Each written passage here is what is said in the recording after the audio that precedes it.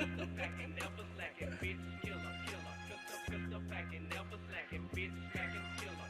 Pistol 28 packing, shit. never slacking, bitch, killer. Pistol packing, never slacking, bitch, smacking, killer. Two things I never seen a nigga named Bigfoot in a hoe I need. Keep the back door closed, gotta lock it, throw away the key. We can be a state away, you turn if I ain't got my ski. 2023, we got built-in switches on them glees. Drake hit, don't ask, we take shit. Like a blunt, we face shit. Nigga lake shit, keep it shoe tight. Know some niggas trip, they can run right. You throw sticks and we throw bullets out the stick. You a bitch, I'm a real nigga. Here, mama boy, jumped out the porch. Know a nigga had to babysit him on God.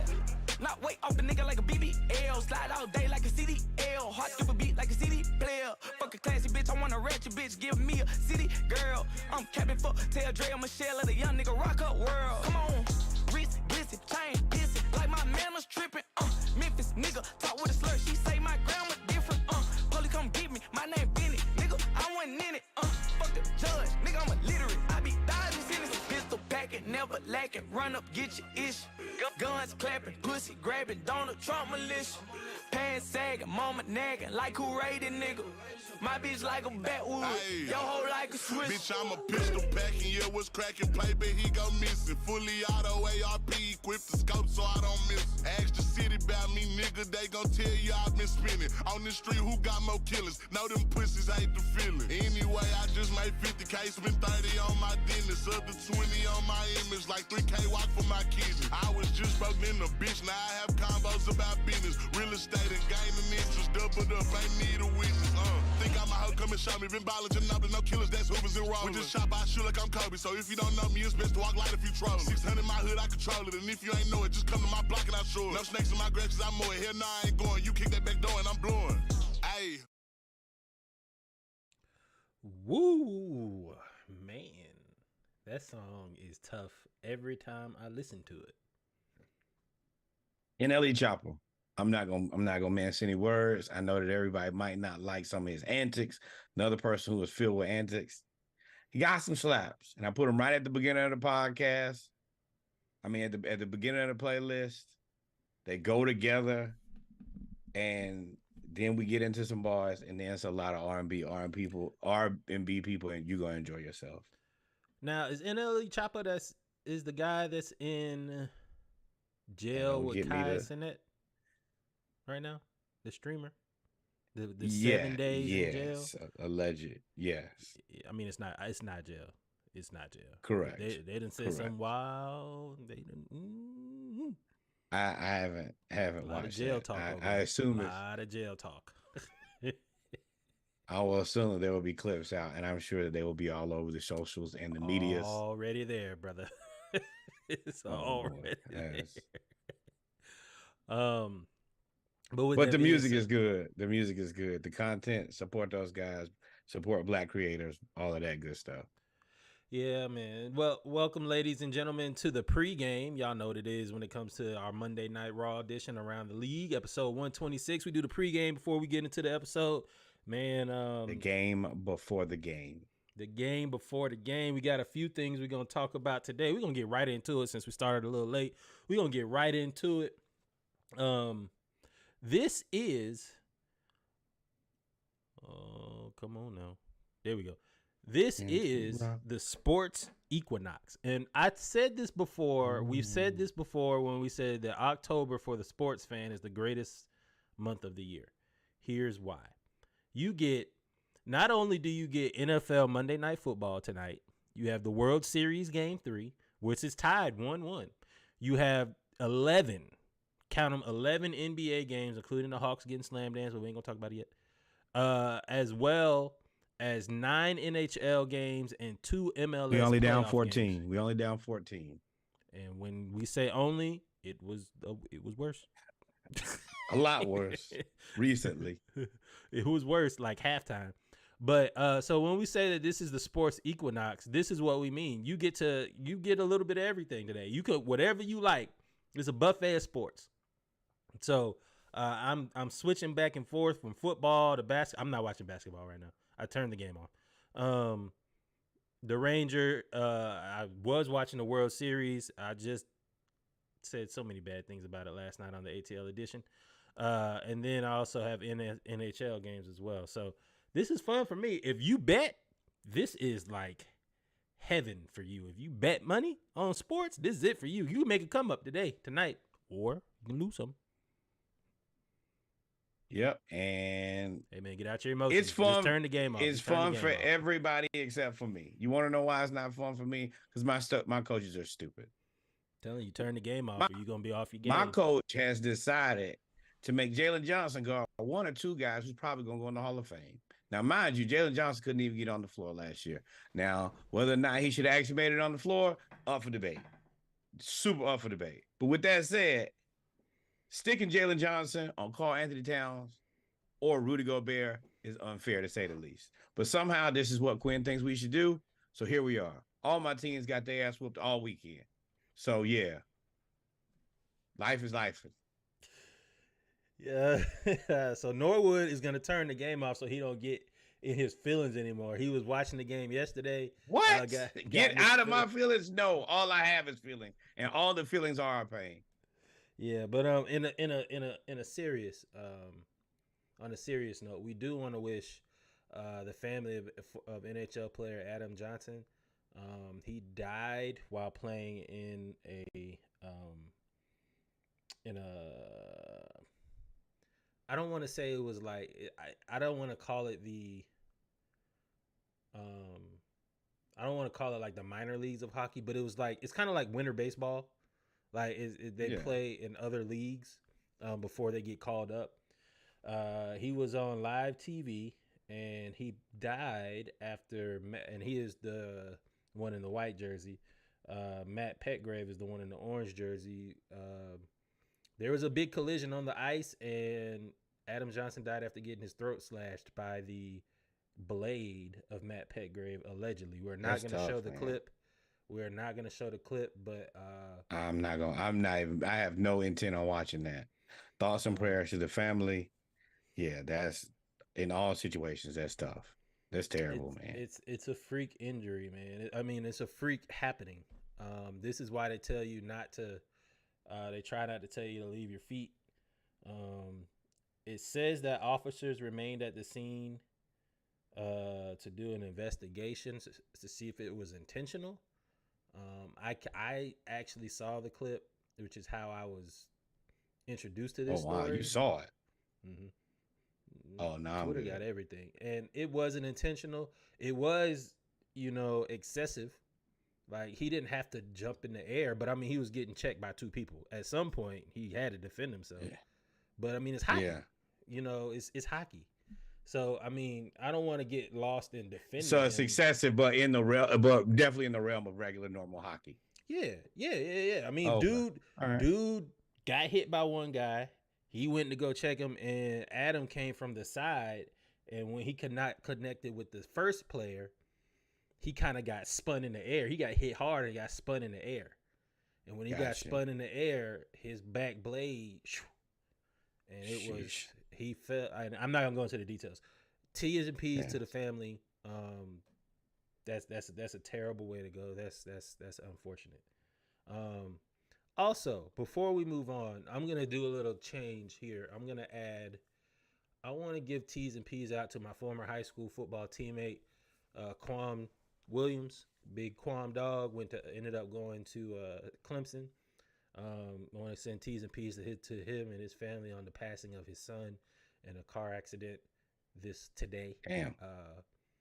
If you follow me on social media, you see that I posted the GoFundMe because he also has a daughter. So he's trying to be strong for them. Nobody should have to bury their child. So that's tough. Oh. Well, look at that. Got some spam. Y'all know our viewers go up when we get some spam. We got some spam in the chat room. They're trying to let us know. And we also want to send a T's and P's. We didn't do it last week, but one of our friends from our events days passed away. Troy Jenkins passed away in a terrible car accident. There is a GoFundMe for him as well, or his family, especially his daughter. Is it daughter or son? For his child. I don't want to misspeak, but for his child as well.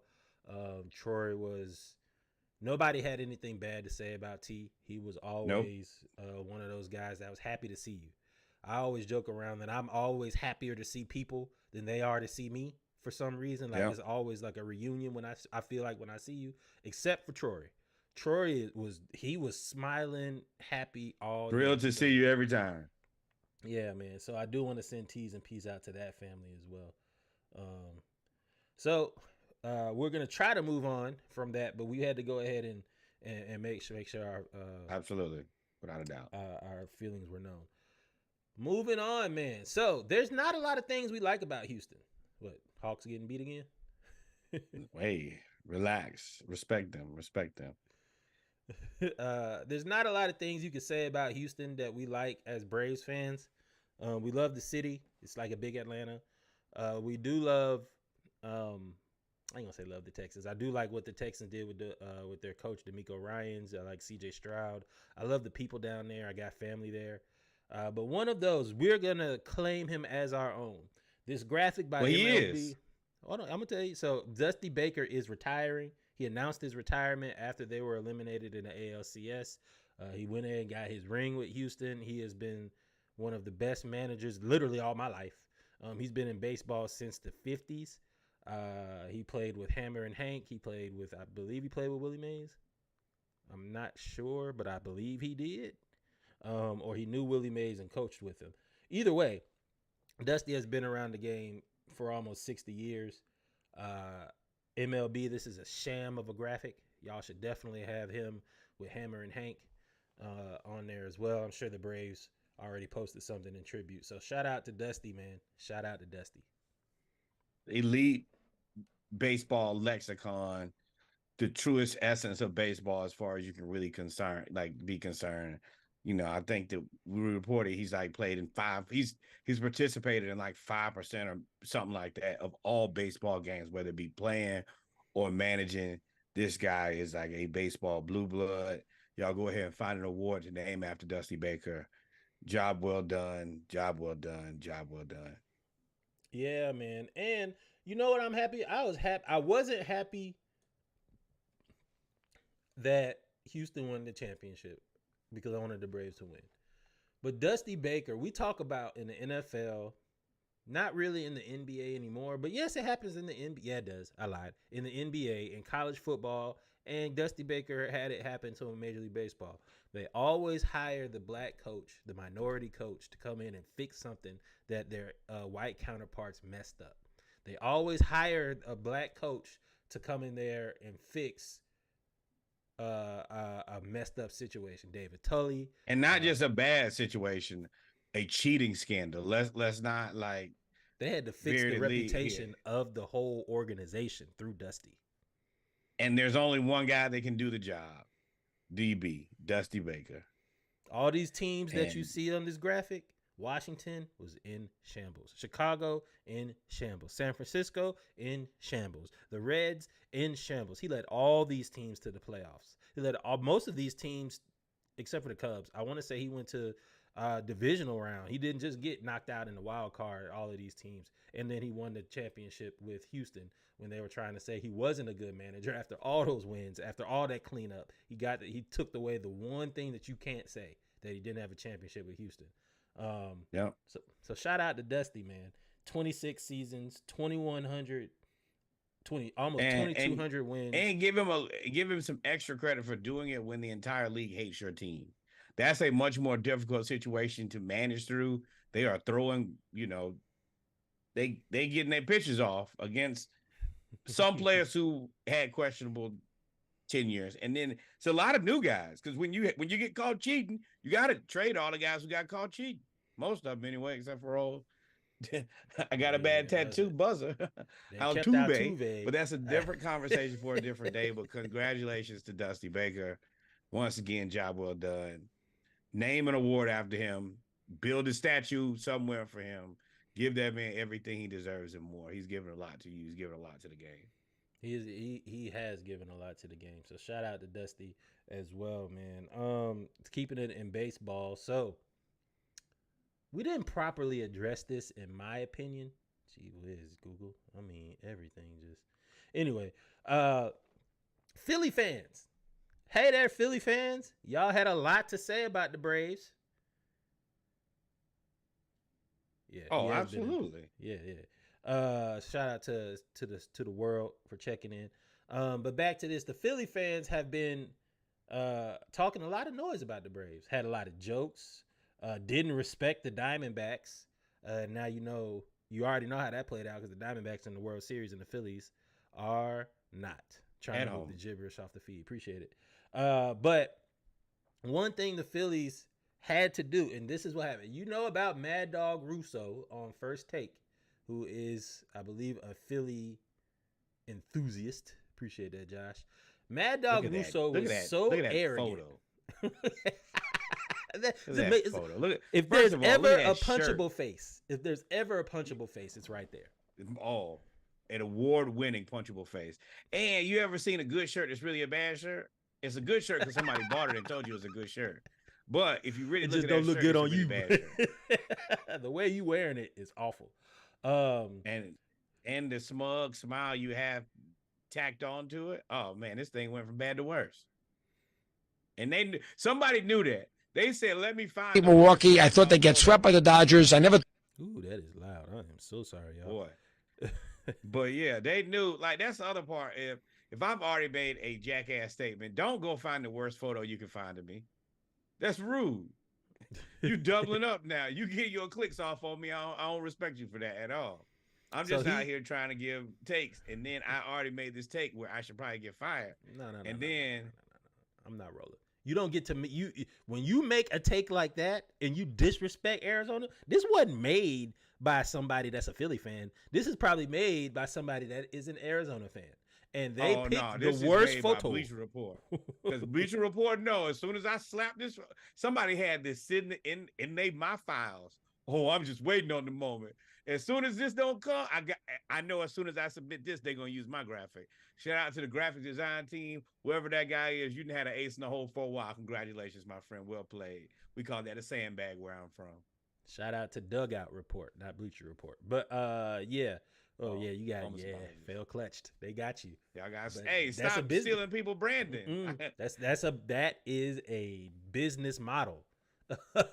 Create something that's exactly like what's already made and get bought out.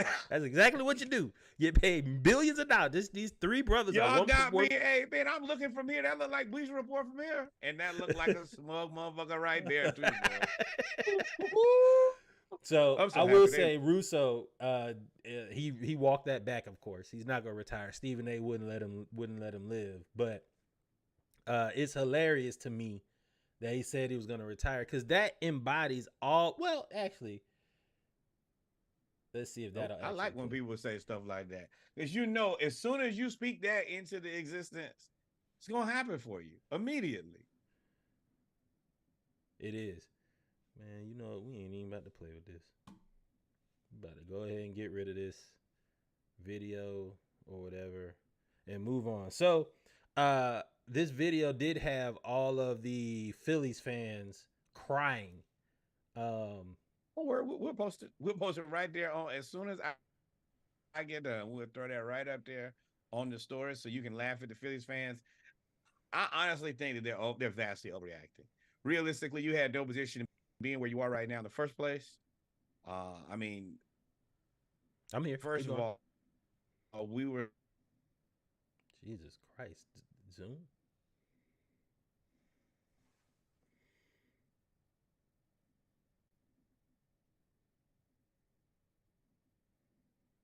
Wow.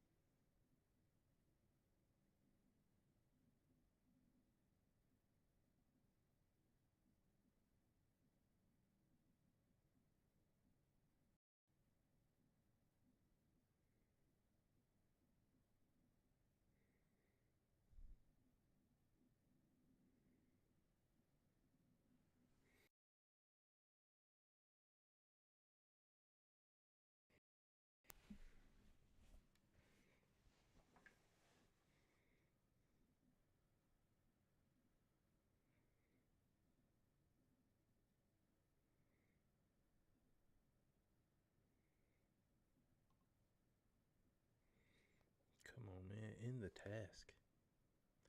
Well, y'all, I don't know if y'all can hear me or not, but little Chinese weather balloons, that video froze everything. But we're gonna move on, man. I was just telling the Phillies fans to go cry in the Liberty Bell. They were so upset and they were so excited after beating the Braves, and then they ended up blowing the game. So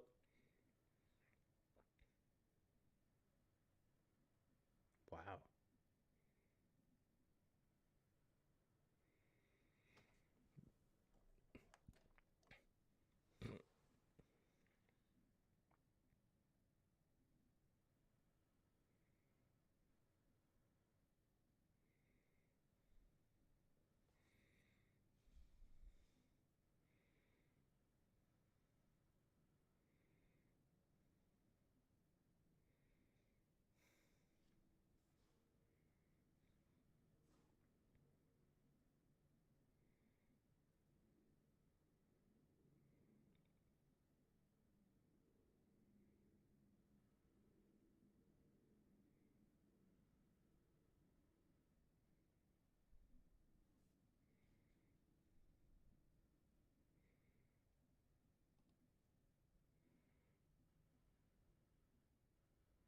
Okay, Vanessa, you could hear us. Cool. All right. So we got. I don't know what happened right there, but anyway, we're gonna keep it moving. I don't know if Norwood is still here. Norwood, you still here? Norwood.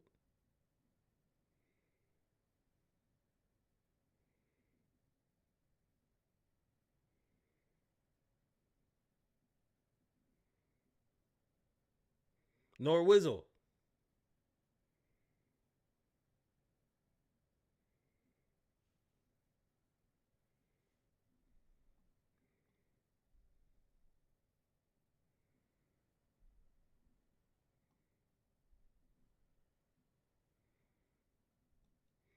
Yeah, Norwood is frozen for some reason. Um, you guys can see me, I assume.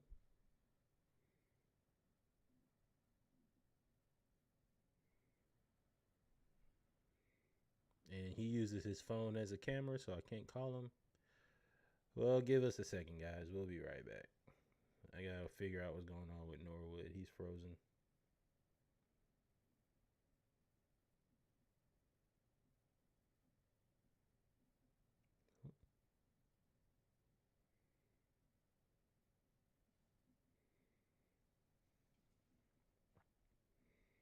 Let's go to the intro. We can hear and see Reggie, but we cannot hear and see Norwood. Okay, Zoom just restarted. We're going to go here.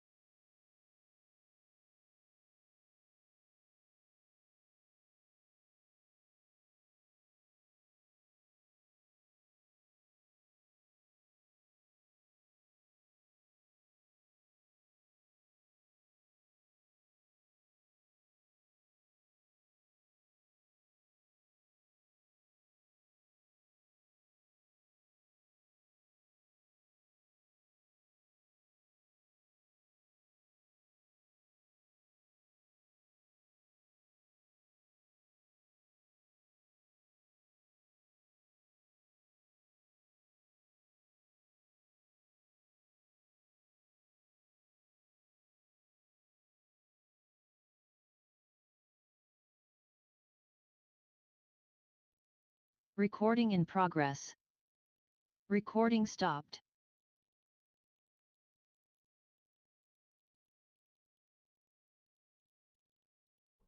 Yo, are you there? Yeah, I never left. Oh, Josh says you froze and then you were gone. He said, yeah, we can hear and see Reggie, but Norwood was gone, is what he said. I've been sitting there the whole time. And the Hawks came back. I was talking. But what we're going to do is we just going to move on. I don't know what's wrong with... Oh, my God. Oh, my God. Okay.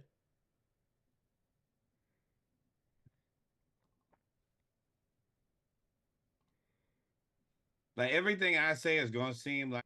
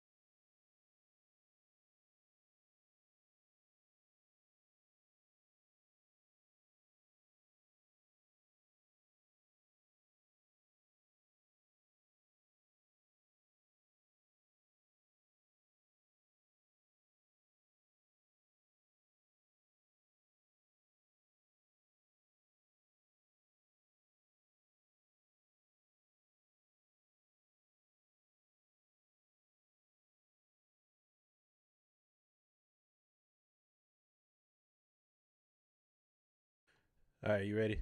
Because we still on live.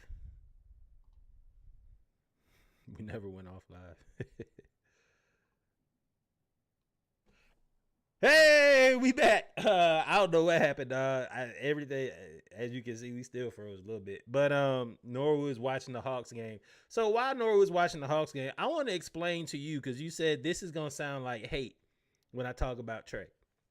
You said it's Trey, dog. It's Trey. Trey, I've watched. I turned to the game when you said we won. We were winning. Trey hit a layup. He then made the right pass to DeJounte, who came off and hit the layup. Then he came down and hit a three. So he made 3 plays in a row that were good, and you said nothing. And then, but when he messed up, you were quick to be like, it's you. I hate to say it, it's you.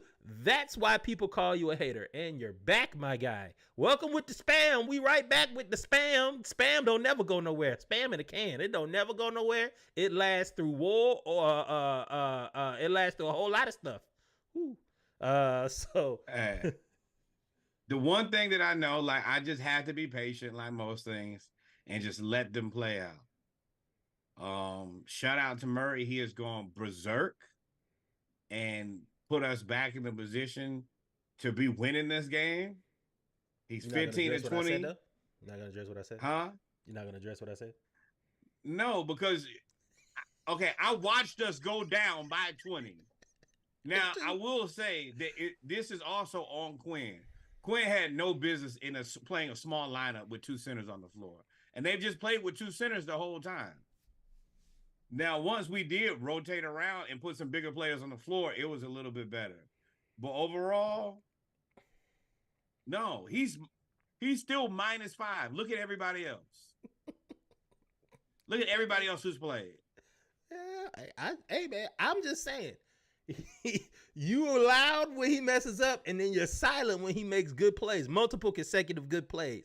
That's always been my point. Nobody argues if you're right or wrong about Trey when he takes bad shots about this, but you're so quiet No, when he does. he no, shot listen, well look, today. You're so It's quiet. just that- The only reason you saying he shot well today is because I called you out on it. You weren't gonna say it because you didn't say it before. You didn't. That is as actual. You know what the best part about it is?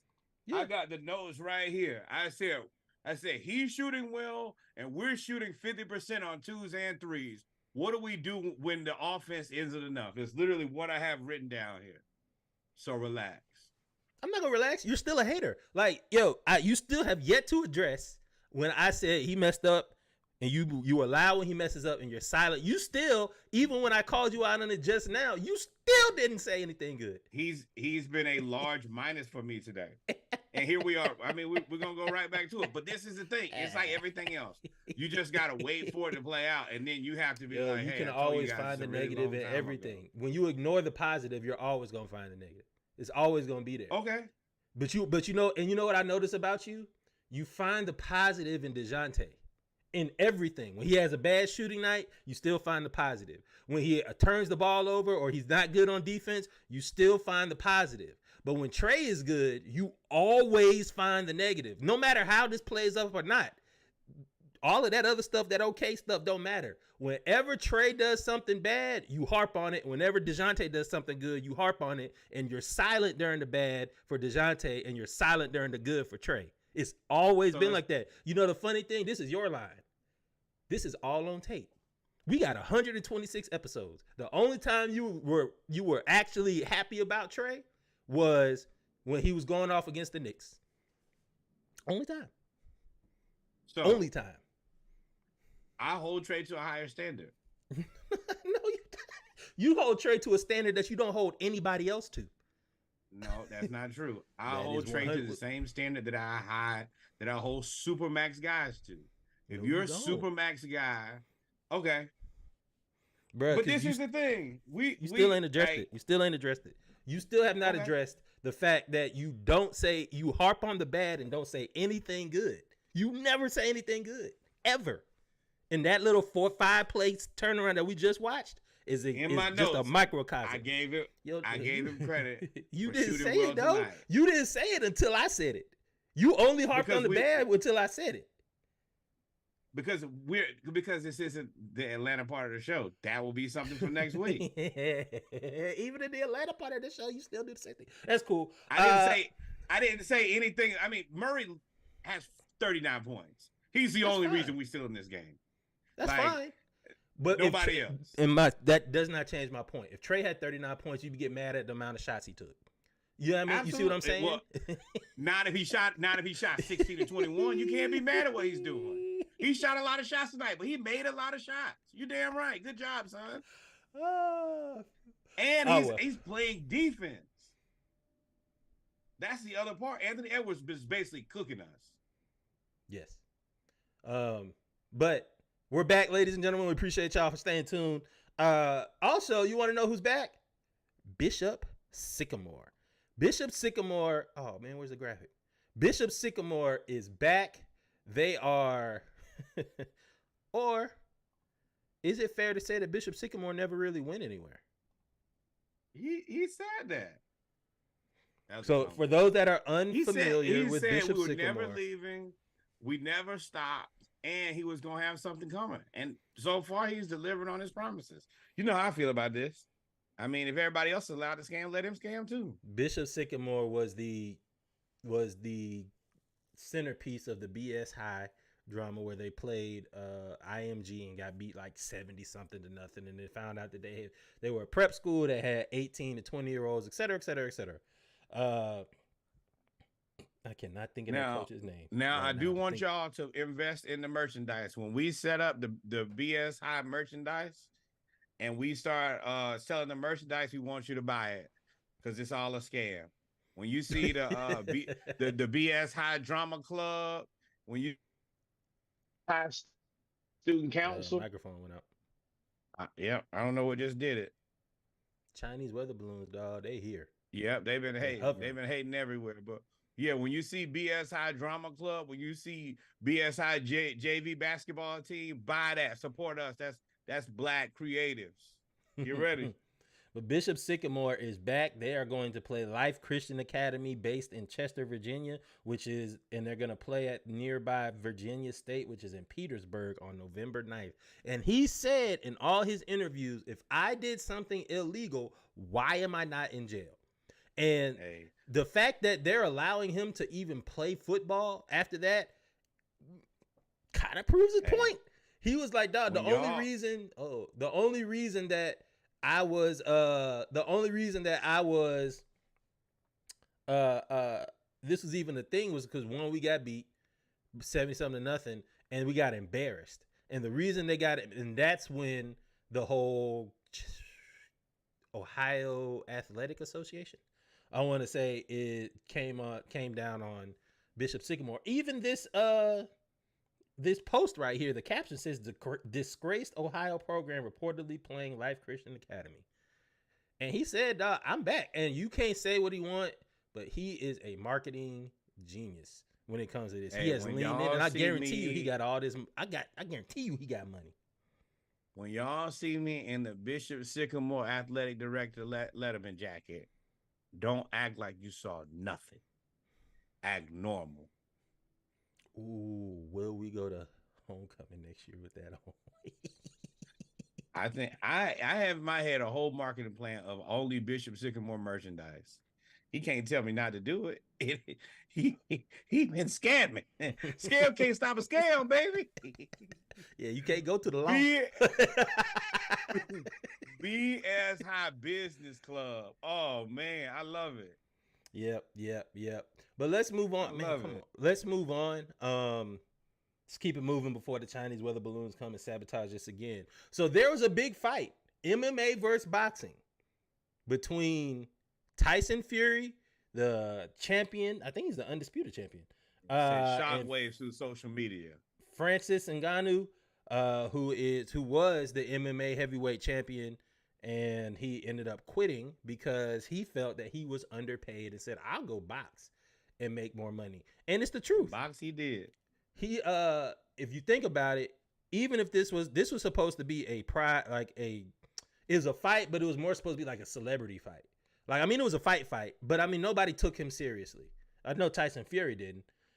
But his purse was $10 million. His highest money that he ever made in the UFC was $675,000. If you make $675,000 and they making $40 million, $50 million, $100 million per the fight, yeah, I quit too. Dana White, bro, you rolled the dice on this one, and it looks like you may have lost. Francis Ngannou showed something against Tyson Fury, and I'm gonna open up the video. At the end of the day, it's fighting. Now I can fight for $675,000. I can fight for $10 million. Now I'm gonna tell you which fight I'll be interested in. Yeah, at the end of the day. So Ngannou, and that's the reason he don't deal with Dana at all. He actually has no. You can pay me or you don't pay me, bro. I'm gonna get to this money, and at the end of the day, no, I whoop that ass. And one thing Ngannou can do, he has heavy hands. That's the one thing he has. He has heavy hands, and he knocked out almost every opponent he fought. I think he may have knocked out every opponent that he fought. Knocked out some of my granddaddy too, the way Fury laid out there. So the lead up to this fight, Tyson Fury's father, John Fury, was like talking big noise. He tried to confront Ngannou in the club. He tried to confront him at the weigh-in. He tried to do so many things. Same club. There's no club that you and Fury, great granddaddy Fury, should be at. Didn't he fight against the Bolsheviks? No way. Dog, you fought against the Ottoman Empire, dog. You cannot. There's no night. There is no nightclub where you and I could be in the same place. Let me tell you something. And Ngannou hit him with that left, and down goes Fury. Set it off on that left. Yeah, set it off. and then he danced on him. And you know Tyson Fury is good for like showing up his opponent. He dances, he laughs, he does all that stuff. And Ngannou hit him with that left, and let me tell you something. And when he looked up like that, I don't even got to see his face to know the expression. He looked scared, dog. So what? I told you turn the game off so you pay attention. Ain't no way you can't pay attention without turning the game off. Because Joffrey back doing Joffrey shit now. So not only did Ngannou knock him down, for most of the fight, Ngannou. I think Ngannou They won. say he won, man. They say he won. The internet say he won. And this how I know, and I think he thought he won. And you know why you think you winning? Because you started doing stupid. I think he know he won. Because you started doing stupid stuff in the ring. He did a Superman punch late in the fight just to do it. Superman his face off. Look at that. Watch this. He just missed too. Boy, hit you with the Kareem Abdul-Jabbar hook, boy. When you start trying that, you know, and that's not illegal either. It's not illegal. You know who he look like? Look like Balrog from Street Fight. So like Ngannou, dog. Boy, he hit you with that. That's paralysis on the end of that. Boy, it is melatonin on the end of that because you will be going to sleep. So the thing about Tyson Fury, he's better skilled. He's the best skilled big man boxer in boxing right now. That's why he doesn't have to be in tip top shape, because he's 6'9". He's heavy handed and he's skilled. He has quick hands and he's light on his feet. When you fought Ngannou, all them little body shots he was throwing, all them little jabs, Ngannou didn't even flinch. And when you think about it, it's like going from bare knuckle fighting to UFC. Like, hold on now. Like, them punches hurt, but they don't hurt as much as mine hurt you, because I'm used to this. And if you don't believe me, just look at the aftermath. You tell me who won the fight based on this picture. This is Ngannou after the fight, and this is Tyson Fury after the fight. I can't tell you who won the fight, but I can definitively tell you whose face lost the fight. Fury looked like your face had a rough day. Now, you could have won the fight. Your body could be clean, but your face is scathed. The rest of you may be unscathed, but yeah, so it was ugly. But I will say, I do like that the WBC and WBA are going to rank Ngannou in the top 10. So when you rank a boxer in the top 10, the rematch has to be for the belts. It can no longer be an exhibition. Face look like Wakanda forever. Yeah, man, it looks like, yeah, man, I didn't even say anything. Like, all I said was, I have black friends too. And then it just happened to beat me up. That's what it looked like. You know, you look like that security guard that hit that little dude earlier this week. It looked like he hit you the same way. He looked like he hit you and you probably want to talk after. That's that left. That was that left. You can see where that left hit right there. Hey, can we talk about this? Hey, can we be adults about this? Hold on. When you get hit and start saying, hold on, that's when you know you about to lose the fight. You just looking for a little bit of reprieve. Lord, can anybody help me? Ooh, uh-oh, here we go now. God, dog. Boy, Hawks going crazy. They whooping that ass. You see how this is why I say Norwood don't need to watch no Hawks games, no Falcons game when we on the podcast. His whole demeanor has changed in 30 seconds. Yeah. Because I'm vindicated. I ain't gotta say it, but I'm vindicated. How are you? We're gonna get back to this though.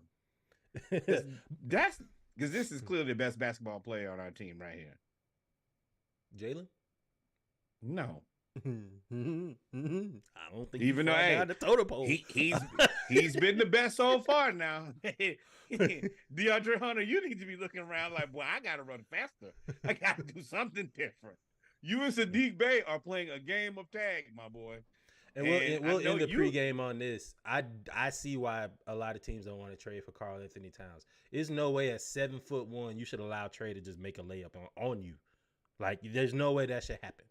At 7'1", unless he's got 5 fouls, there's no way. Where's Darman? So, but ladies and gentlemen, through hook, through crook, through Chinese weather balloons, through freezing, through all of this stuff, we got through. I really wanted to play the Flavor Flav video, but that's what froze the the stream before, so I'm not Because gonna it pull wasn't it up. right. They ain't have no business. But let Nobody me had tell no y'all business listening something. to that.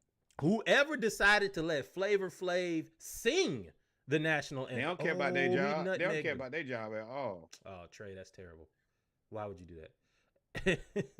Yeah, Jalen on streaking, but they let Flavor Flav shoot the national anthem, sing the national anthem, and it was awful. It was god awful, and that's when they knew they were gonna lose to the Hawks because they let Flavor Flav sing the national anthem. If you don't know what it is, just go to the internet, Instagram, Twitter, type in Flavor Flav national anthem, FLAVA, FLAV. No, just type in Flavor Flav. That's gonna be at the top of your search history and results. It's gonna be right to the most asinine thing you've ever seen.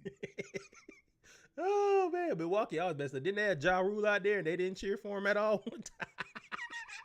They did. Oh man, but ladies and gentlemen, we'll be right back. They spent that money on Dane. They ain't got no money for in-game entertainment no more. That's what you get. You get Ja Rule, you get Flavor Flav singing the national anthem.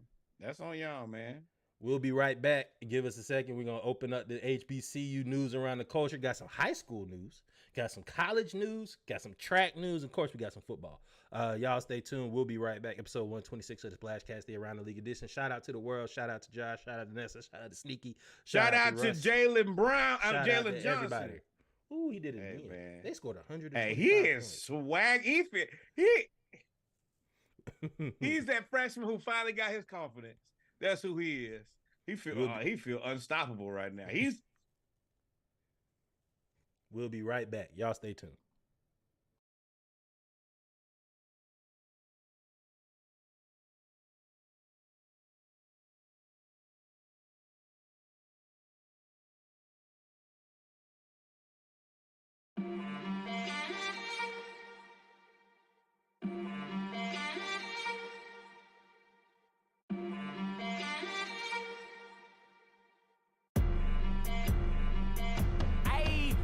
Better get out the street cause they know how we play it. Trap me, then I'm running him down. Don't need a drop cause I know where he stay at. From a little bit though, we're topping him down. I got the Jew like I'm Bishop. Yo, bitch having hiccups, I'm stabbing my dick in her mouth. Tuning some K when I crack me a smile. My grandma say, boy, you no longer a child. Come on, hit from the back, smack her booty. Call me Trump, grab her coochie. Dr. Miami, did her boobies. Stick as a Bible, hallelujah. Slut in the eye, know how I do it. Pussy be dripping like car fluid. They ain't my bitch, tell her she blew it. I got the big head on the hoe like Stewie. If he get close, then I'm backing them up. Had my sis for a minute, and I don't give a fuck. Took me a loss, now they adding me up. You ain't counting me out, man, just keep it a buck. Straight on the nigga, not dapping you up. If you reap in my hand, then we packing you up. I got a feeling if I know it's something, you setting me up, then we sending you up. Come on.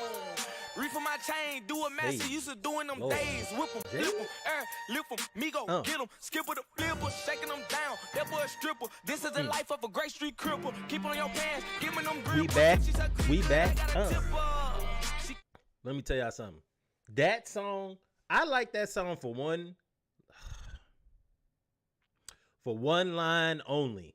The only reason I like that song is because he says, call me Trump, blase, blase, blah. I heard that. I was like, oh. I'm going to tell you, I try to How do I hide accommodate a large group of people when I put these playlists together. I know that if I put NLE Chopper 3 times at the beginning of the playlist, for some of our more mature listeners, it's going to scare them off.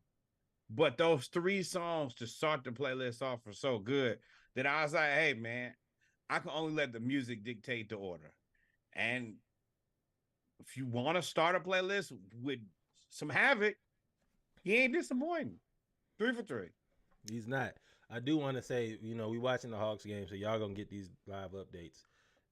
Watching the Hawks win, baby. The Wolves had 79 points in the first half. They have 111. They've scored 32 points. 32 points in the second half. Jaden Smith is back in the game. I don't care what y'all tell me. Kobe Buffkin and Jaden Smith are the same person. Who's Jaden Smith? Will Smith's son? Nah, you got Google. Pull up the pictures of both of them. No, I'm not doing it. We got a show. Welcome back, ladies and gentlemen. They look the same, Reggie. It's the same person. Welcome, ladies and gentlemen, to episode 126 of the Splashcast, the Around the League edition. Monday Night Raw. I'm your co-host, Reggie. I'm your co-host, Norwood, our HBCU. No, I'm going to try that again. Our powers combined, we are your HBCU homeboys. I'm a little hyperactive right now because somehow the Hawks have first, we gave up 80 points in the first half. I don't know. And now we got people out there on garbage time. I don't. Yep. Who knows, bro? Defense, Bizarro the defense. We are playing Bizarro World Basketball. Don't ask me to explain it. I just throw these notes away from the first half. They don't make a lick of sense if you look at this game now. Yes, sir. But y'all know what it is when it comes to the Monday Night Raw Around the League edition. We talk about our HBCU news around the culture, news around football, news around basketball, and we also have our pregame with our splashes of the week. Man, they keep showing Will Levis like he actually, I mean, come on, man. Whatever. We're going to get started with our HBCU news around the culture. Got a few things we're going to talk about today. We actually going to start about with some high schools first. We always try to highlight HBCUs, but you also want to highlight the feeder schools to them. One of the feeder schools that goes to Southern University, Grambling University, the HBCUs, and the other HBCUs in Louisiana and the surrounding states is St. Aug. St. Aug is in New Orleans. It was founded in 1951. It is a nationally known all-boys school. The entire graduating class in New Orleans is college bound, and they've earned over $9 million in scholarships. So shout out to St. Aug.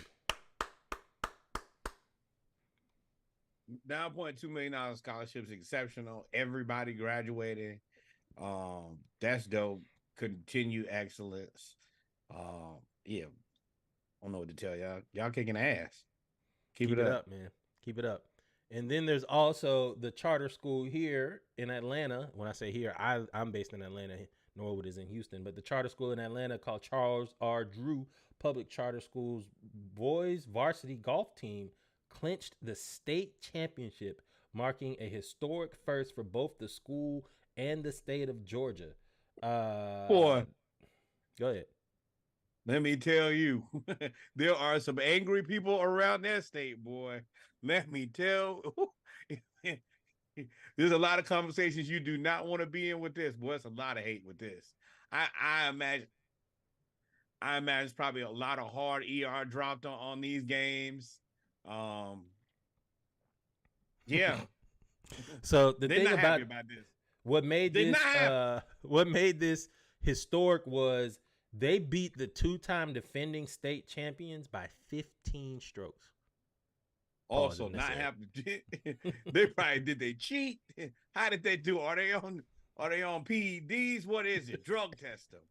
Are they in the right school system? Is that district supposed to compete against us? I can only imagine the myriad of different excuses and reasonings on why these teams lost. But yeah, it's some people that's unhappy about this. And so some people who spend a lot of money sending their kids to practice. To add insult to injury, to add insult to the people that hate them, they actually have bigger stakes now. Senior captain Anthony Ford says, we're making history now and going forward. We're making even bigger history because we are the first all-black golf team to go to the national championships ever in the history of the national championships of America. Ever. The first all-black team. And they are not the underdog. They are favored to finish in the top 5. They got a lot of people behind them. I'm not sure if this was covered as well as I thought it should have been. Once I read this story, I think this should have been everywhere. Should have been on ESPN. It should have been all over Atlanta news for sure. Instead of showing all the car break-ins. We know they there. But highlight something positive. Highlight something positive. What it is. I'll be breaking into some cars now. So shout out to the Charles R. Drew Charter School for their accomplishments. We are truly, truly excited for them. Nope, we're gonna pause that video. And then now let's move on to some college news. The CIAA. We don't often talk about CIAA outside of, well, actually I lied. We talk about everything here. Back-to-back sweep for the Fayetteville State Broncos. They are the 2023 CIAA men's and women's cross country champions. I was gonna say national champions, conference champions. They won it last year and they won this year. Coach Turner there for CIAA has had them doing well, and they look like they are going to repeat. You know what they remind me of? When we were in school, Hampton's track team used to dominate like that, and I think that's what Fayetteville State is doing. Now it's A&T. Yes, yeah, they men's and women's both won championship in 2023. Also, don't forget they got Josh Williams who's playing defensive backs for the Chiefs. So congratulations to an excellent sports program. Continued success. Continue success. So shout out to Fayetteville State University, man. While we talk about track, I feel like this was a good time for us to introduce Nike. I always say that we're in the time of HBCU popularity. It's always popular to be black until you grow up, but now it's popular. You can sell it. You can be sold. Now you're focusing on the HBCUs and the culture and the experience. And Nike's here. They have started what you call the Nike Yard Runners, student leaders at our nation's historic. It's basically a student leadership program through Nike at our historically black colleges and universities. Boldly representing a rich legacy. I believe they are going to partner, and there's Robert Covington. They're going to partner with HBCUs, and they're basically spokespersons for these schools. Tennessee State, Bowie State, FAMU, North Carolina A&T, Southern, Winston-Salem, all of them are there, and they're releasing different apparel and having different outlook programs at these schools. I hope that this is just the start. This has got to be, it needs to be done the right way, because it looks like they've taken the person who is famous, who went to that school, who attends that school, and let's sell you some merchandise. And I'm okay with that to a certain degree. You're right. That's what it should be. We should be able to go to Nike just like everybody else and get our merchandise. But within that, make sure that we get something in return. Make sure that Nike is investing in the HBCUs. Make sure it's employing HBCU students. Something. Just don't sell us a product and we get nothing in exchange. Well, I agree. I think this is part of a larger initiative, because I think LeBron in the shop had something at HBCU homecoming tour. Yeah, they're going to do an HBCU. They're going to do a tour. They are. I think they were at Hampton. They had Nike. LeBron is Nike's flagship athlete along with HBO. So, I think this is part of a larger initiative. So I'm excited for it, as long as you're right. As long as they do it right and they don't, just capitalize off us and then leave. That was a shot at somebody.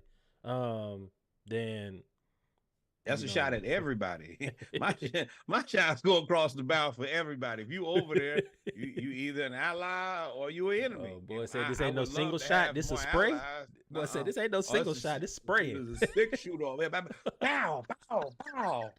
Hey, I ain't gonna miss too many times now. Yes, sir. So now that we've gone through that, let's get to some football. And where we gonna start? I just wanted to let y'all know, Hampton won their homecoming. Barely now. Yeah, Hampton, y'all defending homecoming barely now. They ain't got nearly W's. It's either one in the W column or it's in the L column. And this one is a W. Thank you guys for doing what we asked of you, winning homecoming.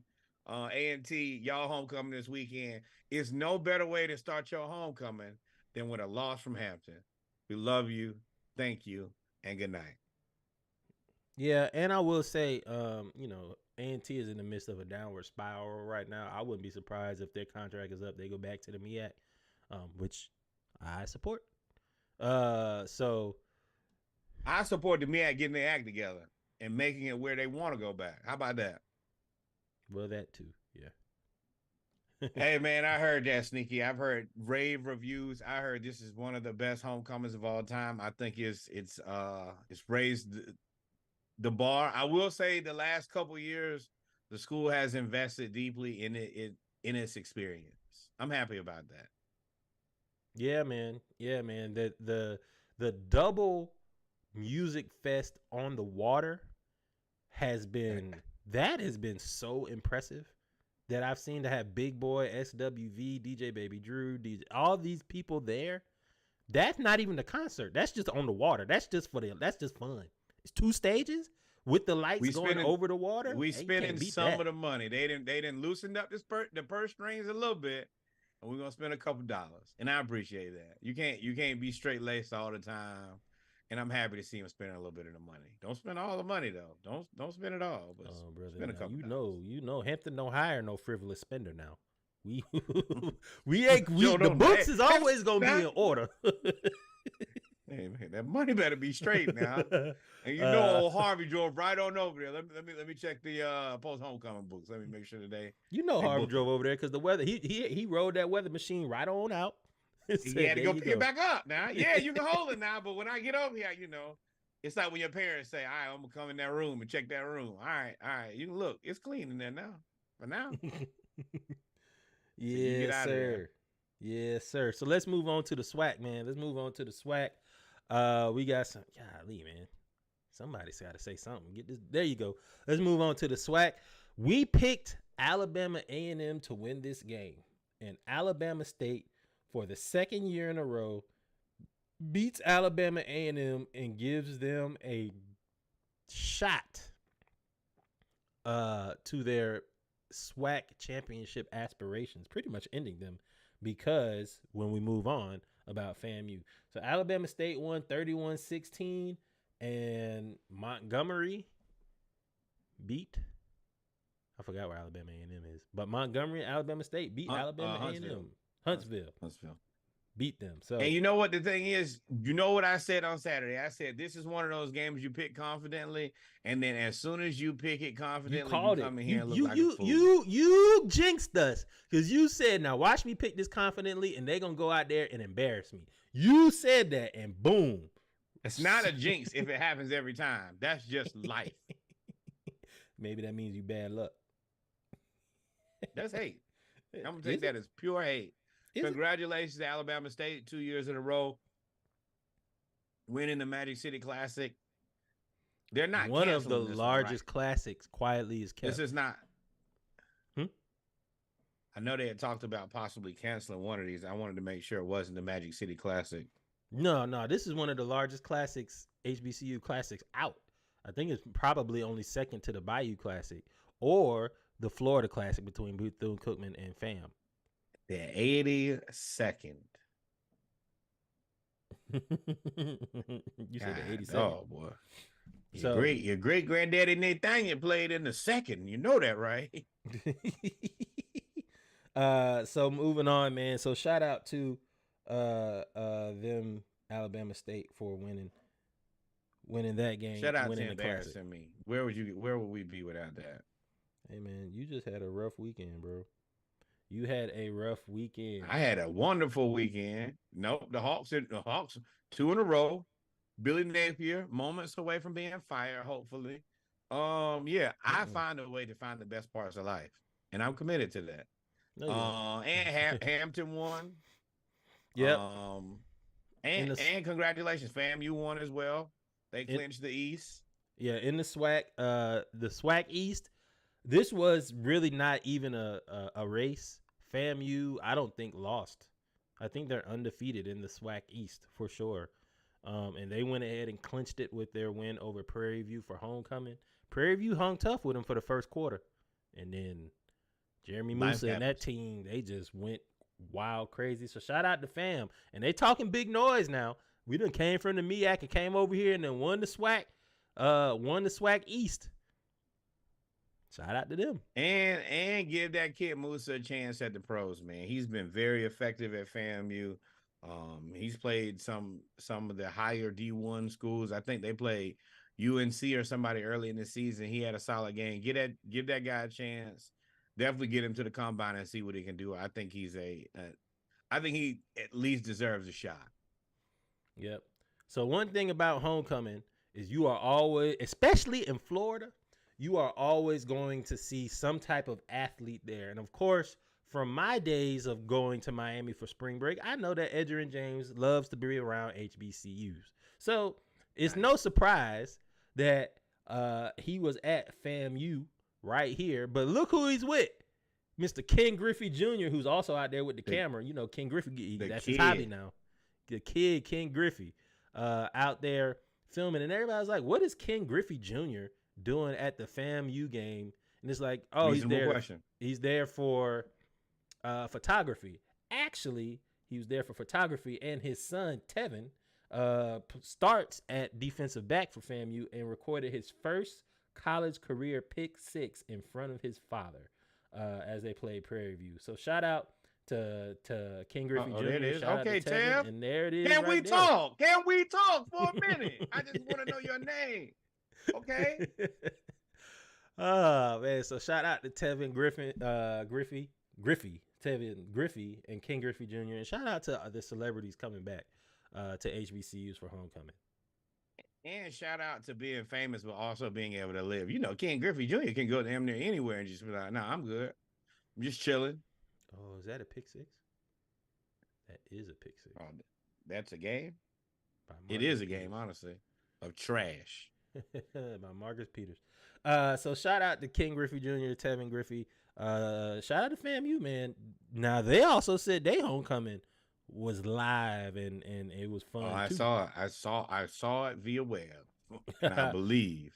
Other scores in the SWAC. I'm not tempting the fate today. We're just gonna pull it up on the phone. Southern beat Texas Southern 23-17. They were smoking the city. The Battle of the Bands was great as well. Alcorn State beat Mississippi Valley 24-3. Jackson State beat Pine Bluff 40-14. Grambling beat Bethune 28-14.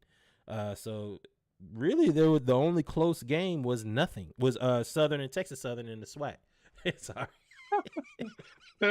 Reggie is terrible. Yeah, the only close game was nothing. And you're right. Marcus Peters was looking like Charles Woodson out there in that 24. Yeah, that's why I was like, is that Marcus Peters? I didn't know. That is what you call still in the league. Didn't know he was still here. Thought he retired. He just got back. Thought he retired. Let's move on to the MEAC real quick. North Carolina Central. Really good football team. Really, really good. They beat South Carolina State 62-28. On a Thursday Quarterback Davius Lord. Richard had 378 total yards and 7 touchdowns. 7 touchdowns. On a Thursday night. Short week of practice. Look at all the haters. I hate that he is only going to be able to prove that his team is the best HBCU. It's literally not much competition to prove.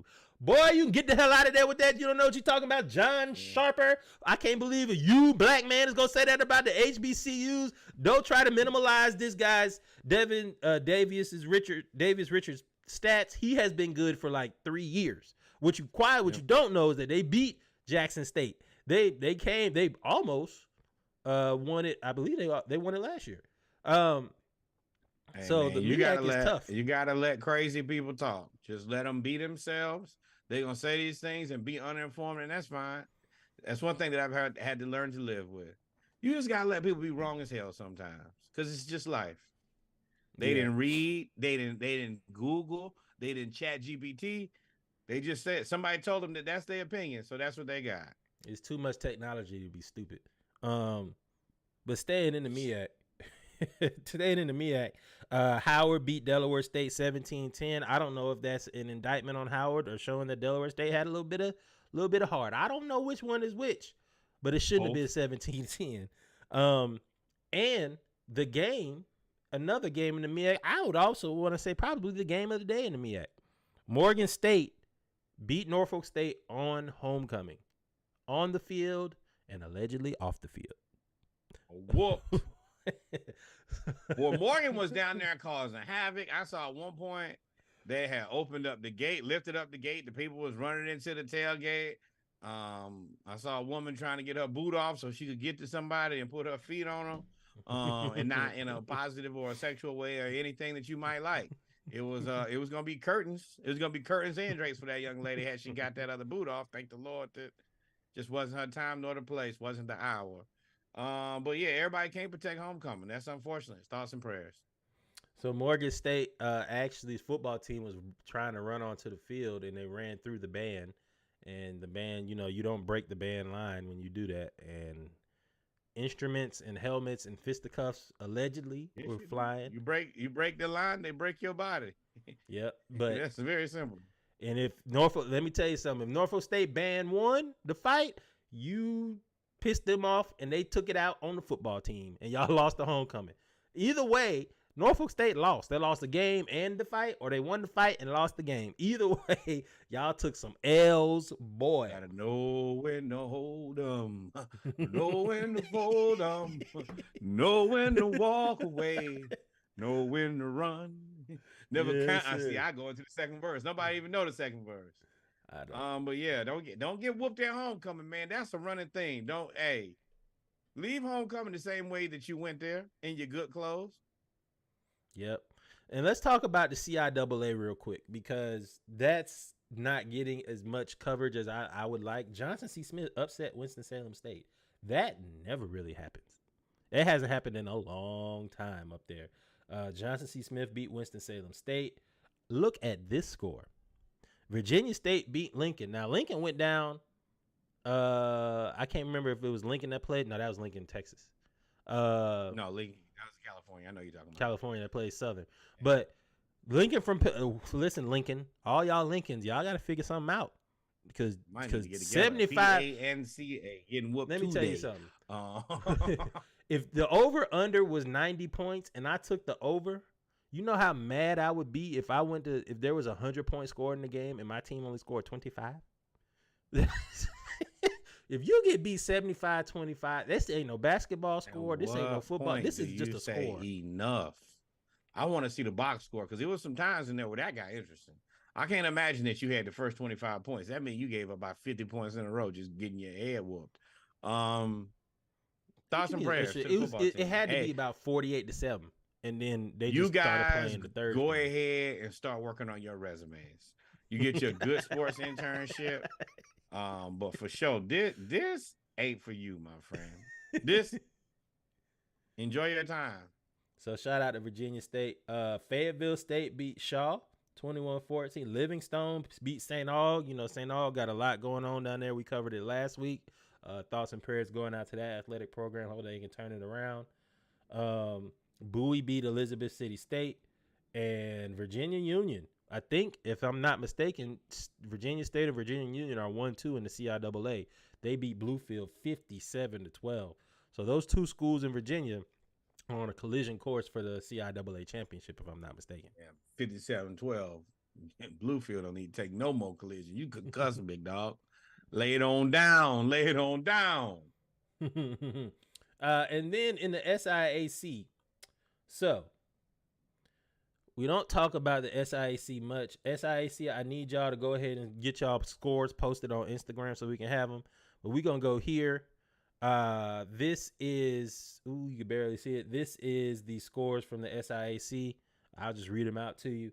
Albany State beat Miles 48-7. Fort Valley, which is Fort Valley, which is second in the standings of the SIAC, won 37-26 over Lynchburg. Virginia University of Lynchburg. Central State beat Lane 17-14. Tuskegee beat Clark 14-3. That actually came on television. Tuskegee and Clark. Allen beat Edward Waters 59-21. Jeez. Now Allen, I ain't know they was good.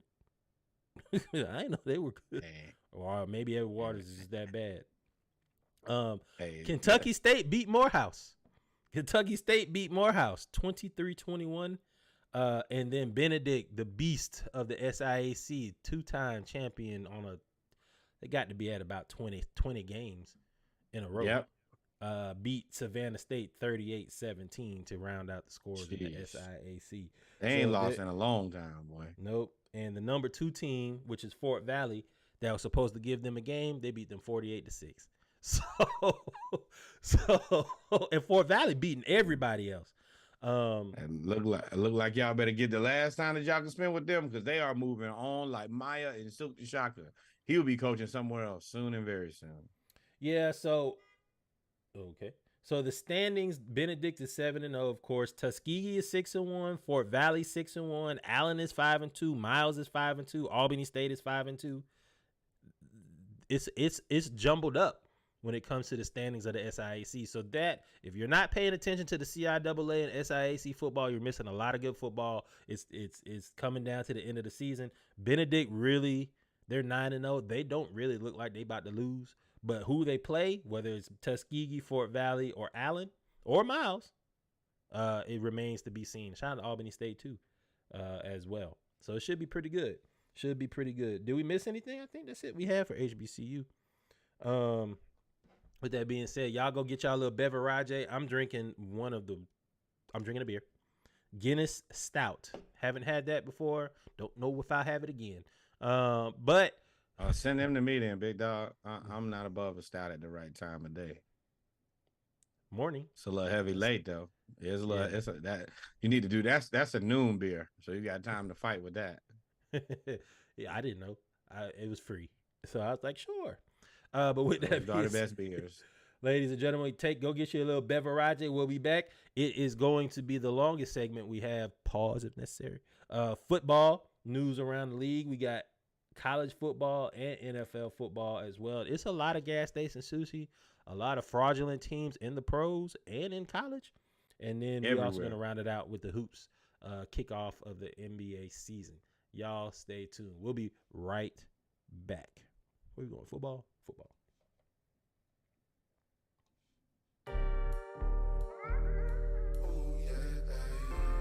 Get to a point in life where it's like a nigga only need one bitch,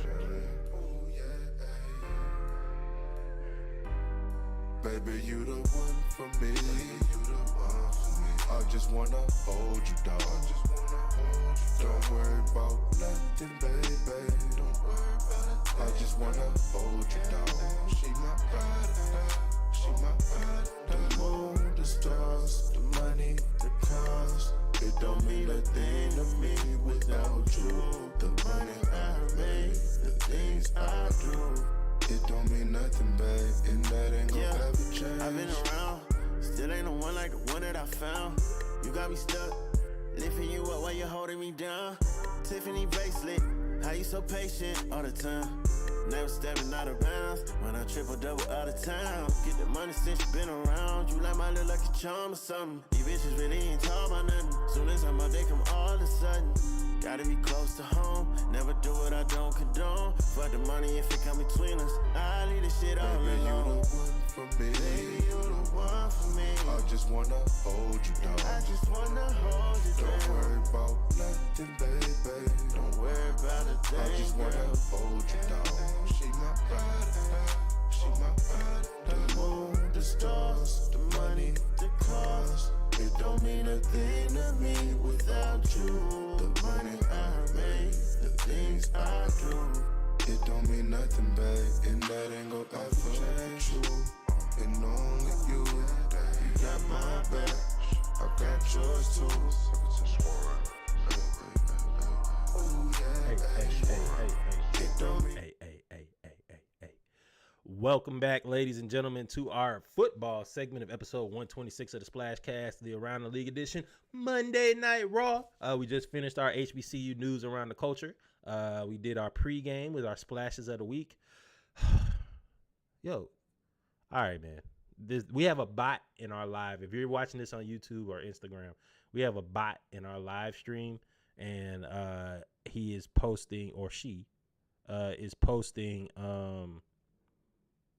all of this I'm finna stuff. get in there.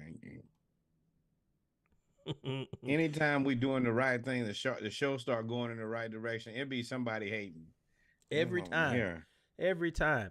But y'all know what it is when it comes to football. We talk about our NCAA football, and we also talk about our pro football. We try to start out with NCAA. So before we get to the games, because we are going to talk about some games that happened, really one game that happened in the SEC. I do want to talk about this TCU this Michigan sign stealing scandal. So this apparently is like a real thing. Like, Jim Harbaugh in Michigan has been caught allegedly pulling a Bill Belichick and sending a scout to games and purposely only allowing them for the sole purpose of taping the signals. It is so serious that allegedly, now this has been disputed, that Jim Harbaugh's contract extension is in the midst of review. It was reported that it was rescinded, 5-year extension, but now he's refuting that. The guilty man is the alleged guilty man. The man on trial is refuting that, saying that they have not pulled that contract, which means I think that there's some legal ramifications going on with that. But what's interesting about it's a lot of very, very detailed details on this. They know where he was at. They know where he was sitting. They know what games he was at.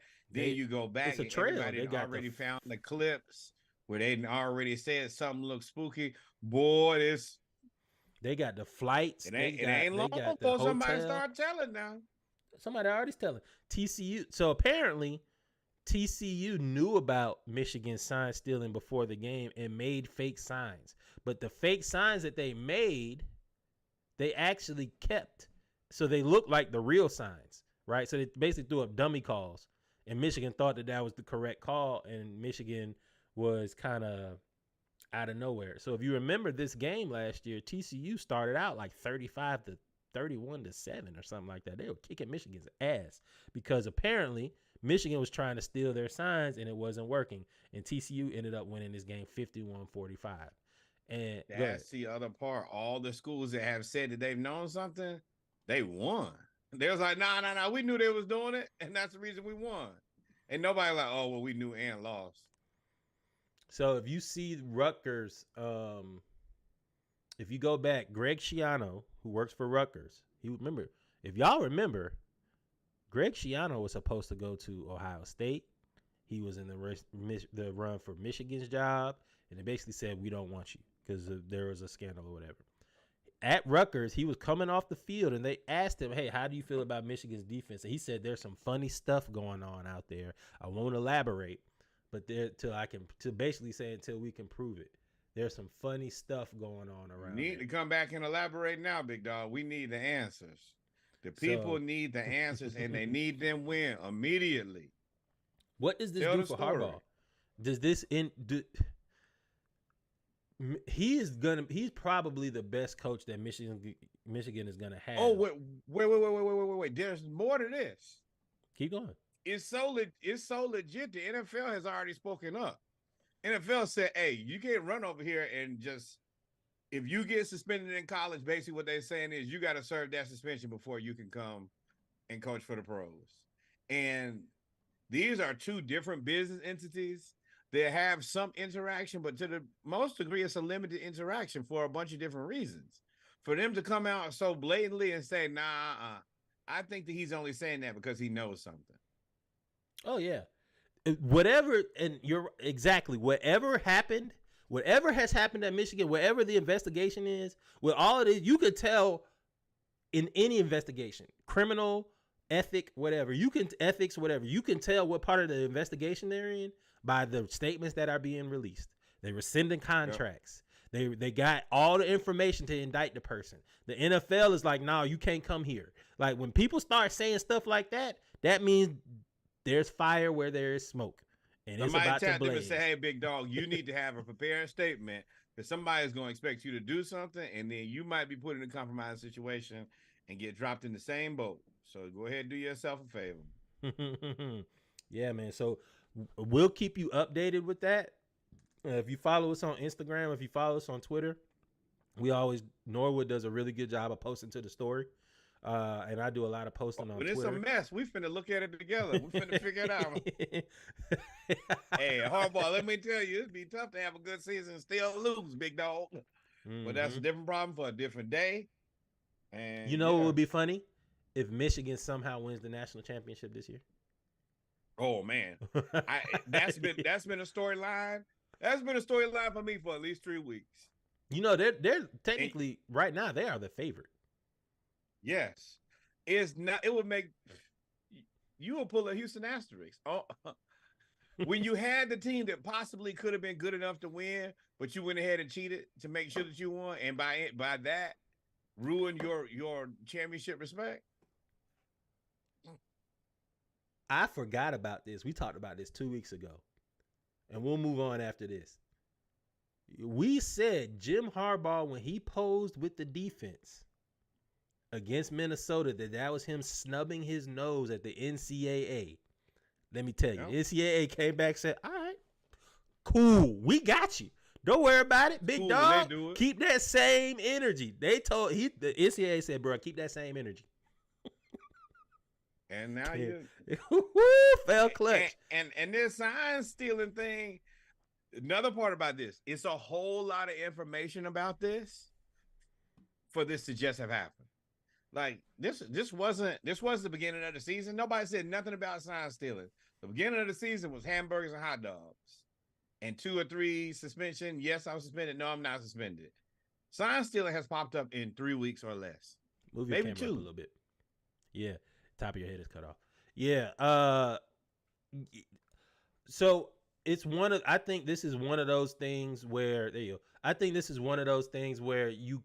the hamburgers and stuff was the first audit. And then somebody said while they were doing the audit, go open up file B. Open up that second file cabinet. And they were somebody didn't have that in their office. They done had it right there in their desk, tucked like these pieces. Like I be taking notes. It's a motherfucker like, oh, okay. You thought I didn't have this. You know how they say, I'll have your ass, buddy. Harbaugh, I'm gonna tell you, boy. It's probably Ohio State fan too, boy. You only know I had this tucked away for this. Ooh, boy, I bet you it's Tremaine. It's Tremaine. Tremaine was waiting on it. Hey, Bucko. I got this waiting. I tried to let you out on the early one, but you got tough. So yeah. How about this? Now take this L. Yeah, boy. So we'll come back to that. We'll keep you updated with that. Let's get to some smoke in the city. If y'all don't know, Georgia played Florida in Jacksonville this weekend. Florida came in 5-2. Steve Spurrier, everybody picked Florida to win except for Tim Tebow. Tim Tebow, your football Jesus, picked Georgia to win. He's not my football Jesus. Yes, he is. You say the greatest football player of all time. Blah blah blah blah blah blah blah blah blah blah. Tim Tebow. I said one of Then you also defended him when he was in the NFL. No, you said the. You never said. You said the. Then you defended him in the NFL, saying that he led the Denver Broncos to the wild card and won the game against the Steelers. Blah blah blah blah blah. My football Jesus will be Peter Warwick. That will be the one person I'd be like, all right, Peter Warwick. Whatever he did in college football was unbelievable. Shout out to Reggie Bush. You're a great football player. But Peter Warwick is it. Tim Tebow, I do think is really, really good, but it's just a lot of that. It's just me being facetious. But he is. I mean, he's still that dude too. Now we ain't gonna sleep on him either. You were being facetious a lot by calling him the greatest football player of all time. You said that multiple times, multiple episodes. I know that. Yeah, that will get the people going. I know that. Sure. Now to get the people going. Now, if you really know me, Peter Warwick has always been my guy. I don't care. Peter Warwick is your favorite player. That don't mean what you said about Tim Tebow didn't mean you didn't believe it. I don't change nothing. I mean, nah. Hey, Himothy is Himothy. He wrote the speech now. And he picked. We will not lose again. And guess what we didn't do? That's all I got. I know that's all you got. Because y'all sure got that ass beat Saturday, 43-20. And again, I don't know what it is about. For everybody. For everybody. You get a screen. You get a screen. You get a screen. I hate my team. I don't understand what it is about. Yeah, there was a smooth pivot. It's cool. I don't understand what it's about Florida and Georgia under Kirby Smart. But the first quarter, Florida be on it. They be on it. They went right down the field. 7 plays, 66 yards, 2 minutes. Cooking. And 7-0. Georgia went down. We did that stupid ass direct snap. That's the reason. Georgia did kick the field goal. Then Georgia got the ball back. after they went for it on 4th down, and then Ladd McConkey. A lot of players that Norwood hates did really, really well. 47 yards for Ladd McConkey. That pissed me. That was the beginning. Let me tell y'all, man. Like, I don't be off. Like, people think I'm crazy because I'm passionate, but I'm telling y'all, I have the eye. I can see everything. We had a chance to win that game. So Billy did what? Billy started Billying and calling stupid plays, and I'm like, oh, what? Throw the game away. Then what happens as soon as he called that stupid play? Ladd McConkey for 47 yards or 53 yards, and I was like, oh, that's the game right there. We don't have a team that can come back. Now that ain't us, but not Scream. That's fine. Nobody hates Billy Napier more than Billy Napier. He will find a way to find the worst offensive play and call it every time. Yo, man's got into the actual stands. Pull the Tyree. He is wilding. So the dude for Detroit is wild. So you talked about the offense, but y'all defense was just getting shredded. We didn't even have Oscar. That Oscar did well. Oscar Delp was out there looking like Brock Bowers. One-handed catch, washing down the defensive end. I was like, oh, Lord. And, hey, Carson Beck looks good, man. He's got a live arm. He can make the throws. I will say his footwork needs a lot of work. He throws off his back foot a lot.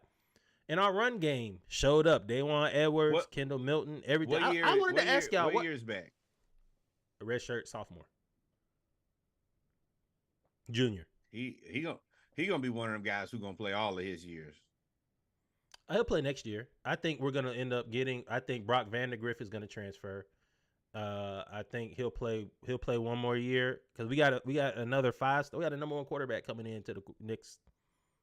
He's gonna be eligible for a 5th year, and the NFL is not gonna come call us. What I'm trying to tell you. 6 years, 7 years. Let him do whatever. Stay in school. I mean, you get paid either way, so it is what. Run that money up, buddy. Don't definitely now. Don't start your career. Go back to school. Get that NIL deal. Get your Utah truck. Whatever it takes, bro. But I will say Dan Mullen, who apparently him and Kirby Smart are actually good friends. Dan Mullen picked Florida to beat Georgia, and Kirby hurt him. And you know anything about the Saban tree is that those coaches take anything that you think you said. It's like the Michael Jordan effect. Anything that you think you said that he think could be disrespect is ultimate disrespect. And Kirby heard it, and then he responded and said, I can't believe Dan actually picked Florida to win. He's supposed to be my friend, but he didn't like the recruit, though. Took that shot at him like, that's why he ain't got no job. That Georgia-Florida smoke will never, ever go away. Well, Norwood like, he's right. Dan Mullen did not like to recruit. Not that good. A lot of Florida players at Georgia wanted to go to Florida. Hey, Dan Mullen. Hey, Kirby, you knocked it out of the park, big dog. I agree. Check all boxes. What do I need to do? Do I need to sign at the bottom? Okay, this to move forward. Hey, can you take Billy when you go? Nah, Billy gonna stay. I told you, that's y'all Mark Rick.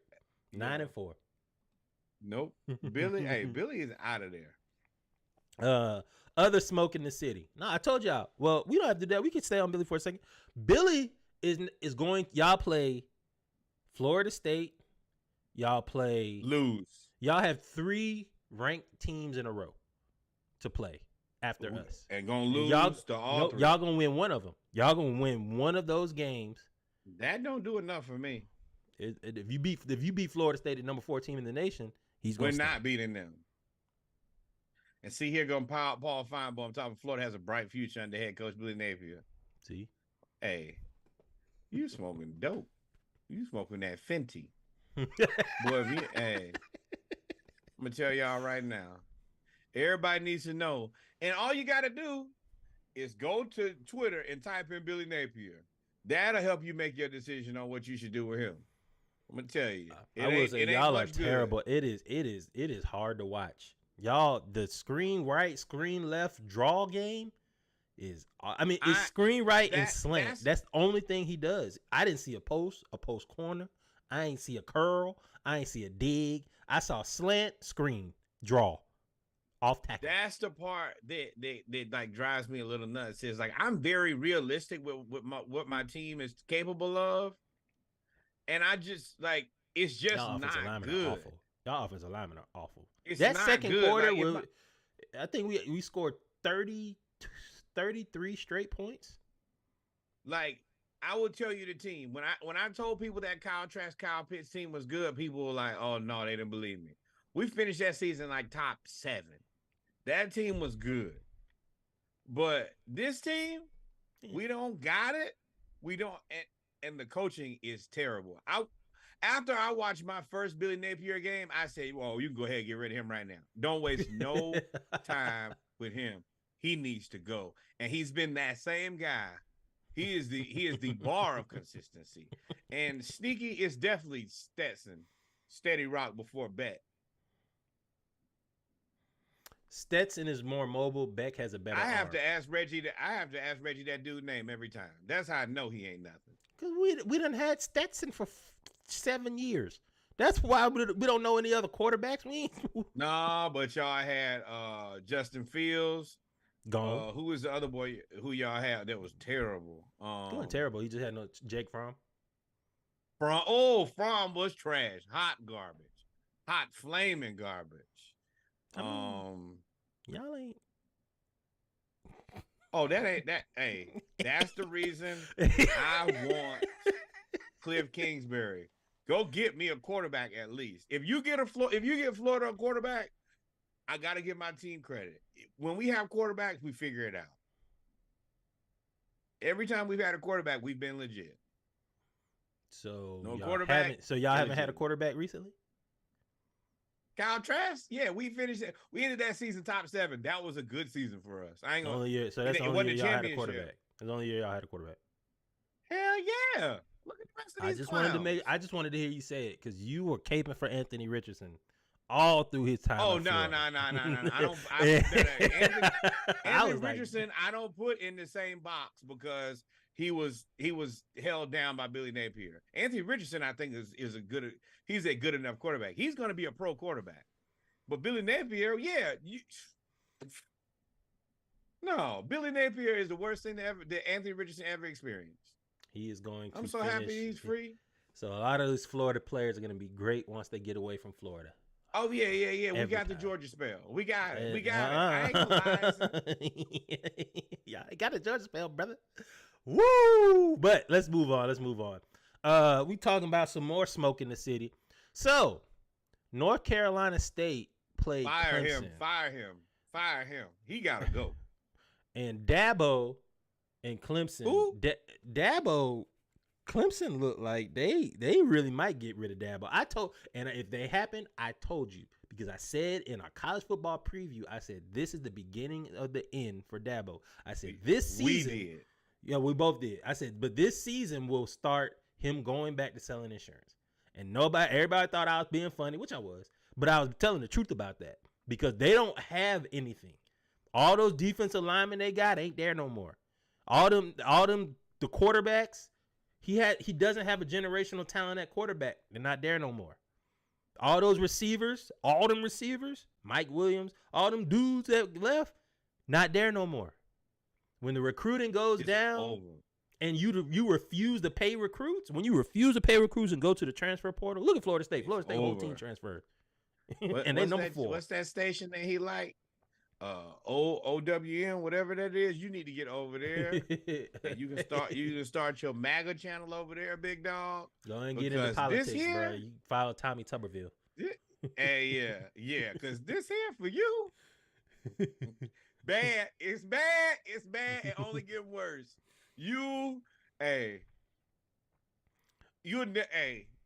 Clemsoning is back in a big way. You're comfortable. Once again, what do I tell people to do? Spend time with your family, dog.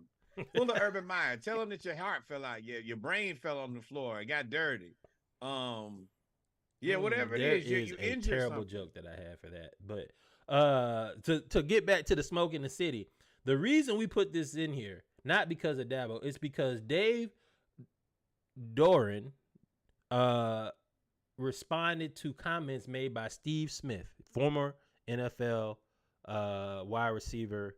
I don't know if he's a Hall of Fame. He might be Ring of Honor guy. Steve Smith, who lives in the Raleigh, Durham, Charlotte area, right? Charlotte's 2 hours outside of Durham. Or Durham's 2 hours outside of Charlotte.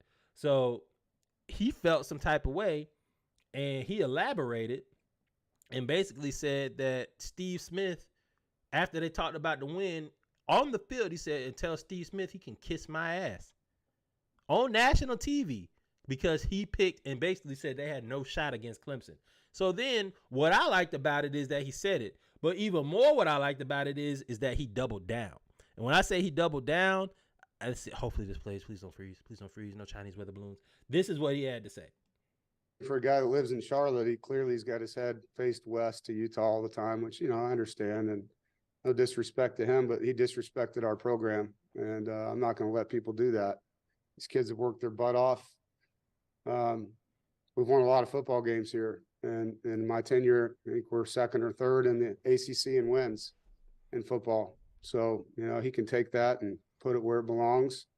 But this is not a basketball school. This is a great school that has great sport. That man said, first off, hey, you got your head west over there at Utah. You keep talking about Utah. Nope. You live over here. you missed the little gem in there. He said, nope, you know what? You can put that where that belongs. I was getting to it. Know that is an elite shot. Because you are inferring exactly where it belongs, and you know what I'm telling you to do with it. And I hope you enjoy it. How about that, Steve Smith? I mean, I'm a firm believer of letting Steve Smith, hey, shoot your shots. But when you talk crazy, I have no issues with people addressing your crazy talk. And Dave Dorian has made it very clear that you can kiss his ass. He's also a good leader, too. This reminds me of Mike Gundy when he said, I'm 40. I'm a man. He's 19. I'm a man. Don't talk. He went to bat for his team. He went to bat for his team here. And I think if there's any recruits that was on the fence about where to go play football, I think he won probably about 3 or 4 of them right here. He took that bat right upside Steve Smith's head. How about that? How about I fix you real quick, buddy? On national TV, Steve Smith called him a basketball school. And he did nice because I'd have went off on Utah. Y'all just got relevant. I done went crazy. But, hey, man, it's smoke in the city. I'm over here doing my damn best in here in the ACC, and you got a problem. And yeah, I would have some choice words for that guy. How about that, man? So let's bring back one of our favorite segments. Norwood named this segment indirectly. He called this segment Gas Station Susie. So Gas Station Susie is what you call fraudulent trick bags, if you will, people that were supposed to be good in the NFL and NCAA and end up blowing it. But even more over than that, it's just a really bad decision. You know that if you see sushi in the gas station, I should probably avoid this. But somebody doesn't avoid it. That's the reason they stock it. Somebody buys into this, and somebody bought into these teams. Let's talk about it. First one. Oklahoma, fresh off 2 big wins, comeback. They had to come back against UCF, and then they had to come back against Texas. Undefeated, number 6 team in the nation. Dylan Gabriel was playing his way into the Heisman talk. They went down to Kansas, and we did Saturday Morning Live, and I almost picked Kansas to win. I said, I want to pick Kansas because they're 5-2. Oklahoma, for some reason, they haven't played defense. But the last 2 games, they played decent defense. And I said, they can beat Kansas, but I said, it's going to be a close game. Well, it came down to needing defense. On 4th and 6 with a minute left, Kansas hits the go-ahead touch. It gets the first down on a 20-yard play, and they get the go-ahead touchdown to win the game. And then they stop Oklahoma, and they win 38-33, and now Oklahoma is no longer in the playoff. Well, they are, barely, but they had a 99% chance to win. But they are no longer in the playoff picture, or they're on the outside looking in, and the Kansas fans took the goalpost down, similar to when Tennessee beat Alabama last year and carried it out. Shout out to Kansas, man. I'm gonna actually disagree with this. I watched this game. I sat right here at the computer and watched the whole time. Oklahoma was never really in control of this game. I think you're the person who said that you predicted that they were going to lose this game. Kansas was in full control of this game the whole time. And even when they were down, I was like, they gave them way too much time. They're going to trick this off. And that defense turned back into the defense we thought it was. I've said this all season. And after last week where they had an impressive win, I had to kind of come in here and pony up and be like, you know what, Brett, as much trash I talked about Brett Venables, his team has done what you can ask of them. And as soon as I give them the smallest iota of credit, what happens immediately? Life. And then they triggered off to Kansas, and everything that I said about you was right. So, yeah, congratulations, Kansas. Got them field goal post down.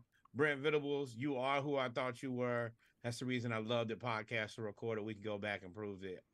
I never believed in you, and I never will. The reason I picked Kansas was because Oklahoma did not have an impressive win. They barely beat Central Florida, who has not won in the Big 12 since they joined. And they had to come back against them with a minute. They had to come back with a minute left. And I was like, y'all defense starting to look like Big 12 defense again. And that's why I picked Kansas. But go ahead. What you saying? No, that's it. I don't no need to talk about a team I never believed in. Hey. That's the last thing I want to do is bore y'all with a team I have never, ever believed in. And a coach I have never, ever believed in. Now, this was a game that I predicted was going to happen. And I had no reason to predict this other than I did not believe in DJU. I did not believe in Oregon State. And I knew that Arizona, even though they were 4-4, 5, whatever they were, they played tough and they played good defense. And what happened? Arizona beat Oregon State, putting Oregon State back in the for sale section of the gas station with the other sandwiches, expired sushi, and old chips and flat soda. I told y'all Oregon State was going to get beat, and Arizona beat them in Oregon. Arizona, they said Arizona is the greatest 3-loss team ever. I'm going to tell you right now, let's cover a few things. I've been trying to support Oregon State all season, and every time I tried to believe in y'all let me down. This will be the last time you let me down. I won't believe in y'all again. And the only thing you can really do to salvage your season now is beat Colorado and try to, TV your way and somebody picking you up. I will never believe in you again. Now, Arizona, I don't know if they give a coach of the year award or whatever it is, but that guy, he deserves every accolade. He deserves everything. There's not probably I feel confidently in saying that nobody has been handed a worse schedule than him. I think he played 4 top 10 teams back to back to back to back. And in every game, in hindsight, the Cardinals and the Wildcats, both from Arizona, have played very similar seasons, where even if they didn't win the game, they were competitive the whole time against a team that everybody Arizona Cardinals, NFL. Yeah. Yes. They just haven't lost games that they should have lost the way that they should have lost. Even their losses, I think, should all look like W's. And to have this schedule and to you can look back on the season and see when they turned it around. You're like, oh, that's the game right there. And after that, well, I'm looking at their schedule. They beat the team they were supposed to. Northern Arizona, they beat 38-3. They beat UTEP 31-10. They beat Stanford, although that game was close, 21-20. The games they lost to Mississippi State in overtime on the road, 31-24, and you don't play in stadiums like Mississippi State often, then you don't get used to them cowbells. Correct. They played against the number 7 team, Washington, and lost 31-24. They played against USC and lost in triple overtime by not getting the 2-point, 43-41. They beat Washington State 44-6. Oh, and I want to tell y'all, Washington was ranked number 7. USC was ranked number 9. Washington State, who they beat like a drum, made me lose 6-pack. No, we didn't bet that, but made me lose. was beat 44-6. Was number 19. Oregon State was number 11. They beat all of them, and then they have to play UCLA at home next week. So, and then they play Colorado, right? And then they finish off with Utah, who's right now ranked number 18. So they play 5 ranked teams in their last 7 games. That is a murder. And nobody had a cakewalk. Either they won or they made it difficult for you. Get that man their respect. Get that team their respect. You know, it's a good start. Y'all need to run this back next season, man. I don't think they're leaving. I think Arizona is staying in the pack. No, I think they're leaving. They're going somewhere. As a person who has a team who's not headed in this direction, congratulations. Keep it up. Nice work. Depending on what they do in the realignment, I'm interested to see. I'm interested to see what they do. You can't have a sophomore hangover though. Yeah, you can't. Well, it's hard to sneak up on teams twice. So, but let's stay in the Pac-12 real quick with more gas station sushi. Oh yeah, that was a crazy stat. More tackles than touchdowns at quarterback. More gas station if your sushi. coach only called wide receiver screen left and right, well, yeah, eventually people figure that out. You know what? We should probably just stand right here. USC beat Cal 50-49.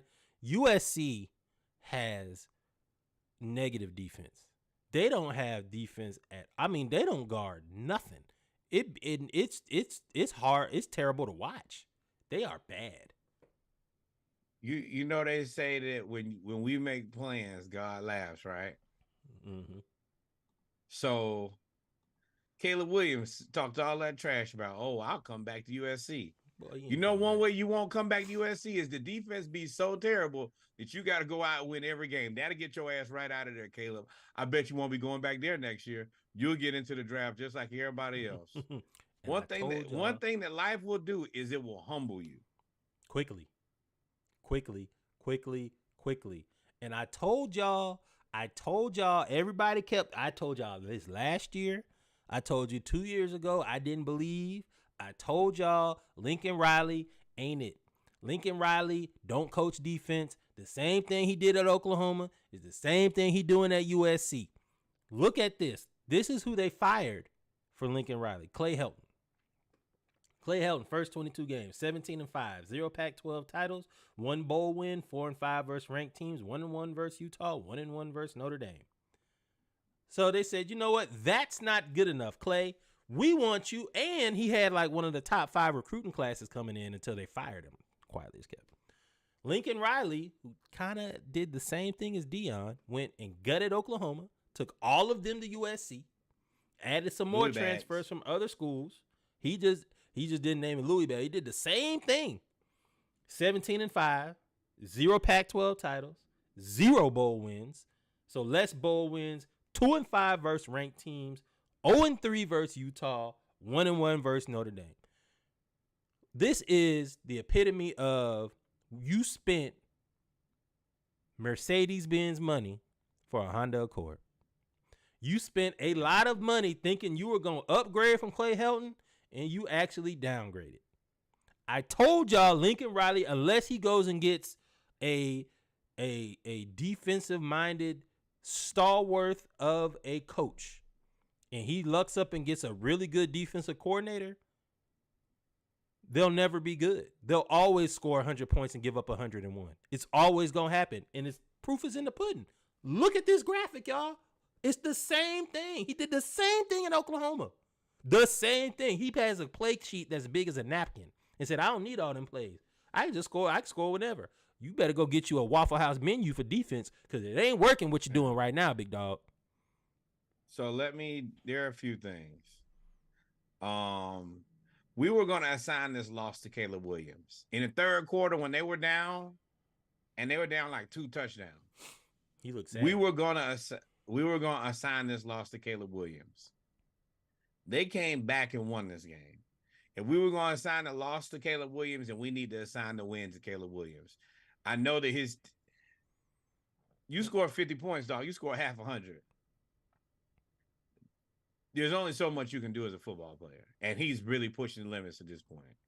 If I score 50 points and we barely win, I don't know what else you expect from me, coach. I don't have anything left. Caleb is who I think we thought he was. I think that for me, this win proved it, because this is a game that you could easily check out from. It looked bad. I got right in the group and said, damn, it's over for USC, and went right on about my day. And then I look back again, and what? They won the game. Congratulations for the win, Lincoln Riley. If they don't want to keep you in USC, I got a chair for you in Florida. It ain't my money, so we can spend it. Oh, and it's better than what I got. Let's go back to Georgia, Florida, because there is a point that I wanted to make. So when Georgia, how do we go back? You did it. When Georgia was there at the end of the Mark Richt era, before we went and got Kirby Smart, we had a defensive coordinator that was there who couldn't stop nothing. He was a decent recruiter, but he kept missing out on recruiting battles. He wasn't that great, and we ended up letting him go. He was bad. He went to Mississippi State. He was there with Dak Prescott. They were okay, and then he ends up at Florida. And he is now the defensive coordinator at Florida, and he's doing the exact same thing that he did at Georgia. Not stopping nothing. Got the wet toilet paper defense. And who is that? His name is Todd Grantham. And for some reason, he survived being the defensive coordinator for Dan Mullen. Y'all fired Dan Mullen, but you kept the defensive coordinator and brought in Billy. Ain't that something? You talking about a whole bunch of people I hate. This don't do nothing for me. I don't like none of these people. Not now person you speak of do I like. Fire them all. Clean house. Fire the coach. Another game. This may be the Reggie should have picked segment. I said, hey, Georgia Tech has beaten UNC 3 years in a row. Georgia Tech ain't won but 10 games in 3 years, and 3 of them come against UNC. I was like, we gonna pick UNC, but Jimmy Garoppolo is Jimmy Garoppoloing right now. Rushed. I was like, I'm gonna pick UNC because they are the better team, but they should beat Georgia Tech. That man almost ripped Jimmy leg off. God, that hurt me. Georgia Tech went out there. Georgia Tech went out there. You want to take a second? He want to take a second. Yeah. I saw that leg go. I said, oh. Oh, he dove into his leg. You can't dive into his leg. The last 2 plays, they've just been trying to injure him. That looked like it hurt. Bad. He did. He's still in the game, though. He limping. But back to it. Georgia Tech upset UNC 46-42 at home. I watched this game because I was like, this game is close. And Georgia Tech and UNC tricked this game off. Mac Brown looked like he was about to cry at midfield because UNC's, the little hope that they did have is now over with. They lost, I believe, 2 in a row. So they are done. And I should have picked Georgia Tech. I'm going to take the blame for this.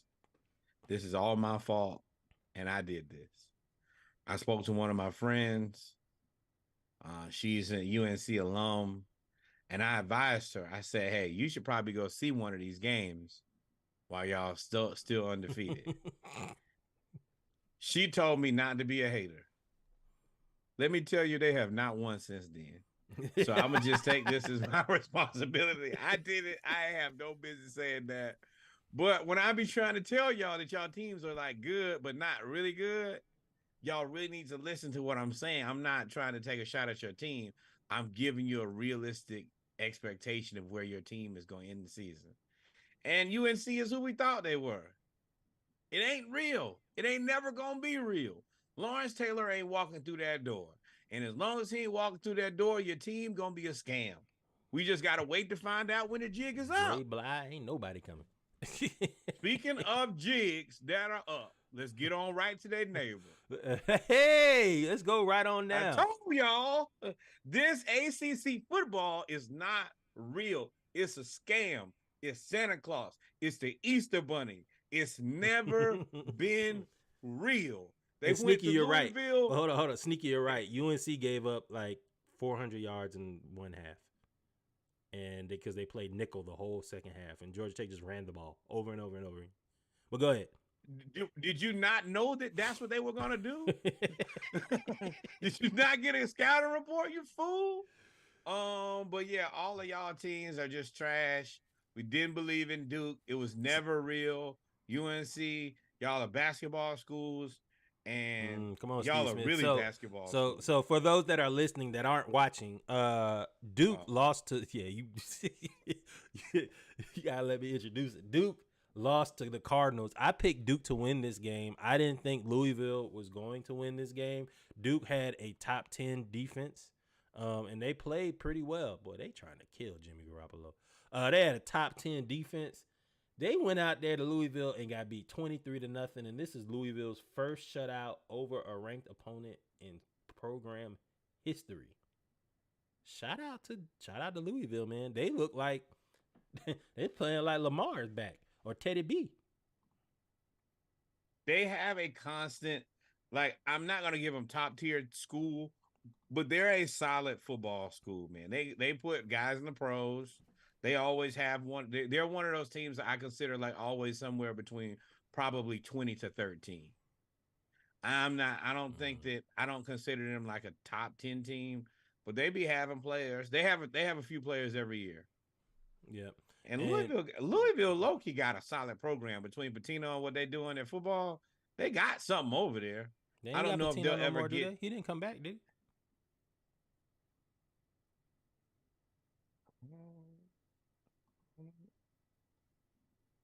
Jazz trying to stick in there with the Nuggets. John Collins with 15-7.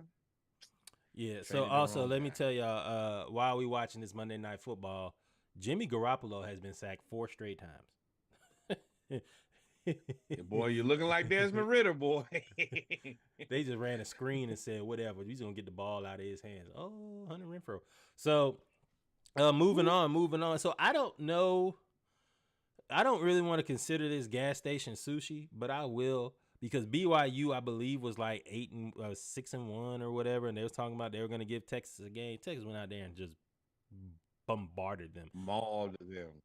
And that kid Malik Murphy looks like he's going to be transferring somewhere else, but somewhere else he's going to be the new Justin Fields. Hey, we're going to get this guy, and he's really good. Ohio State, come calling. Florida, call him now.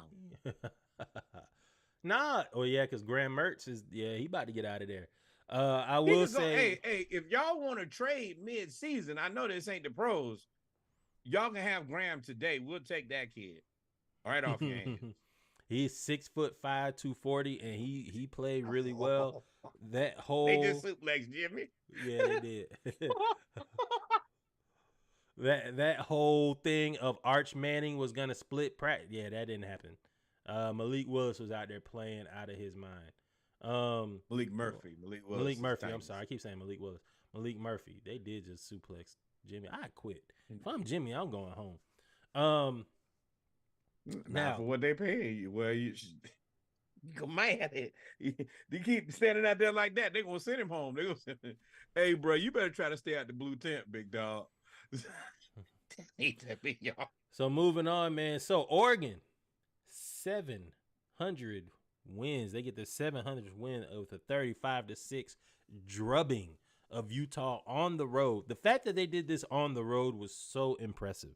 So very impressive, because Utah is a very difficult place to play, especially on the road. Like, especially when it's a conference game. It's very, very loud. And Utah had been getting all of the press because they're playing with their backup quarterback.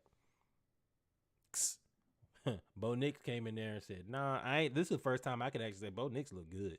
He was out there throwing the ball. He was out there. Hey. ducking. They blitzed the all-out blitz. He ducked under 4 people, threw a touchdown, rolled out to the left, Bo pointed the Tricks. dude, threw it. Bo Tricks is back now. I'm gonna tell you right now. Bo Tricks is gonna trick somebody. He the new Spencer Rattler. He gonna trick you into buying this product. Now you know that you should not buy this product. Gas station sushi. If I buy this, it's gonna make my stomach hurt. But what you gonna do? It look good, and I'm hungry, so you just gonna buy it. Now, when you the same people who bought you Mitch Trubisky and Daniel Jones and Kenny Pickett, I'm telling y'all, this is the same person. Y'all don't know that they say what they say. The Lord will place the same person in your life multiple times to see if you will learn the lesson. Oh, I feel like I just made a right face there, like man. when you smell a fart. Like that was like, ooh, Mitchell Trubisky. Same person. You gonna go play And for the y'all Raiders. gonna believe? Gonna Oh, go right Zachary to the Taylor Raiders. Thomas. You can put him in the list too. Of these people who are shams. And I'm telling you that they shams, and I never believed in them. Just like all of those people, I told them, I said, never draft any of these guys. They will amount to nothing. nothing. And collectively, they are nothing. And somebody gonna get Bo Nix. And you're gonna end up with nothing. And we're gonna be right here. What episode is it? 126? Let's get to about 200. Nope. Probably like Give me about 150. 250.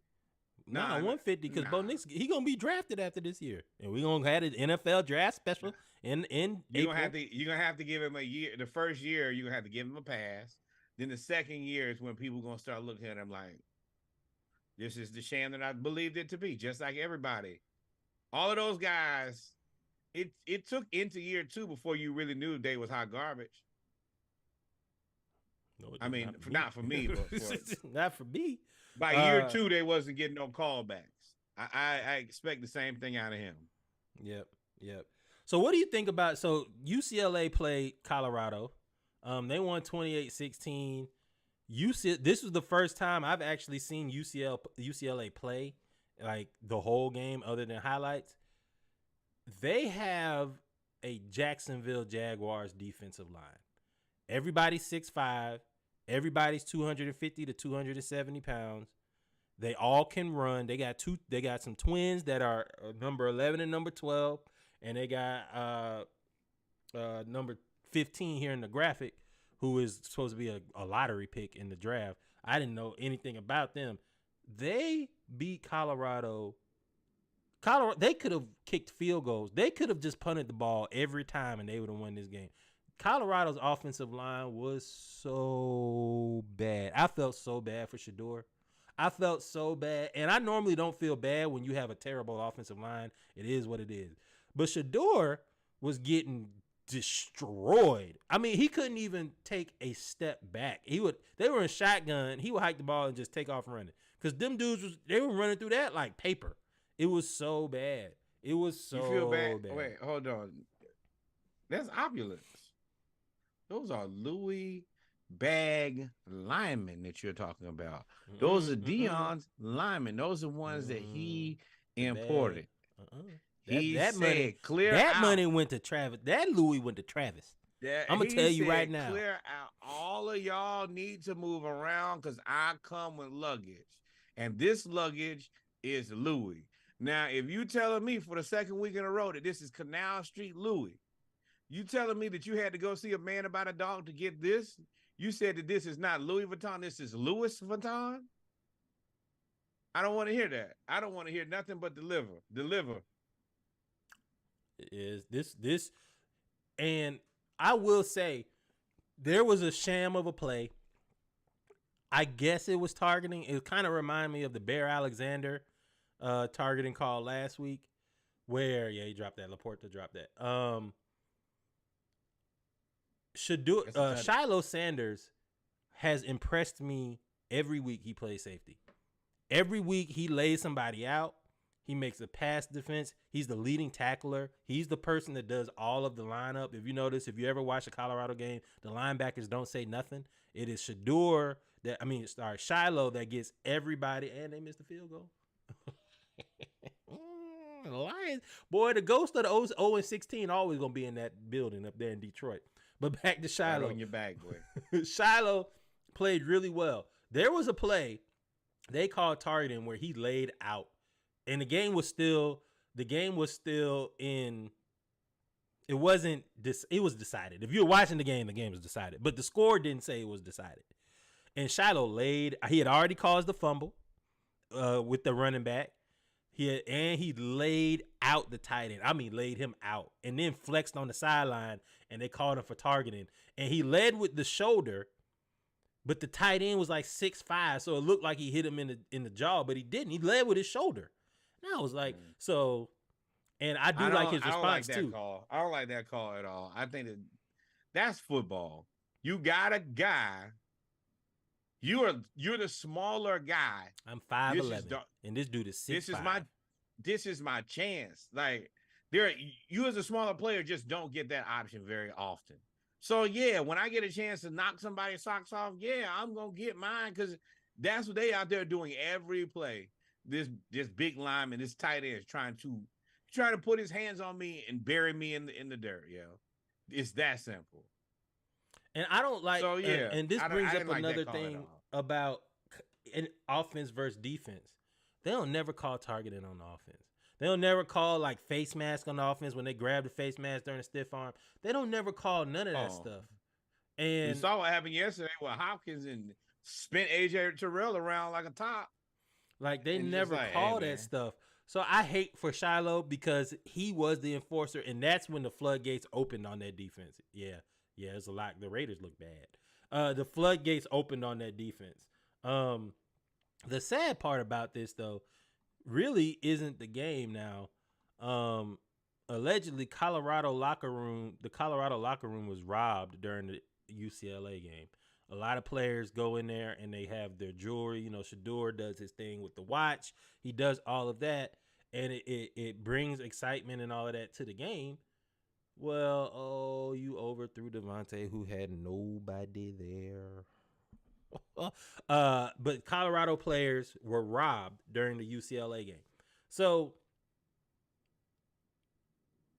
I saw a lot of people say, well, if you bring jewelry to the game, it is what it is. That's what happened to you. You gonna get robbed. You the target on the back. I'm like, well, first off, this is an inside job. First off, because the locker room's supposed to be locked and guarded by stadium personnel and school personnel and the cops that are paid.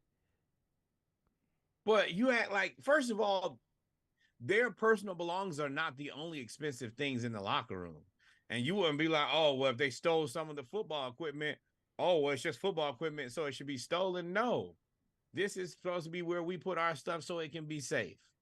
So, nah, this is bad and definitely an inside job. And all that money y'all spent, it's some cameras over there somewhere. Find them. And I wouldn't even, now, if I'm Colorado, I'm like, who's to say they didn't steal something else? When did they steal it?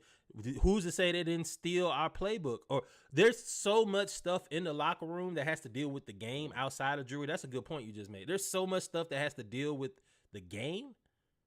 You computers, laptops, equipment. Like this is a multi-million-dollar, like this team, like this ain't no middle school Pop Warner team where you go out there with the bags and the helmets, bro. It's a massive operation that moves around the country. Like, nah, we're not blaming that on the kids because they have nice things. That's crazy as hell. And this is why I believe that report earlier in the season when they said coaches were calling each other, giving tips on Colorado after they beat TCU. Because in order for you to do an inside job like this and steal this jewelry means that somebody knew that it was going to happen. And I ain't talking about somebody like an athletic trainer. I'm talking about somebody higher up. Knew something was going. This wasn't just, the cop opened up the back door, let the dudes rock, because there's too many people to get by. There's too many passes you got to have. There's too many credentials that you got to show to get to the locker room. And at the end of the day, UCLA, this is just on you. Like, you have to know the way that this is going to be interpreted. You got to know the way that this is going to be looked at. You know that comes with the responsibility to a certain degree is, hey, We beat them on the field, off the field. No play, no no BS, none of that. That's what you've opened the door for, and it looks funny. It looks funny, and it's I ain't got no answer for that. It do look funny, and I'm interested to see if there's going to be an investigation. Not even gonna lie to you, if there's going to be an NCAA investigation into this, because if there's not, then at that point I'm like, okay, I'm not sure if I'm not banging with this at all. But if I'm Colorado and Deion, this was the wrong person to do that to, because Deion gonna say something. He already done said he gonna about to go get a whole lot of new offensive linemen. He said, what's the picture look like? You go get new linemen. I'm gonna paint that picture clearly. And if one of my players slap one of your players next year because you stole his chain last year, that's between you and him. Don't let nobody see the chain on, because they wear jewelry on this field. Don't let nobody see my chain on there. Yeah. I probably fly to LA. I don't know, because that defensive line was kicking y'all ass though. I don't know if you really want to mess with them. But at the end of the day, at the end of the day, UCLA, you have to be better. Whether you did it or not, I'm not even inferring that you guys had anything to do with it, but you just have a large responsibility. I am. Ain't no way they can get to the locker room and somebody don't know nothing. Nobody know nothing. Somebody from UCLA knows something. And that's the other part. There's going to have to be a fall man. Their stadium has security. There are two things. There's stadium security, and then there are police that stay with the team. So you're basically saying that everybody failed. Mm-hmm. People not going to go for that now. Not with my job on the line. If I'm stadium security, I'm singing. Somebody is getting fired. Man. But let's move on, man. In total. I will say, now, we talked about Utah recently, and we're staying in the Pac-12 because up until recently, I would probably say till last week or this week, the Pac-12 has been the best conference in the nation. I never thought USC would be the one to bring them down, but for the most part, the Pac-12 from top to bottom is probably one of the strongest, if not the strongest conference this year, which is ironic because they're leaving. But Colorado and Utah have two-way players. Travis Hunter has 29 passes of 353 yards, 14 tackles, and after this graphic, he actually had 2 interceptions against UCLA, and they were magnificent. And he got 2 touchdowns, and he probably would have way more if he didn't get hurt. And then Utah's Sloan Vaki, 158 yards rushing against Cal, 217 all-purpose yards against USC. Utah's second leading tackler at 35 yards and a sack, and he has 4 touchdowns on offense. These two guys, it's not often in college now because there's so much talent and there's so many promises that have to be made in recruiting that you're going to see two-way players, because there's too many players that get promised in recruiting that you're going to get a chance to play. Well, that's 2 positions from one person. But in this case, it's working out. And these 2 guys are very, very impressive. Travis Hunter made an interception against UCLA. He basically did a burpee and caught the ball. He did a Madden manual move. You play Madden enough, when he hit you with the user and he kind of faked like he took the bait, then he come back and get the ball. My brother is a setup artist at this. He is so good at it that he makes you think that he's cheating. He will bait you into believing that he's not covering the man that you're throwing the ball to. And as soon as you throw the ball, he make the play. Same thing that he did. It was beautiful. I hope that there is a renaissance. I hope there's a resurgence in two-way players. I think that as a coach right now, you have to at least put it on the table. And I'm going to tell you the reason that you have to at least put it on the table is Deion is selling this. I think that he understands. So the first game, where else is he going to be able to play both sides? He said that first game. And now I am going to tell you, he's going to change the bar of the way that you recruit. You're going to have to you're going to have to be more likable. That I'm just a tough-nosed guy. That's dead. You're going to have to be likable. You're going to have to be a personality. Your social media is going to have to step up, and you're going to have to be receptive to doing things that in the past you would say no or hell no to. Yeah. And I like that. At the end of the day, I like people who progress the sport. Yeah, definitely, man. Definitely. So, hey, man, I like I will say two-way players, that was like a big thing. I remember watching Champ Bailey. I remember watching players that play two ways, and it was fun to watch. Charles Woodson was those guys are always the best. in Hall of Fame. So you kind They're of Hall get of stuck in Famers. a situation. Joker is a monster. Joker? What channel you on? NBA TV? I think this is the Utah. No, this is the Denver feed. I don't know. I'm on somebody's sling. Yeah. Shout out to that Feel person holding me down. But yeah. So we're good. We got two final stories in college. Then we're gonna take a quick 30-second break, and then we'll be back for NFL. NFL demands University of Houston football to stop wearing Oilers-inspired uniforms. Fans and players alike love this, but the NFL says that basically this is copyright infringement. That you can't use these because this is trademarked by this is a trademark look by the NFL. I think that this is trash, to be completely honest. I think that there is a way, because what this really is both teams are showing respect to a time and play in a period in Houston. I think that y'all should be able to sit down as two entities and have discussion about it and find some reasonable accommodation. Because at the end of the day, both teams are trying to do right by the city. This was a big moment for the city of Houston. It was on every it was on every piece of news. The city was excited when they saw these jerseys. The jerseys looked dope. I mean, they already lost the team. They lost the intellectual property. At least attempt to have the conversation. I think that they deserve that. I don't like, so in this case, NFL stands for No Fun League.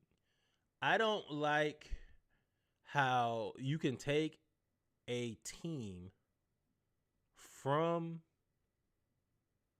Houston, move them to Tennessee, to Nashville, and change the whole look of the team. They don't even wear the Oilers no more. They don't wear them colors.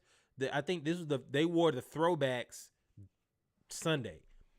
And yes, correct. I think the problem with it is that these uniforms look just like or better than the throwbacks.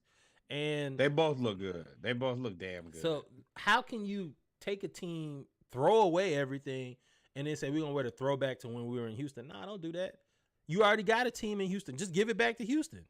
Let that be because those people own that intellectual property. They made sure to get that.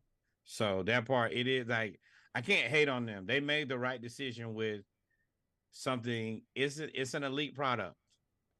It's theirs, and it's damn good. I just think that these are two adult businesses. You can sit down and come to some reasonable accommodation. You don't have to take all the fun out of it. There's a way to reasonably do this. Yeah, but or you would leave hope. it to the No Fun League. They ain't gonna be reasonable. So it is what it is. And finally, in our college, man, hey, Malachi Coleman, starting wide receiver for Nebraska, if I'm not mistaken, was once homeless. Now he donates his NIL money to after he lost his parents. So basically, his father died when he was young. His mother was in and out of his life due to some her own personal struggles. So it was always him taking care of his sister, and eventually they were homeless. And she dropped him off to a stranger's house and said that was it, and that was the last time he ever saw her. So he now uses his NIL money to donate to other foundations of kids that don't have any parents and foster kids whose parents are not in their lives, to help them better themselves and better their lives as well. That is the most mature thing I've ever heard of an 18-year-old, 19-year-old. Yeah, man, 19 years old. I respect it. I appreciate it. And that's the reason, like, these kids deserve to get paid. If these kids want to invest in their community and help somebody out, they should have the opportunity to do that instead of going to school and working for free. Let them people earn their money and let them invest the money how they see fit. Excellent job. It is excellent job, Malik. It's so crazy that you're making billions of dollars and you mad at a kid for making 100,000. Yeah, I can't respect a kid who's 18, 19 years old, worth a couple million. Why not? Why not? When they come out of the tech sector, you can. You'll never have no issue with that. I'm not gonna get on my soapbox because I'm gonna get loud and angry, and we still got basketball and NFL to talk with. We're gonna take a 30-second break. Y'all go get y'all beverage, use the bathroom. We'll be right back. Don't go too far. We won't be gone long. We'll be right back with our football segment. We're gonna talk about, hey man, there's some posers in the NFL too, man. It's some come to Jesus moments for some of these teams. We don't know what's going on. The NFL is kind of wide open right now. There's still a favorite, but we'll get to it. Y'all stay tuned. Episode 126 of the Splashcast, Monday Night Raw. We'll be right back. Hey, one more thing. John Collins, decent basketball player, should not be given up for nothing. 15-8 tonight. Gave him away for nothing. Oh, should not have been given away for nothing. Well, Yes. teams knew that there was a logjam there, and we had to get rid of him. It was either get rid of him or get rid of Jalen and Okongwu. Like there was no in between. And right now, it looks like the right move for everybody. So it is what it is. But we'll be right back with the NFL. Y'all stay tuned. Not gonna fall NFL clutch. How hard was it for you to get the mic then early on as a DJ? Yeah. Artists living comfortably. Yo. Just let off a couple. But I am still having fun. It's been 20 years, my 24th album, and I feel just as useful as I did when I heard the first one. It's Big Unk on the checkout. Leather Stacey Adams boot when I step out. More muscle, I pull a piece of your neck out. Bake a cake and only serve it when it's fresh out. Off the oven rack, bottom crispy like 100 stack. Cutting down oak, I'm a lumberjack. I get a thought, then I move on it. Take a needle, drag it across a plate and cut a groove on it. It's solidified, I'm gifted. Password protected, the hard drive's encrypted. I told the sample lay on the ground and then I stripped it. Sprinkled magic in the batter before I whipped it. Duck down low in the fire spark. I peel off, all you saw was a tire mark. Never knew a day off existed, I'm way off of the grid. Got over like a fat rat and slid. Inside a backpack, the Mac is hid. Flavor packages, I sit inside the sauce like a rack of ribs. Money trust, you dead to me if I don't know you 20 plus. Go in the booth, wear a helmet and ride the funny bus. This is just a little freestyle event. Blowing like the AC when it seep out the vent. Hard to keep it contained, it just leaks out the pen. I spit, clear my throat and then release out the phlegm. Put pressure on a piece of coal and squeezed out a gem. Come out of left, kings of the kitchen show me how to chef. Try keeping up and you'll be out of breath. I give you style but nothing is free. It's on the arm but nothing is free. Get it for cheap but nothing is free. Show you the style, but nothing is free.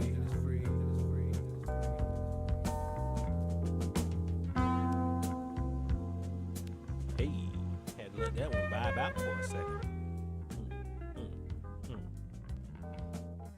Cover a lot of bases on the playlist as much as I can, man. I know it's people who need bars, and I'll give you Alchemist for that. Yes, sir. Ladies and gentlemen, we are back. Episode 126 of the Splashcast, Monday Night Raw. We're back with our football set. We took a brief intermission. Again, I guess this is a bot that is here. I really don't know how to get rid of it right now. We will figure that out. But with that being said, let's go ahead and jump right into NFL, man. So the rookies are still performing. Jordan Addison, we called him Calvin Ridley Jr. on Saturday Morning Live. 7 catches, 82 yards, and a touchdown. Again, shout out to Kirk Cousins, but we'll get to it. Josh Downs for Indianapolis played pretty well. Bijan Robinson, Arthur Smith, you better switch it up. They starting to key off on him now. But he still had a touchdown. Jackson Smith and Jigba had the game-winning touchdown catch as well. So, and then Antonio Johnson had one interception, one pass breakup. So the rookies are still performing, man. This is one of the better rookie classes we've had in a long time. Not disappointing. I think that, I know it sounds crazy. I want to put just Jordan Addison in bubble wrap and just, hey man, you and Justin Jefferson just get ready for next season. We're gonna find y'all a quarterback. Unfortunately, we'll talk about it with the whole Kirk Cousins situations, but I think that it is inevitable that they're going in a different direction at this point. This is that is legitimately the nail in the coffin. Josh Downs has quietly continued to produce. I think once Anthony Richardson comes back, they can go get a wide receiver 1, and he can be. I just need him to understand he's a wide receiver 2 and flourish in that role. He needs to be Tank Dell. He needs to be Tank Dell. If you can say, "Hey, I'm a wide receiver 2, and I have no problem with being the wide receiver 2, and I'll be the best that I can be." The sky's the limit with you and somebody else and Anthony Richardson. But it's when these guys, the Chase Claypool, and before that, it was Juju, those guys who started believing in their newspaper clippings. You need to have but I do think that Shane Steichen can get it done with those guys. I think he's going to be a good coach for them because he's doing it with Gardner Minshew. And he's going to get Gardner Minshew a chance. He's going to get him a chance. Your eye right there is exactly what's going to happen with Gardner Minshew. He deserves a chance. I think he's better than Kenny Pickett. Somewhere. I better than Desmond Ridder. Like he deserves a spot. He looks like likable Baker Mayfield. I like him. I don't like you stole it from. I was just about to say he's the next iteration of Baker. Well, it's like, you know what? This guy's played good enough. Let's give him a chance. And I don't hate it. And I think that Tampa right now is probably pretty content with Baker. At least I would be content for the next 2 years. Yeah, because they don't believe in Kyle Trask. It's like I never did. So it is what it is. Whether Kyle Trask kind of got a raw deal, kind of like Josh Rosen, where you really never got a chance to see him play. That's why I don't like Arizona. They never be good. They did the coach wrong. They fired the coach after 1 year. They went and drafted, got Kyler. They did everything wrong. Rosen got ran off everywhere. I don't know. And everybody hated him. They were like, "Oh, this guy's an asshole. He's not a good football player." Everybody just kept taking his job. I never seen him play. But he's rich. In this case, like him. He was already rich. He had a hot tub in the dorm room. I support that. I went to college. I'm not saying we don't support that. I'm just saying that if you had a hot tub in the dorm room, you're gonna get a lot of hate with that too. That's sick. That's sick. Because if I could have had a hot tub in my dorm room, I would have. And if you're a hater, then just say it with your chest. I want haters to more just say I'm a hater and be fine with it. That's not how it works. We need more when you get grown. You hate through stifle. You stifle people from getting to where they want to go, and that's how you express your hate. That's a nasty word. That's the work of the. You gonna see? Let me get off. Let me get off the soapbox. Let's talk about the NFL, man. So we talked about the rookies, scoreboards. Let's start off with the NFC South. We talked about the Falcons in length against in the ATL edition when we played the Titans. Some more news came out today. Grady Jarrett has torn his ACL. He is by far our best defensive lineman. Excuse me, and it's not even close. He is one of the most underrated defensive tackles in the league. He's been consistent since he's been here. He tore his ACL, so he's out. He's out for the year. And what really sucks is that he finally got a defensive line around him to where you couldn't double team him. So he was actually creating and causing a lot of havoc. He was, if you remember, Grady basically had been double teamed all last year. And then when we finally played Tampa Bay and Tom Brady cried after he sacked him and all that stuff. Got cheated. Grady has been quiet. He has stayed down with the Falcons. Jesse Tuggle's son. He's got it in his blood. So it sucks for him, man. T's and P's up to Grady. Keep your head up, dude. You know we love you here in Atlanta. Yeah, man. I will say this is a tough loss. I want to credit our defense, specifically our defensive line. Well, he went out because he went out pretty early. I think around before half or right around half. Him and Columbus. We didn't quit. We didn't stop. We kept playing to the very end. And I want to give credit because a lot of times when your leader or your best guy goes out, a lot of teams cave immediately. Onyemata, man. Onyemata played like a man. Great pickup. Great pickup. Him and Okuda were great value pickups. What is it? Is it Lakeith London? We picked up a D tackle right before the game. He played really well. He got hurt too. Nielsen knows how to pick the defensive lineman, and he picks people that he knows. So we lost Grady, and now we've signed Kentavious Street, who has flashed again with the Eagles and the 49ers. Is just every team that he's been on, and from the Saints to the 49ers to the Eagles, have had like 7 defensive linemen. So it's really hard for him to get in, but when he plays really, really well. So we took a flyer on him. He knows Nielsen. He knows the defense. We got him from the Eagles for a 2025 7th-round pick. We gave them a 6th-round pick, and it'll turn to a 7th-round pick if he actually plays. So no, it's the other way around. If he plays enough, then it goes up to a 6. Starts out as a 7, and it conditions up if he plays enough. Oh yeah, if he plays like 50% of the snaps for the rest of the year. So number one, this is a good pickup. I think that this is another like stabilizer. Like, hey, we can win the NFC South with what we got. Losing Grady is a big loss, but this team is good enough with what we got to at least make some headway.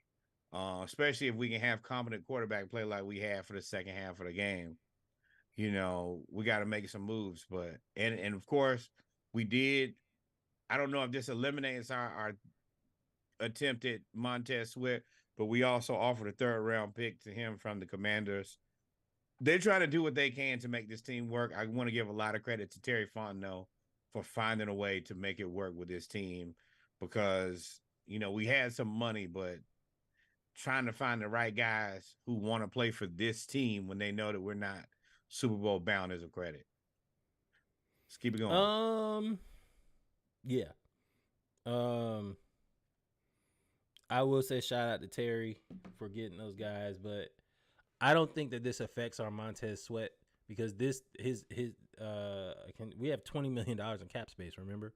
Still left. So we can still go ahead and sign. When is the trade deadline? Is it the 31st? Tomorrow. So it's tomorrow. Yeah. Mm-hmm. So if something's gonna happen, it's gonna happen soon. One person we not gonna trade for, and we thought we were gonna. Everybody was trying to figure out why we didn't sign him. Was Cam Newton. Everybody in Atlanta was like, "Go get Cam," when we didn't have a place. And Cam was on Scrappy's podcast, or Scrappy was on Cam's podcast, and he explains that Arthur Blank ain't really like him.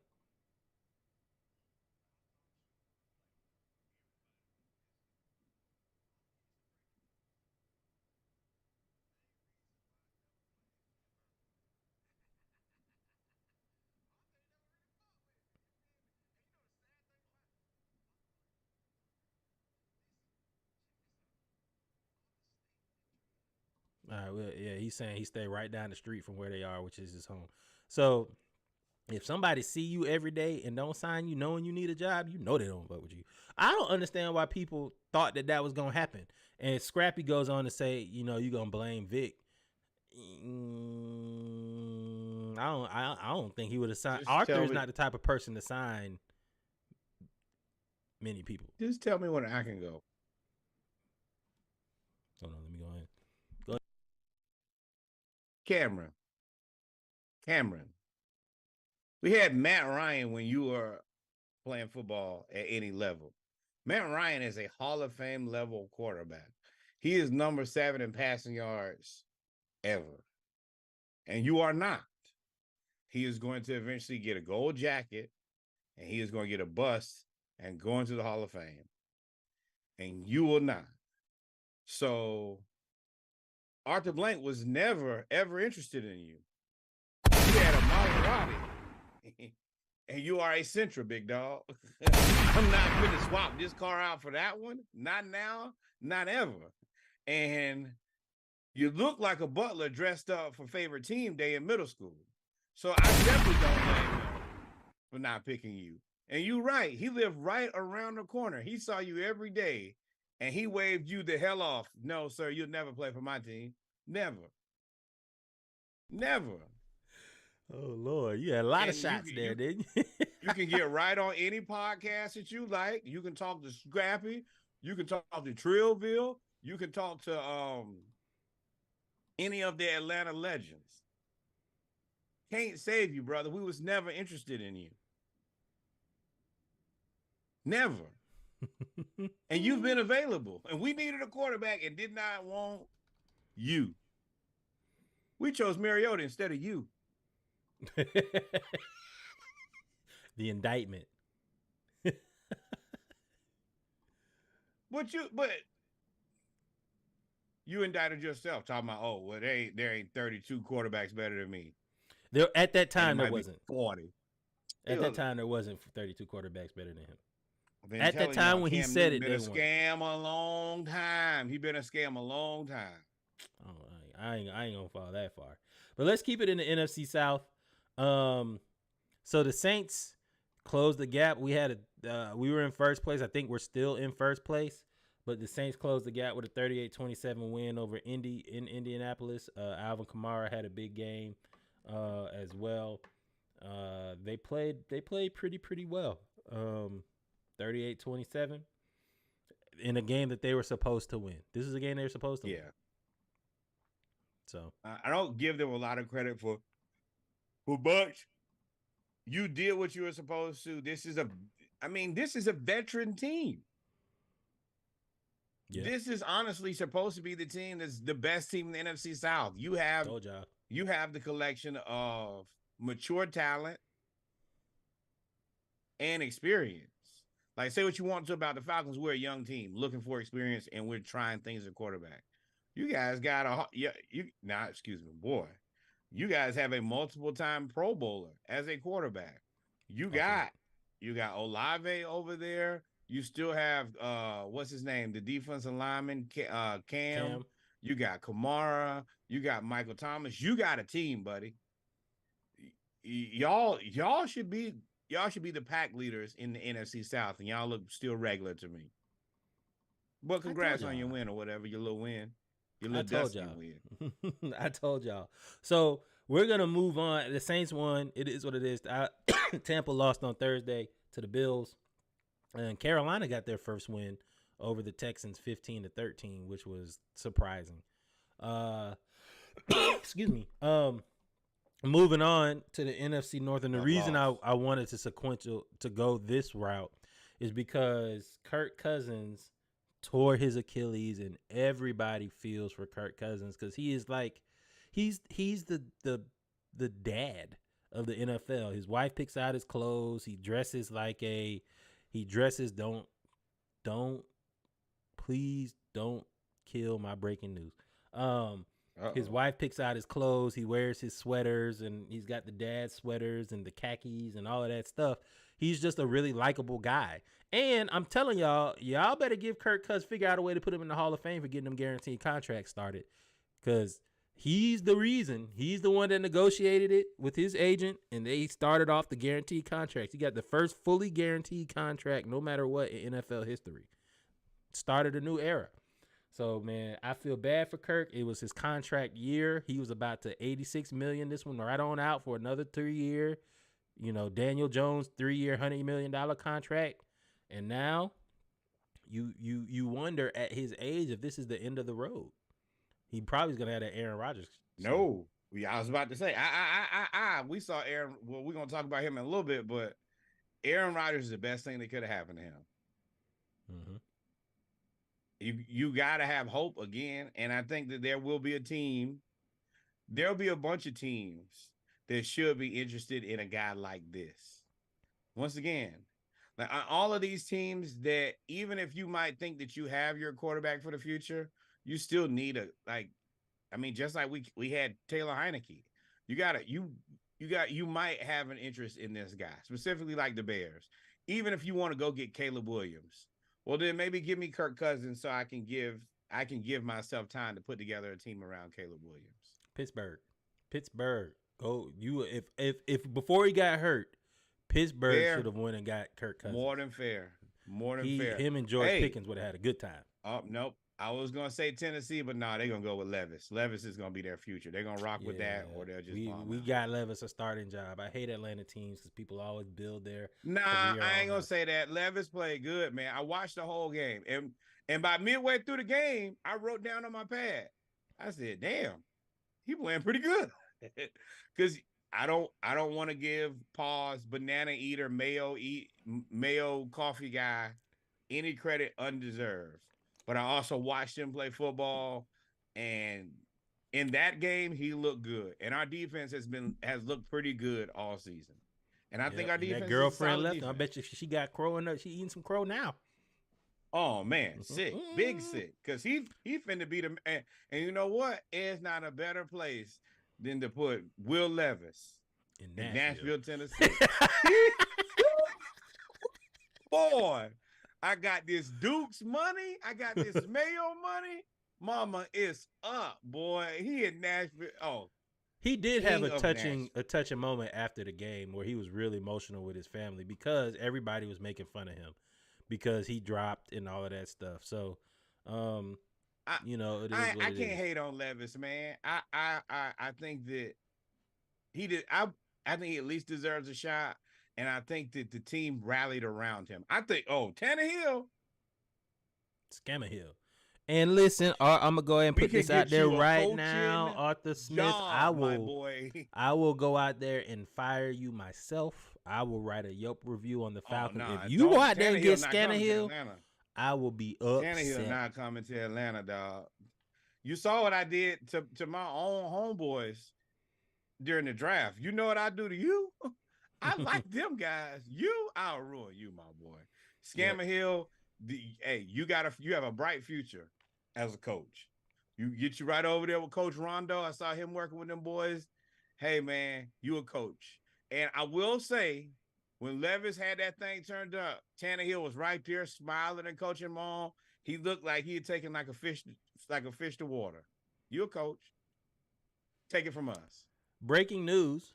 There has been some rumors around the Minnesota Vikings and the New Orleans Saints are discussing a trade that would send Jameis Winston to the Minnesota Vikings. I like this. I think this is great. This is awesome. It gives Jameis a chance to kind of restart his career because I honestly don't think he played that bad in New Orleans. They just went and got Derek Carr to be the same that they are with Jameis. This has not been finalized, but the negotiations are ongoing. They've been going for the last about 5 or 6 hours was when this was reported.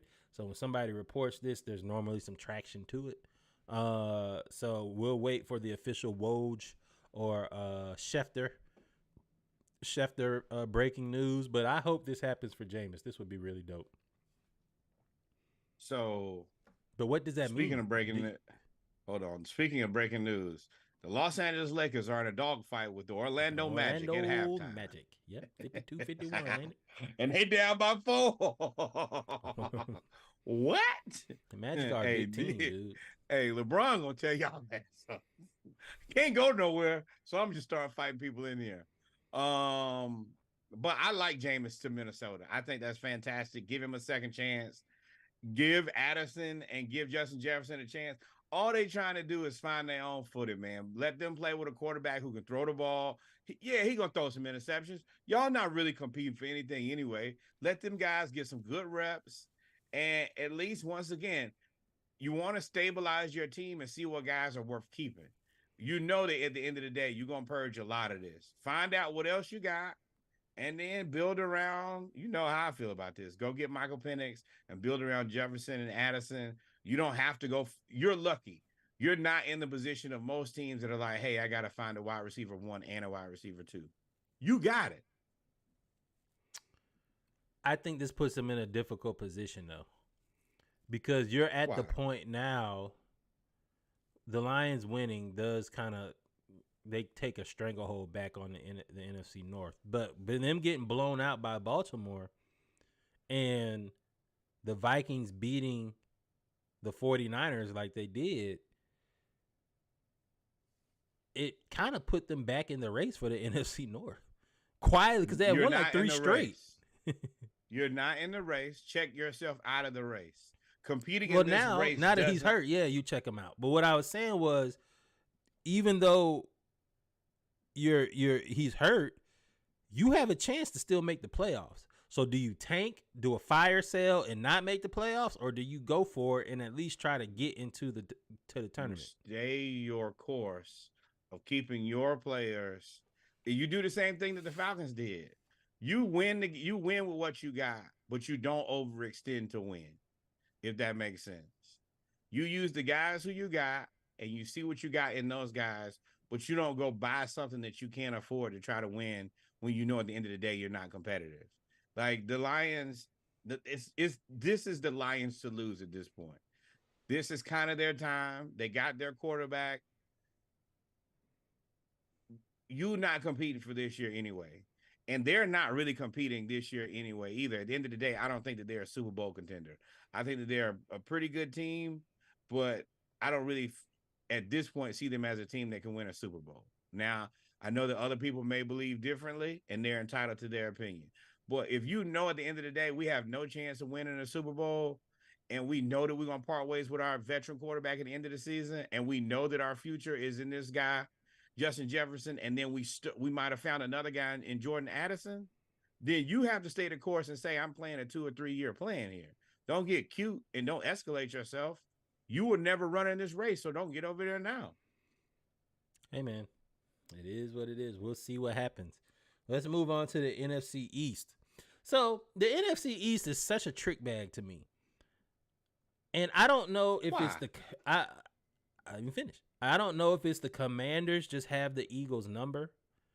Because they beat them last year. Remember when the Eagles were like 14-0, if I'm not mistaken. Or maybe it was 10-0. The Eagles had to come back, and A.J. Brown had to have a game of games to come back and beat the Washington Commanders and Sam Howell. They beat them 38-31. Now, this game, if it does anything else, it basically puts Jalen Carter at rookie defensive player of the year. He didn't play. He had a back generational injury. talent that He had a back injury, and he didn't play. They held him out, and they immediately gave up 31 points. So the Eagles won this game 38-31. The Commanders have fallen down. It's the Giants, even though the Giants beat the Commanders last week, the Giants aren't really a threat. But the Cowboys won 43 to 20. I'm gonna go back. The Cowboys won 43-20 over the Los Angeles Rams. So with the Eagles struggling, 38-31 over the Commanders, and the Cowboys just absolutely destroying the Rams, even though Matt Stafford got hurt. Everybody's now saying that the Cowboys and the Eagles are on a collision course for this, and they're trying to build the Cowboys back up to challenge the Eagles, even though they got just mollywopped by them earlier. You got good sense, Reggie. And this is like Oklahoma drill. You know that there's a collision. But when we pause, lay down on this grass, we both know who's going to win this collision every time. 70% of the time. Now you got a little 30% of trickeration in there. We didn't all want an Oklahoma drill we didn't deserve. Been there. But let me tell you, number one, Commanders are a scam. Do not believe in them. Never believe in them. Do not believe in Sam Howell. Ron Rivera, if he makes it to the end of the season, congratulations. Well, that's as far as he goes. Eric Bieniemy bounced back with how many points, Reggie? 31. Okay, all right. So for the most part, this offense with a guy who we don't believe to be real, Sam Howell, is real. I believe that Bieniemy can make it happen with anybody because he's making it happen with Sam Howell. Ron Rivera is a defensive-minded coach who has a defense that has the players and still won't win. Can't win with it. He's fired. Cowboys, we know that this is a sham. Y'all don't believe in Dak. You don't believe in CD. You don't believe in Tony Pollard. You don't believe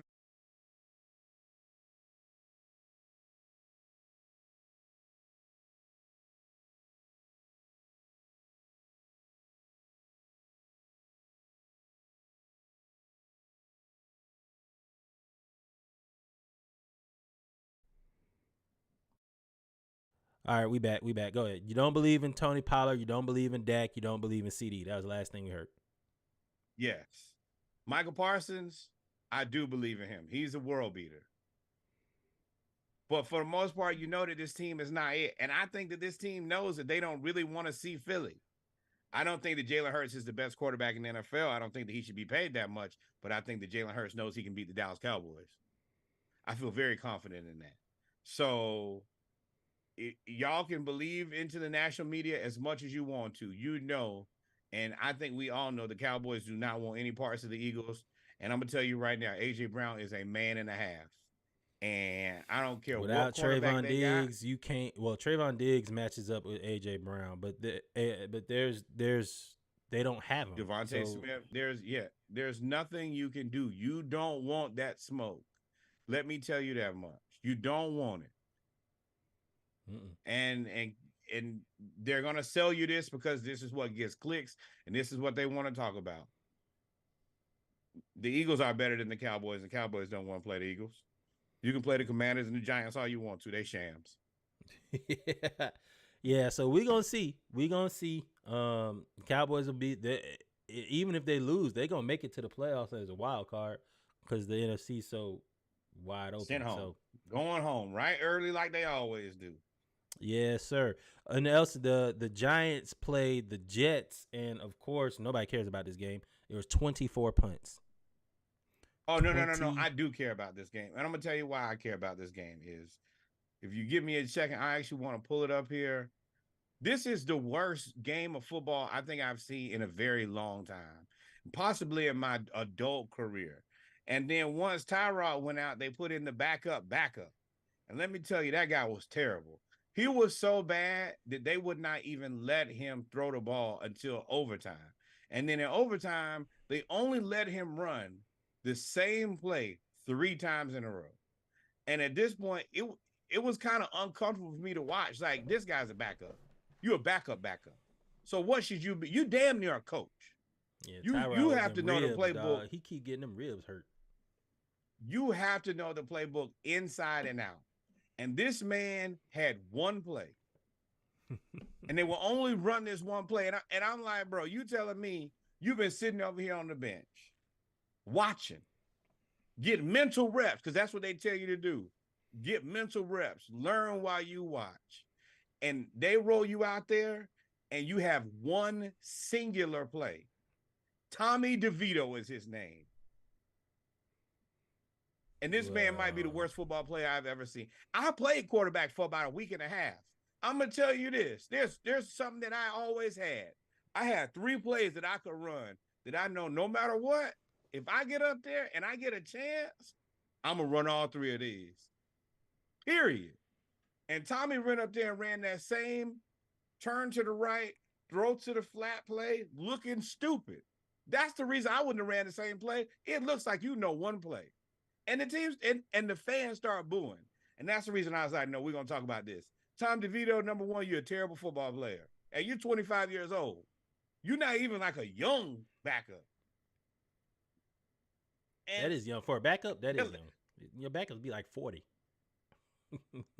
But wait, before you move on, let me challenge. Nah, Reggie, hold on. Let me challenge the worst football player ever. Because I'm gonna tell you, is a person that I've said over and over again that's awful. His name, he threw 5 interceptions in 1 half. His name is Nathan Peterman. He's not still in the league. He is a backup. Nathan Peterman is still in the league. He is a backup. The Peterman threw 5 interceptions. 5. 1, 2, 3, 4, 5. So, also, yes, DeVito was bad, and I ain't caping for him, but you also put him in against the Jets. The Jets made Patrick Mahomes look regular. I don't care about you tripping. When you can only do 2 things, you gotta go home. Only thing he could do is hand the ball off and run 1 play, Reggie. They ran the same play back to back to back, and it was over. I was like, so this what y'all gonna do? Just nothing? Nah, Reggie. No. How many 3rd string quarterbacks you see come in and just run multiple plays in offense? None. They normally go get a quarterback before they get to the 3rd string. The third He string been on the quarterback is team. normally a coach. They are a coach, no matter how old they are. Brock Purdy is an anomaly. Hey, Tommy, you can't even coach because you only know one play. No, no. That was unacceptable. I'm And if shooting any of y'all got to go back and watch Jets. it, watch that overtime, and he literally ran. I sat there and watched it. I was like, I know he's not going to do this 3 times in a row. It's no way, because they said, well, yeah, the only thing they've allowed him to do is hand the ball off. They got to do something different. And literally, Daboll made him throw to Saquon 3 times, and the game was over. It's literally the stupidest football situation strategy I've ever seen in my life. They should have just kneeled it. They should have went into victory and just punted the ball and just not waste nobody's time. Also, Zachary Taylor Thomas, you ain't that great for having to go to overtime. That's the worst part about it. You're playing against a guy who is not qualified to play this position. This guy needs to be like, he needs a regular job. Tommy DeVito needs a regular job. And Zachary Taylor Thomas, it took overtime for you to beat a guy who needs a regular job. You're terrible.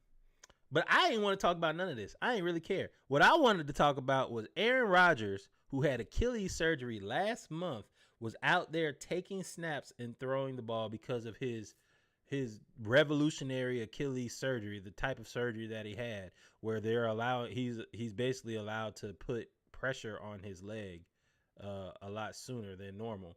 Similar to when Wait. Hold on. They had -9 passing yards for a game.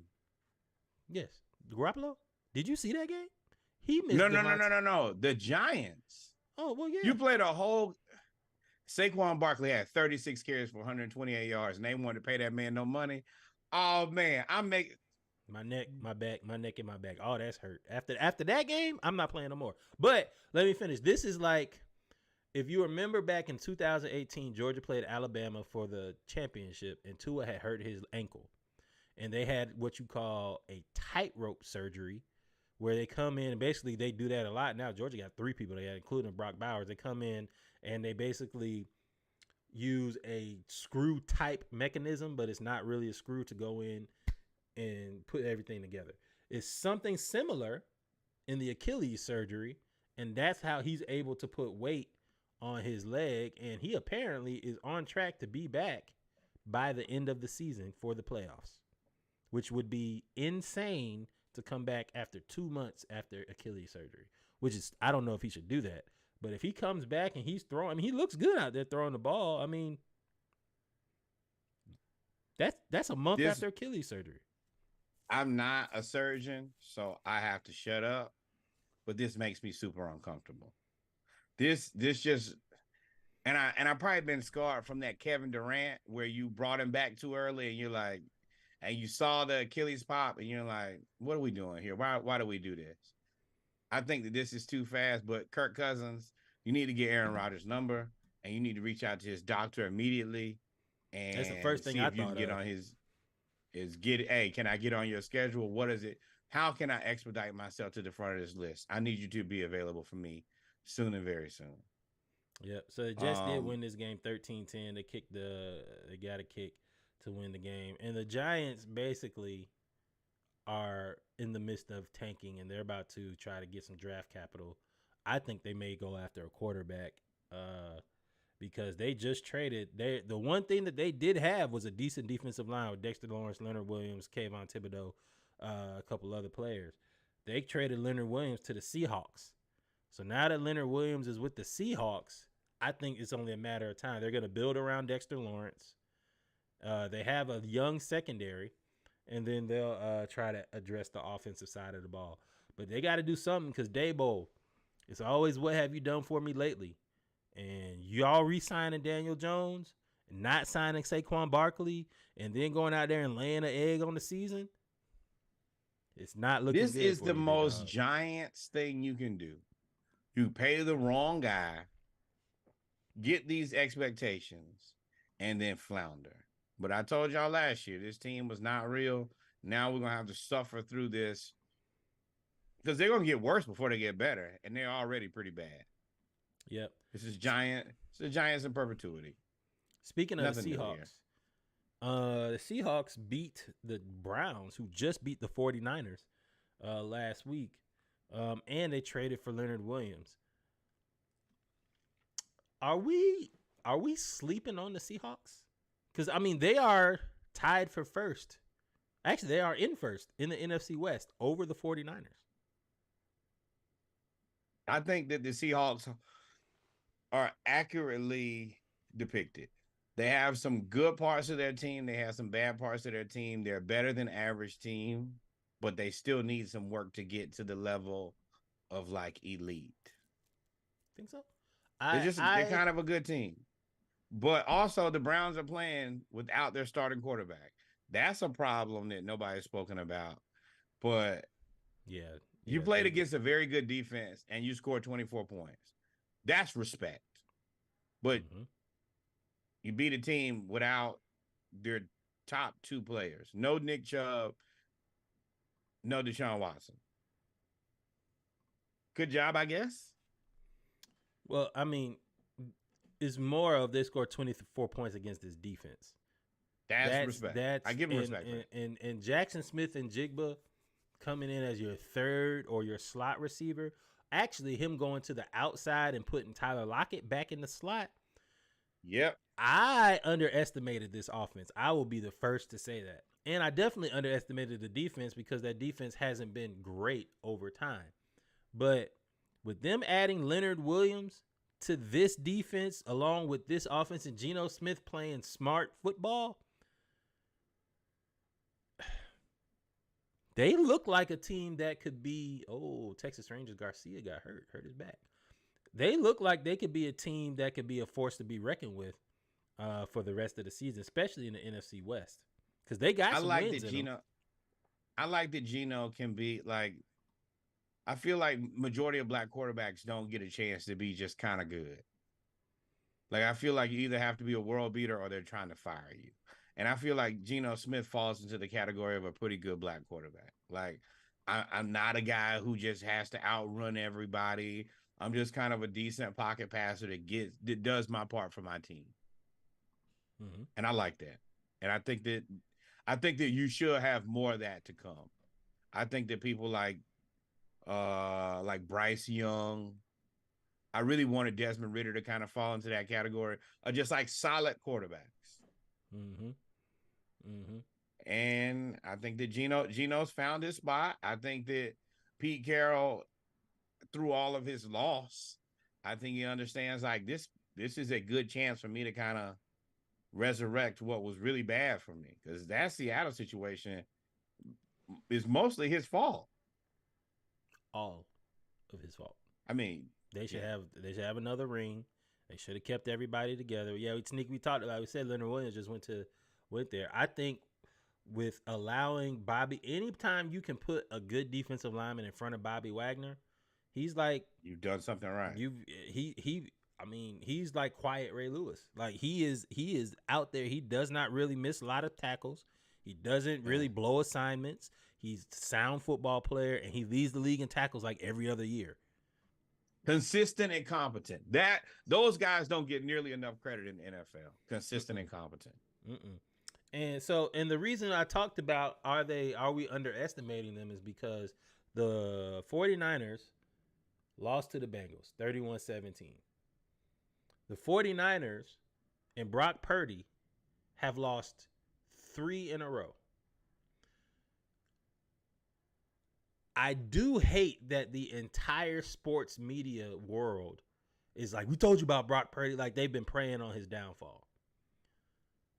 But it is a valid question to ask, are the 49ers turning into pumpkins right before our eyes? Because the one thing I've noticed about in this 3 games is that they are not getting to the quarterback like they were in the first 5.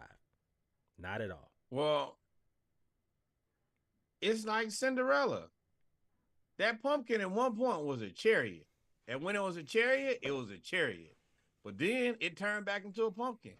Brock Purdy is the same way. At one point, he was making those throws. Those throws were undeniable. He was getting the job done. And then eventually he just wasn't. But I'm not going to discredit his good time, because his good time was good. But his bad time, in fact, he looks bad. He's threw some bad interceptions these last 2 weeks. on the other side of this, the Bengals and Joe Burrow, and I saw the highlights. Joe Burrow was jumping around. He was back to talking trash. It seemed like he looks like he's he looks like a lot more healthy. And all of a sudden, Jamar Chase said it. Jamar Chase said it to start the season. He said Joe should not play the week 5. Mm-hmm. I think that as Joe gets more healthy, his confidence will show up, and I think that his skill will show up. I think that he should have probably just sat out those first 5 games because I don't think that he really accomplished much other than wasting time. They didn't wasting win any his games own that health. they couldn't win without Joe Burrow. Yeah. I mean, now I will say And this is a borderline, team you don't want to see. You could have probably won some of those games and just because the team is good. Like the team ain't bad, but sometimes you gotta get outside of you gotta get out of your own way. Yep. I will say, I wouldn't want to see the Bengals in the second half of the season. Oh no, you know they're gonna be looking for a redemption. They're gonna be ready to start. They're not going to once you get that taste of the Super Bowl and success, and I mean, I think they know that their time is kind of limited because of how many guys they got, and they have the experience. They're gonna be ready to try to win. They're not. They thought they're throwing away probably the first half of the season, but this second half they're gonna try to be like the Phillies. Hey, just let us get there. Let us get there and try to ruin your season, and then we'll see what we can do at that point. And speaking of the AFC North and NFC West, another show-off happened between the Ravens and the Cardinals. Now, you referenced the Cardinals earlier and said that the Cardinals, they are playing tough and they are losing, but they're not losing by a lot. It's kind of like the Arizona Wildcats. Yep. The Ravens, I don't know what they are. I don't know how good they are. I know that Odell Beckham Jr. is frustrated because he can't get a catch. I know that Lamar Jackson seems to be playing at an MVP level. He just needs a receiver. I know that they still haven't made a move at the trade deadline to go get one because while I do like Zay Flowers and I love Mark Andrews, they need a number 1. They need a number 1. Reggie. And I don't know if this Ravens team, the way that it's built, if the Bengals come back heavy, and when I say heavy, like fully healthy, I don't know if this Ravens team can beat the Bengals. In a wild card game, I don't know who wins that game if they're both healthy. Did you hear what you just said? Everything that you said, you started out with, I don't know who they are, and then gave me a detailed description of who they always have, of who everybody in that situation has always been. You said Odell is frustrated. Well, he was frustrated just like when he was with Cleveland. So he went somewhere else, same result. You said that Lamar looks like an MVP candidate. He's consistently looked like an MVP candidate and actually owns a trophy. You're still waiting on Baltimore to find a wide receiver 1. Well, hell, how long they've been trying to find that guy? Everybody is being who they are and who they always been. The Ravens are the same team. They're kind of good. Lamar's probably going to play otherworldly. Odell, it's probably over for Odell. Sad but true. And then you know that the Ravens are not going to do the right thing and actually get a wide receiver 1. We've seen this story a million times. They're going to see it again and again. What do the Cardinals do with Kyler and all of them? What do the Cardinals do? Because they obviously have some pieces. They obviously have some pieces because I don't know what they got. I don't know anything. I know they got James Conner. I know don't they got Zach Ertz, or did they trade him? I think they traded him. They have Hollywood Brown, who I just told y'all I felt like he really should go back to the Ravens. Like, I don't know. This game was I don't know game. I don't know what the Cardinals are doing. I don't know what the Ravens are gonna do. I don't know how good the Ravens are going to be. Ravens are going to win. They're going to get to the playoffs. They may win one game. They definitely lose the second game. That's who they are. That's who they're going to continue to be. As far as the Cardinals have made it clear. I think that Dobbs may be out this game for whatever reason, but it's understood that either the other quarterback will play or Kyler Murray. My impression is they're going to try to roll Kyler on out there, and they're going to go ahead and have enough evidence at the end of this to confidently say that we're going to go in a different direction. But they are planning to play him this season. And they're going to say, hey, look at this team that we've rolled out there. They've been competitive. They've stuck in every game, and they have. They ain't quit. They played tough, and we paid you a ton of money, buddy. And if you can't get this team to just over the hump, then what do we have you here for? Paying you $40 million for the next 5 or 6 years. And they're going to try to pawn them off on some other fool. Yeah. So let's move on to where do we want to go? We're going to stay in the AFC, but I don't know if we want to go to the South, East, or West. I guess we'll go to the West because this was so surprising. The Broncos and the Chiefs played against each other, and the last time the Broncos had won a game against the Chiefs, these are some of the things that did not exist. Disney Plus, Fortnite, Game of Thrones season 6. I agree, Sneaky. The Cards are tanking in the best way possible. Get a top 2 pick, but give the hope in the process. You're correct.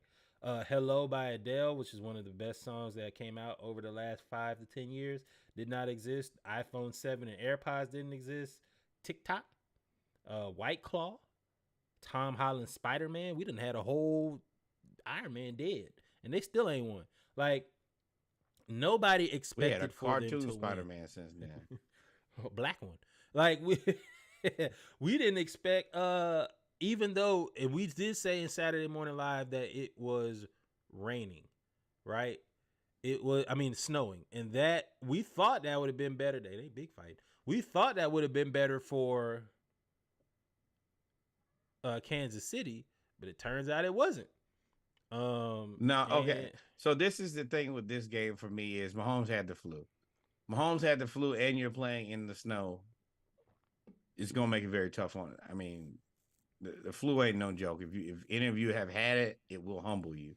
For him to even be playing with the flu is a little wild to me, considering you got the whole game. I mean, you got the whole season. But I guess with the flu, like, you're gonna be sick, and then eventually you'll just be unsick. You'll be all right. But yeah, Mahomes flu game, I'm not concerned about the Chiefs at all. I think that they should be trying to make a play for another receiver. I think that will help them out. But outside of that, I mean, if you can't beat a guy with the flu and limited offensive weapons, then what are you really doing? Like, so they all of that started, but even with the flu, the lore of Patrick Mahomes plus the specified downfall of the Broncos, I still thought that they were gonna at least make this competitive or pull this game out. The Broncos won 24-9. This was their Super Bowl. You had to beat the man with the flu for that to be your Super Bowl. The Chiefs have an issue at receiver, and the Raiders are not going to trade Devontae Adams. There's nobody else. Did you see him today? He was upset. He looked very unhappy. Jimmy Garoppolo. You know they slapped the camera right on him too.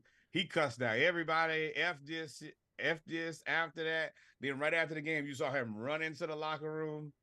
And that play that you called out specifically, Jimmy just missed him wide open. I mean, there was nobody there. I had to stop the pod. I was like, hold on. When there's nobody there within 15 yards, that's kind of crazy. Lord, it is what it is. Jimmy is terrible. Yeah. But yeah, so I'm not. I don't think that the Raiders would do that because I think that would be kind of handing them. You really restarting that team. If they get him, then it's like you probably giving them a Super Bowl. So I can see why they wouldn't do that. But I mean, also, you got to look out for yourself. If you keep Devontae Adams, you have to manage that. You have to manage that attitude for the rest of the season and going forward. And he looked real close to checking out. To me, you saw it. He checked out as soon as that ball already checked. When he was already open by 15 and that ball hit the ground, that's when he checked out. He checked out right when the ball hit the ground. He said, we sat on the bench and he just looked down. I said, oh no. Man, oh no. You hear housekeeper knocking on the door? You checked out already? Nah, I need a late checkout. Staying in the AFC, man. So the AFC North, the AFC East, we knew this was gonna happen, although it wasn't as big of a win as I thought it would be. Wasn't as bad as we thought it would be. Yeah, it's 31-17 Miami over the Patriots in Miami. Bill Belichick just signed that contract extension. I guess he ain't going nowhere, but he's gonna have to revamp that coaching staff or something. Get somebody else. Like Mac Jones is just good enough to trick Bill Belichick. He's just good enough or not bad enough to trick Bill Belichick into thinking that all I got to do is figure it out. Mac Jones? Once again, there has to be a level of discernment. You have to look at Mac Jones and say, he's not it. He's not it. You've had enough time now to understand that he's not it. And if you fool yourself into believing that he is it, then you deserve it. Just like New York in this situation they're in with Danny Dimes. If you don't have enough discernment to be honest with yourself, then you deserve to live the lie that you're handed. And I know that Mac Jones ain't the answer. But if Bill Belichick can't figure that out, then let him struggle with it. And this game wasn't out of hand. Like this was I ain't gonna say it was back and forth. It was just a game. It was like there used to be a clear difference between games on Fox and games on CBS when we were younger. It's not as big of a difference now because the production budgets have both increased. But Fox games used to be way more exciting than the CBS games. And this was just a CBS game. This was just a game. Like nobody really cared. Nobody really watched this. It is what it is. So moving on to the Jaguars. The Jaguars beat the Steelers. But hold on. But one more thing. I think that they're gonna have to make the situation with Bill Belichick untenable. If you signed him to that contract, and I believe that they did, then the only thing you can do is force him out. I already told you my hypothesis. I wish I had my tinfoil hat. He knows something, and they can't fire him. They can't fire. He know all the bodies are buried. You can't fire him. They already got. They done had 5 scandals since he been there, and they got one that went up under the rug that we ain't. Some people like getting rubbed, but that went up under the rug too. There's a whole lot of stuff that Bill Belichick knows. I think he might have countersued on that for his identity being released or something like that. But whatever it is, there has to be this is a situation that you're in one of the few cities that don't play that shit. Like you just can't continue to be terrible and not have an answer and think that people like that city just don't go for that. Like you just can't. Like there are other cities where you can be like, hey, relax, dog. Y'all got what you got, and that's all that you'll have. Boston people not going for that. And if you continue to lose, they're used to winning. And Robert and in every sport. So you just can't be like, oh, we're losing. And you know that Belichick ain't talking to nobody. He's not going to open up and be like, hey, well, this is what we're struggling with. That's not his personality. And that's the reason I really think that they should be looking to move on from him is not that he's not a good coach anymore. He represents a different time period and a different timeline. Those guys don't coach anymore. You have to be a Sean McVay. You have to be a Kyle Shanahan. You have to be a Mike McDaniel. You have to be a player's coach now. And Bill Belichick in the Patriot way, what young quarterback want to deal with that? You think that Caleb Williams is interested in the Patriot way? No.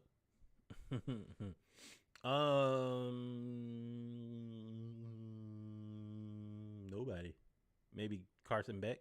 Bo Nix. Bo Nix is the Carson only person. Beck, Will Levis. Those are the guys that would flourish. I don't even think like the reason I say Bo Nix is he's already kind of been through. He already had to transfer. So he don't really have the space to be like, I'm that good. Like, nah, bro, you move somewhere else and they kind of fixed you up, but you're on a good team. There are still questions about who you are. Nobody, you and I don't trust Bo Nix. I've never trust Bo Nix. I didn't trust Patrick. So yeah. I ain't trust Bo or Patrick. You don't know who Patrick is. That's his daddy. That's back in the 90s. His daddy played at Auburn. Patrick was he with? Dad. Yep, he was with Auburn. Mm-hmm. But yeah, that's so why yeah, for me, I think I think that that's one of the places he could go and he could be like, you know what, this guy, he might be able to make me into. I might be Tom Brady Jr. Well, I Is that think he'll have realistic? Probably control. not, I think a Bo Nix will keep Belichick with control. I think if he were to get Caleb Williams or you get Penix or he would get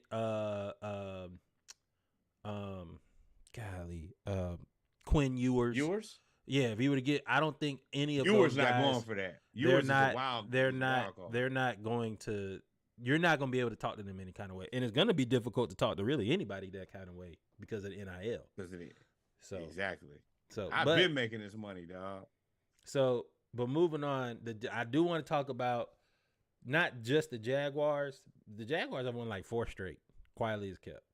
They beat the Steelers 20-10, and I think they're the number 3 team in the AFC right now.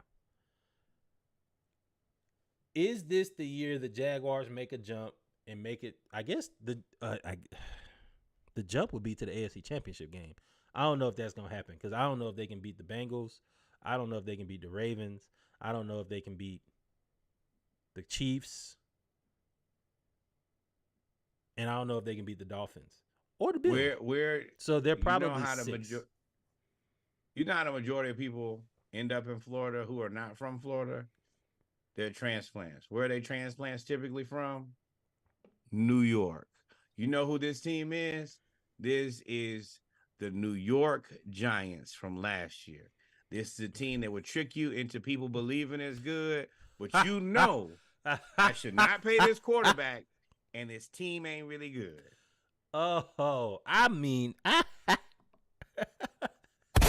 they both have good running backs. I'm telling you, don't trick yourself into this team. This is a sham. And I'm telling you, Trevor Lawrence, you're gonna overpay him. You're gonna 4 to 5 year him, and you should 2 to 3 year him. I hope they learn. Gonna sit back from the Giants. No, learn. Well, because Travis Etienne had 2 touchdowns. He had a wheel route. I think he had a rushing touchdown. Like Travis Etienne is starting to come on as a complete. Him and his brother are back. Very good football players, but they're different though. Good football. Travis Etienne, sure, but Travis Etienne is more of a.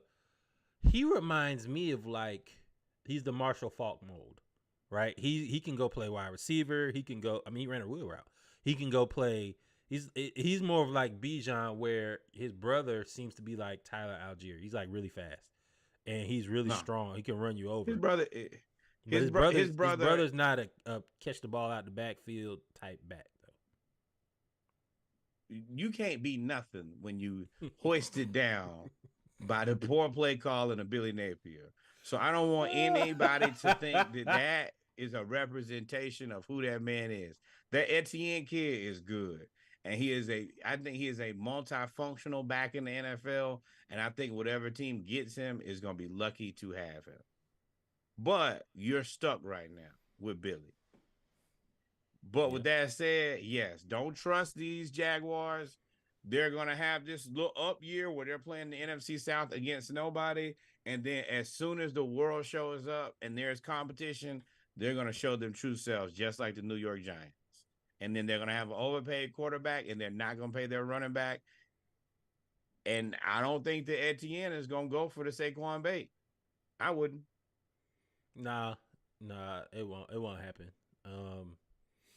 But we'll see, man. We'll see. But ladies and gentlemen, I think you can put anybody in that offense and put Christian Kirk right there, put Calvin Ridley right there, and put Etienne back there, and then put this defense that works. And Foye Oluokun has led their team in tackles. He led us in tackles. He went over there and led them in tackles for the last 2 years.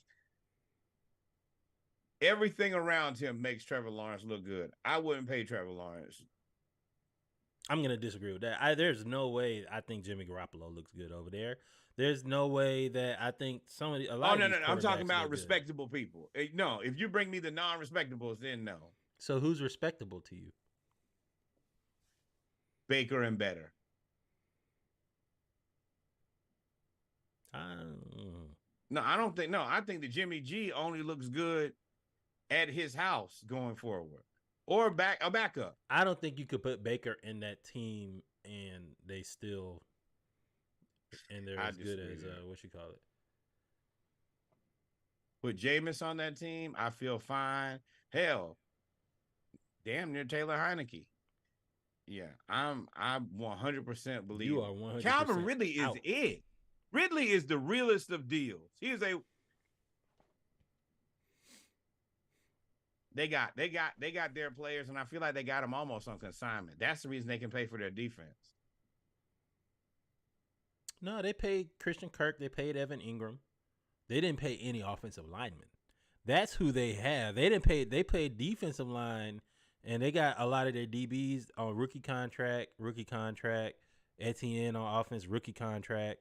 Calvin Ridley's on a steal of a deal. I think Trevor Lawrence will get a little bit. I think he'll get a 4-year, $130 million contract. He'll basically get a Danny Dimes contract with an extra year. That's basically what he's gonna get, and I think he'll take it. Now, if they try to pay him, if he says I want 260 or 200, that's the man. He's gonna want that. He's gonna say, "Hey, I was the highest recruited, whatever. I was the number 1 pick." Nah, I'm gonna tell you what he's gonna say, and he's gonna be right. I want to be paid more than I want to be paid as much as Kyler at minimum. That's $120 million, right? No, Kyler's at $250. No. Oh, well, we'll see. And you like the Jaguars what are do notorious for not paying their players. They are notorious for not paying them. They seem to have they are the team, and we'll finish with this. They are the team that learned from Blake Bortles. If there's any team that learned, they was like, we are not. They don't pay players. They don't do it. But those are the type of conversations that I look forward to. Just like with Danny Dimes. I was like, eventually you're going to have to get to the end of this story. And when you get to the end of the story, it's going to be a difficult decision to make. And we all know the right decision to make. Nobody believed in Danny Dimes except for Brian Daboll. But you knew not to pay that dude. And they paid him. I'm telling you, don't pay. And you're right. There is a happy medium. If he was to take the Danny Dimes deal-ish, sure, I'm okay with that. But if he asked $150 million over 5 years, $30 million is what I pay. In this quarterback market is what I pay him. I'm not paying him 50. But I'm not paying you Lamar money. Kiss my ass.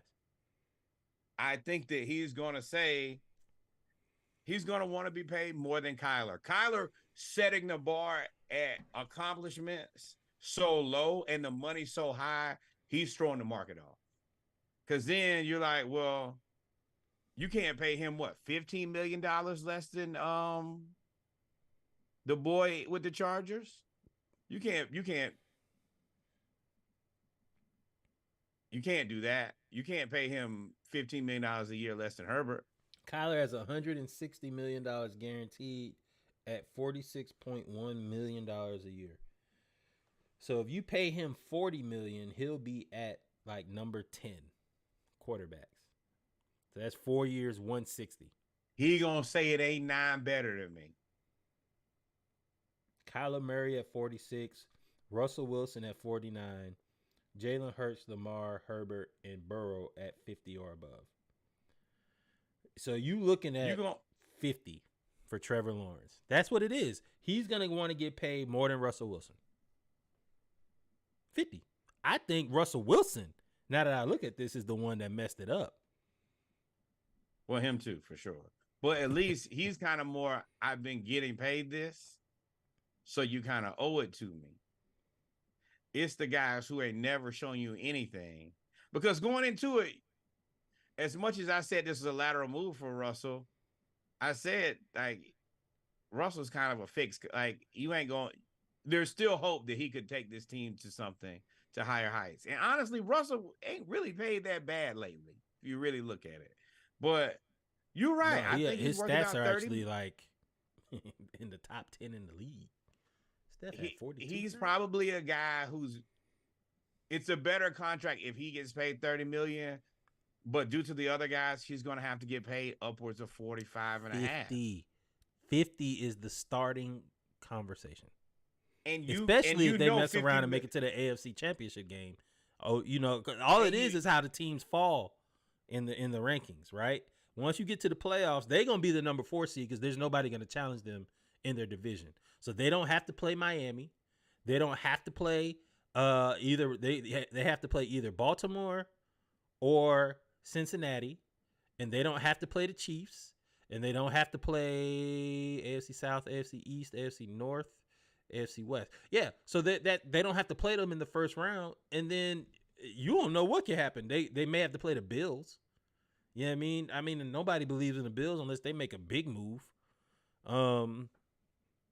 They could mess around and make it to the division and again, or make it to the championship game, and then you sure enough starting at 50.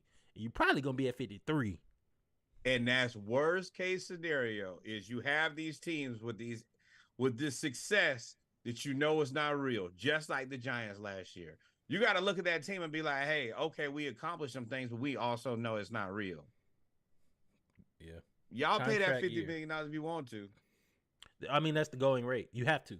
But let's stop here, ladies and gentlemen. We finished up our football segment. We had to fight the Chinese weather balloons. We had to fight the spam bots and all of that. Give us about 30 seconds. We're going to run through this hoops stuff real quick. It was tip-off weekend in basketball. We'll talk about Wemby, talk about the Nuggets, talk about dominating, and then we'll finish off with some business going on in the NBA and WNBA. Y'all stay tuned. We'll be right back. Lakers still fighting for their life. The Magic. We'll be right back.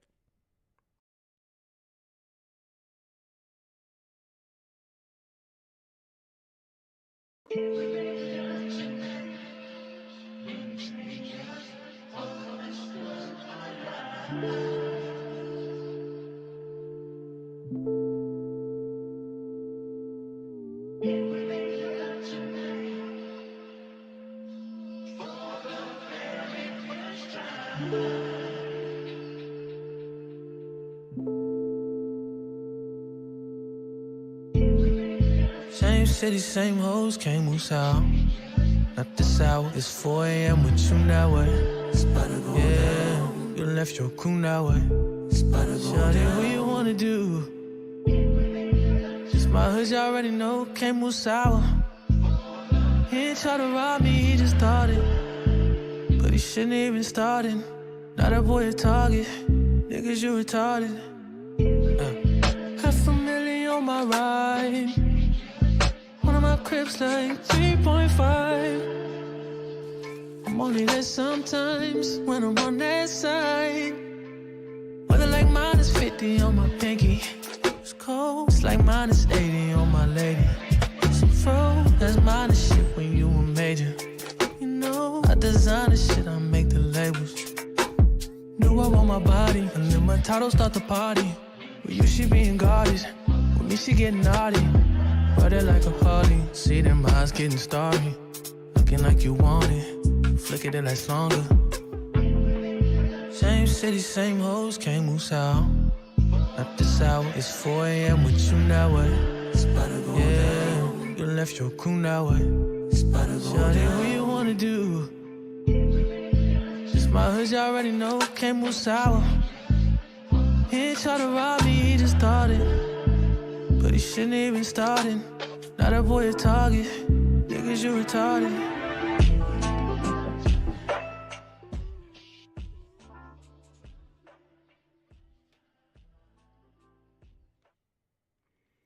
Yes, sir. Yes, sir. We are back, ladies and gentlemen, with our final segment of episode 126 of the Splash Cast, Monday Night and all the Around the League edition, burning that midnight oil. We are back with our basketball segment, hoops, as Nora Woods like to call it, around news around the league. And come on, bro. My boy, you back. Thank you while you here. Number one, this like, guy's follow, an excellent subscribe. example. We have not figured out what exactly he's saying, but do remember, like, follow, subscribe, and join the community. Express yourself however you see fit. We appreciate you for being here. Without you, none of this will be possible. Yeah, let's get into a little basketball talk, man. Let's get to some basketball, man. So what we gonna do? First, I'm gonna turn this off because that makes my head hurt. First thing we're gonna do is talk about where we want.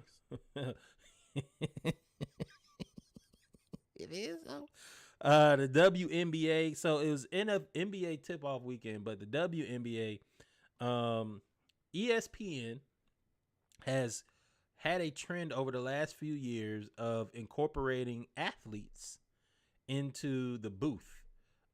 When I say the booth, I mean onto set for like NBA Live or NBA Today, or calling games, doing what they need to do. So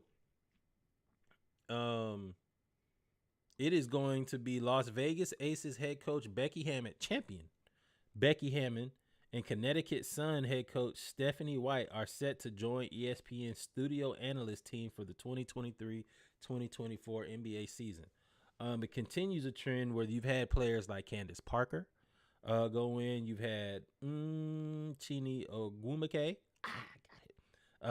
in there. There as well, as there's been plenty others. So this gives them a chance to not only to Becky Hammon did this before last year. This gives them a chance to, it's kind of like an internship, but it also allows them to get more exposure to the WNBA, because I feel like this was a record-setting season for them. And I am thoroughly impressed by this pipeline that they've started. I like this for all the same reasons. Excellent exposure. These are a lot of people who have a ton of basketball knowledge who probably don't get credited for it. Also get their face on the screen. So if in the event they want to be analysts, they want to get out of coaching, and just honestly, I'm happy that they're giving women avenues to find ways to make money that don't require them to leave the country. You know, I think that there has been a concerted effort after we lost Brittany Griner for those months that she was over there to do what you can to protect the women in this sport specifically, find different avenues. Same thing with Ryan Howard going to Florida. Really just whatever you can do to get these women to stay in the country and still find a way to make a living plan, you know, being around the game. I like the point that you made about giving them FaceTime, because I think a lot of times, because the WNBA is in the summer, it does work because they're the main thing to focus on. But because these sports, baseball, football, and the NBA basically now are year-round sports or year-round coverage, they, for the most part, until really this year, maybe last year, they have been getting kind of lost in the shuffle. And it's kind of hard. Basketball is a sport where your profile, your name, image, and likeness is a big part of your success, no matter what you do, because you see they see your face more. Football, you kind of have to force it in there. Pause if necessary. So, and what I'm go ahead. And for me, it's just that I think that people don't support women's basketball because they don't know. Every time we come on here, there's at least 2 or 3 stories every week where we talk about WNBA plot lines, situations, whatever it may be. They have an interesting game. They have a very competitive game, and they have a ton of really, really good women's basketball players right now. We just watch Asia go crazy. She's one of the best ever. You got Breanna Stewart, and then you have all these girls who are on the precipice right now who are going to be coming into the WNBA the next 2 or 3 years. You need to position this thing so it can be sellable, it can scale and grow in its own way. So I think that whatever we can do to support that is of the utmost importance as far as I'm concerned. They got a great game. Yep. Better than a lot of these men we see play. On the opposite end of the spectrum, especially talking about being better than men. Hey, Clay Travis challenges the WNBA champion Las Vegas Aces to a $1 million bet that a boys' high school team would beat them. Clay Travis calls out WNBA champs and says he would bet a high school boys state championship team would crush the Las Vegas Aces. He says, I'll put $1 million on the line, your WNBA champion team against the 2024 high school boys state championship team of my choice. You guys win, you get $1 million of my money. My team wins, you all pay me $1 million, and I give it all to the boys high school team. You win. He's talking, and he was responding to Chelsea Gray, who said he's a dumbass. I concur. Number one. Number two. No, Clay, you hop your old ass out there. Don't talk about, well, I got this cousin who he'll fight and he'll beat you.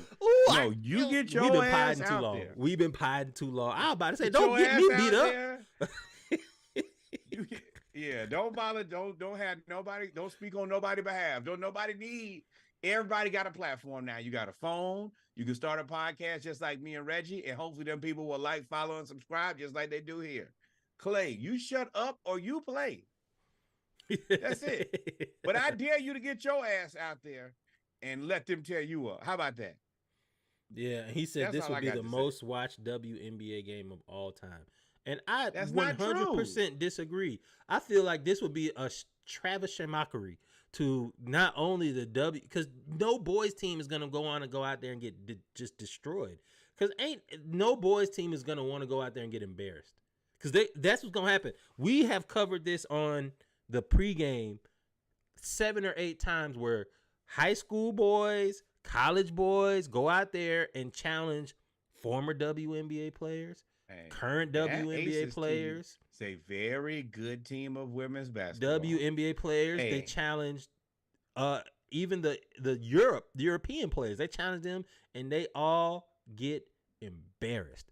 Smoke. They get destroyed. And if you're going to do that, it's a wrap. Asia Wilson against a high school kid, you crazy. Unless that kid is LeBron, it ain't it ain't really about to happen. And number one, they're not going to disrespect themselves or their game enough for that. $1 million is a lot of money, but it's also not $1 million to a basketball team. So no, none of this. And Clay, stop being an assistant hater. Get your own ass out there and volunteer yourself. But I bet when you volunteer yourself to get destroyed, and we will all laugh. Now that will be the best game because we'll watch you get destroyed. I'll tune in for sure, and I'll tape it in unison. Tape it. I'll record it. Tape is old moniker. But as hell, boy. But let's move on get to out the there. Angel Reese slap the shit out you. I want to know what you're gonna say then. She slap you with her shoe. And let me tell you somebody that I'm bringing back, Big Liz. Big Liz, come on, get out there and slap somebody. You 6'8". Her, Brittany Griner, whatever. Let's get to the NBA. So NBA kicked off or tipped off, and it's not often that your NBA champion or runner up is like second fiddle.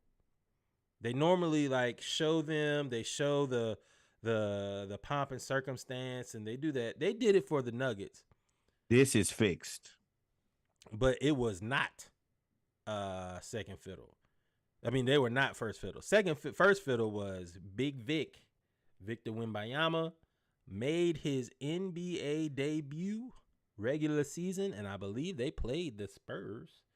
And that matchup, it was one for the books. Now, the interesting thing came out is that the Dallas Mavericks were staying in San Antonio, and the coaching staff or whoever is responsible for the game plan laid the game plan outside of the players. Sneaky. I know you're a Magic fan. They laid out the game plan for the Mavericks against the Spurs. And it looks like the fan picked up the Spurs game plan for the Mavericks and exposed it about what everybody had to say. That's wild crazy. And the fact, first off, the fact that you're allowing other people to stay in the hotel on the same room as NBA players means I would never stay at the hotel again if I was that organization. What? We should have. I gotta fill these rooms, bro. And there's 82 games, bro. So I actually have a few different things about this. Number one, shouldn't every player have an iPad? Talk about things that should have been an email. This is it. Yeah. Oh, I didn't think about that, Mr. .com. Mark Cuban, you Mr. .com. Why you ain't got no iPad for the team? You telling me that you print, first of all. Where you find a printer? Everything about this is wrong. Then I had my next question. Did you print these before you left? You either printed them before you left or did you use the hotel printer? Whatever it is, it's wrong. Which Then means on top now of the that, file is on the hotel server. Did you actually look at this scouting report? Yeah. They talked about it was disrespect. The print is too small to see, but they had what you call the elephant. They had what you call the elephant. Now that's bad. There are about 3 or 4 guys on this team that they call elephants, and they actually say we can attack them. But I will say, Sochan, Vassell, and Keldon Johnson, they have an immense amount of respect for. Like in all of these, everything is like, nah, these dudes are really good basketball players. The first 4, no. It was the first 4. After that, elephant. And I think that's about that. That's what you got out of the Spurs. The rest of these guys is just Jags. They said Devontae Graham only goes left. I mean, but number one, shout out to like the scouting report is a very good, authentic scouting report. It tells you like its tendencies, and you can tell like, nah, they respect that top 4. And they respect Trey Jones. He's a point guard. Like he's not a great point guard, but he's a sufficient point guard on a really bad team. But number one, like to me, like the detail of the scouting report and the information was really good. And yeah, y'all should just have iPads, dog. If anything, you should just. Yeah, there's no way you shouldn't have iPads. Now, getting back to the game portion of this, the Spurs are a young team, and they just played Devin Vassell. They got to pay Keldon Johnson. They have Big Vic now. They got Jeremy Sochan, who is the point guard. They paid Zach Collins too, and they pay. Well, he's manageable. His contract is tradable. But great contract. What I don't think people understand, and it happens when you have a lot of young teams, especially in today's age. The Spurs win because everybody knows they roll. Everybody knows they place. And what the Spurs got to figure out and what everybody else got to figure out. I mean, go to their pictures so I can show you. What everybody else got to figure out. What Sochan got to figure out. What Vassell got to figure out. What Keldon Johnson got to figure out. And what Zach Collins already knows. I need to pick something that I'm good at for this team and stick to that. Because this guy right here, Big Vic, is the player. He is the one that's going to get the shots. He's going to be the one that's going to be a defensive player of the year one year. He is the one that the offense is going to run through. Devin Vassell, when I watched this game, Devin Vassell took three-pointers in the first 3 minutes. And, I mean, it wasn't spot up. He was coming down off the break, off the dribble, shooting like I am that dude. And I was like, hey, now, that ain't your – you got this guy. If you look right there at that bullet point, the first one, if you look real close, it says laser. You want to know why they call him a laser? Because he can shoot that thing. But so, I understand that. But when you got Big Vic, you need to run the, and that's what and you keep saying no. That's what I'm saying. Devin Vassell, you are a shooter, but you are not the number one option.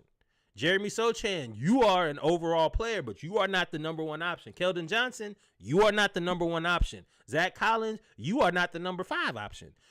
Big Vic is the number 1 option, and he should touch the ball every time they go down the court. That's how it should be. And that's I disagree with you vehemently, and that's the reason I was saying that I think that he's at the right place. What Popovich is doing is playing the long con here. He's not letting him get exposed early. He's not the focus of the offense. He's not who they run the offense through. He's a player like everybody else, and he mostly floats out there and tries to find his spots just like everybody else. If you look at the majority of like their shot chart, he doesn't shoot the most shots. They're not really putting him in the post and turning him left or right. They got him kind of floating around and he's picking the spots. The guys who are running this team right now are Keldon Johnson, Devin Vassell, and Sochan is the facilitator. For they now. have figured those. Y'all better figure the role. I'm telling you, it's cool for now because he's brand new. He's only in game 3. But I'm telling you now, if y'all don't figure out y'all role, y'all going to get traded because the game will run through Vic. Pop is doing that on purpose. But I think that he understands. He's going to slow play Victor Wembanyama because there are some places where he can be really good, but there are some places where he can be exposed. And I think that long-term, the best thing for him to do is to not be exposed. He's letting Vic shoot a lot of threes. Vic is all above the three-point line. All the things that I hate about Anthony Davis is what Vic is doing right now. But what I think Pop is trying to do is normalize. You have these other 3 guys who are going to be our guys for the future. They need to be able to come and hold their own. And then once we get Vic to a place where we feel comfortable and he probably gains a little bit of weight and a little bit more basketball IQ, he can then kill. But at this point, I need you guys to be my pace dogs and really lead this team and let Vic kind of figure out who he is as a basketball player. Yeah, I will say I was very impressed. Victor Wembanyama, man. I mean, defensively, I don't know what you can do. It's like having mobile, agile Rudy Gobert. Like he swiped at the ball from the paint, from the dotted line. He swiped at the ball at the 3-point line. He was blocking mid-range shots from under the basket. He blocked the 3 where he jumped out of the paint. I don't know what you can do, especially if he just once he gets a man weight. I don't really know what you're going to be able to do with Big Vic, dog. His thing is him and Chet are so tall and Paul's long that they're going to change the angles of basketball. They're just the things that you used to think that you could get off on a player and you could get off on most players. Your spacing, like even Paul George said it. He was like, man, I watch the game and I look at players, and when they make a decision, I think of what I would do in that situation. And the way that Wembanyama blocked shots from being so tall and so long that you're going to have to know where he is when you typically be like, nah, I definitely have enough space. It's kind of like when you think that you open, but you're not open, that's what he's going to do for you. You think that you got an easy shot, and then he's just going to destroy you. Speaking of destroy, I'm trying to pay attention to what you're saying, and I agree. Giannis got mad at you watching the Lakers by 30. Giannis just destroyed the Heat. Lord, I don't think Jimmy played, but ooh, Giannis. Moving on. So as we talked about, now we got past Big Vic. The Nuggets championship ring. There was a ring that came out that was fake that looked awful. Everybody killed it. Terrible. The Nuggets, and I don't know if that was a deep fake by the Nuggets or it was just by a fan, but the actual ring was terrible. The actual ring of the Nuggets is fantastic. If you look at it, there's this is the original. This is the ring that was released. It has the Denver Nuggets with their first championship, iced out, of course, with the blue rubies, the red as well. It has their names on it, Joker as well. And then they have DeAndre Jordan. Shout out to him getting the ring, explaining it. I think he got one with the Lakers. I'm about to say he got a few rings and he just group assignments. So then the ring actually opens up and you can wear it as it's 2 rings in one, which is kind of crazy. It has the basketball court from when they won the championship on there. So this was a fire ring. And not only did they get the rings when playing the Lakers, if you remember in the summer, there was a little bit of smoke between coach of the Nuggets and LeBron James. The coach of the Nuggets, said basically LeBron, he got drunk, said, "Who's your daddy?" And as the Nuggets destroyed the Lakers in the first game, the crowd serenaded them with "Who's your daddy?" to LeBron. After LeBron said, I like how I'm on y'all thoughts, even though y'all won the championship and I'm in Europe. But I mean, I get it. It's the Coach Prime thing. Like, you got all this pomp and circumstance, and we just whooped your butt. You got to take that because LeBron be talking trash when he win now. And you right. I'm not really talking to you as much as I'm talking to the media. Yep. Y'all kept asking them, like, what do y'all think? I think you need to ask them how they gonna beat us. Don't ask me nothing. We just about beat LeBron. them 4-0. They swept them. Exactly. And you gonna ask me about LeBron? Oh, okay, well, let me show you. And then, unfortunately, LeBron, you just collateral damage. But also, this is DeAndre Jordan's first ring, which, congratulations, man. You had a long career to get your first ring. You had a long drama-filled career, which you weren't really the drama. It was just being with. Sometimes you be in ghetto places. Norfolk, we saw y'all fighting. Told y'all. That boy, you thought we was getting to the end of the episode. That boy said, and I got one more. So of course, and then Jamal Murray was like, "This is your fault." Well, there's another "This is your fault." Tyrese Halliburton and the Cavs played against each other, and they were up by 2 against the Cavs, and a fan started talking trash to him, and he ended up hitting 3 threes in a row to ice the game, and then went back and started talking to the fans. And if there's one thing that I've noticed over the last 3 games, or the first 3 games of this season, you've had Kelly Oubre, you've had Halliburton, you had LeBron, you've had, who did the Hawks play today? You've had Anthony Edwards. You had a bunch of players. The interactions with fans is going up. And there's starting to be less and less. There's already started. There is less and less filter when it comes to the players and the fans. They are giving it back to him. And he said, "This is your fault. You did this." And I like it. That's what you're supposed to do. It's a big play, Sneaky. Number 1, y'all better keep your eye on Tyrese Halliburton. He is about to be the next guy in line. Point God. Shout out to the world. This is not a shot, but this goes back to the discussion we had earlier of guys that at one point that were not as good as Trey, they're just going to pass him. Halliburton's ability to pass and score and play defense. It'd be the defense. I think passing and scoring is on par with Trey, or similar. I think Trey is on par with him or better. But the defense, him being 6'4" with long arms, because his shot is ugly, but he can hit it. But he's he's got that dog. He's Trey with defense, basically. That's what he is. Yes. And not to get a shot, but go ahead. No. He's not nearly the shooter that he is, but number 1, he has, I hate this term now because we use it so much, but he has a level of dog in him. He ain't a quitter. Finish your thought. Wow. No, I feel like the Magic just got cheated. They lost? They're down by 1 to the Lakers.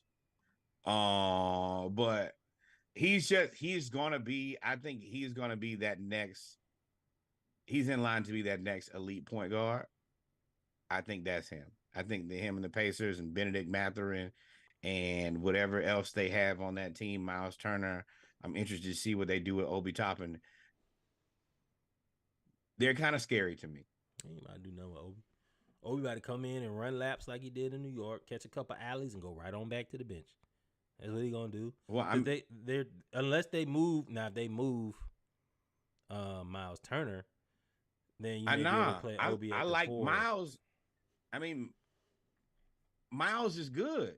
You're not saying he's not good. The guys you got a lot who of people to play Miles, in the next couple of years. The guys who are better than Miles are not available. You can't find a guy better than Miles. So you keep him, and he's next in line for a contract. They only signed him to a 2-year, $80 million contract, and that should be up after this year. So you got to re-sign him for the money that he wants.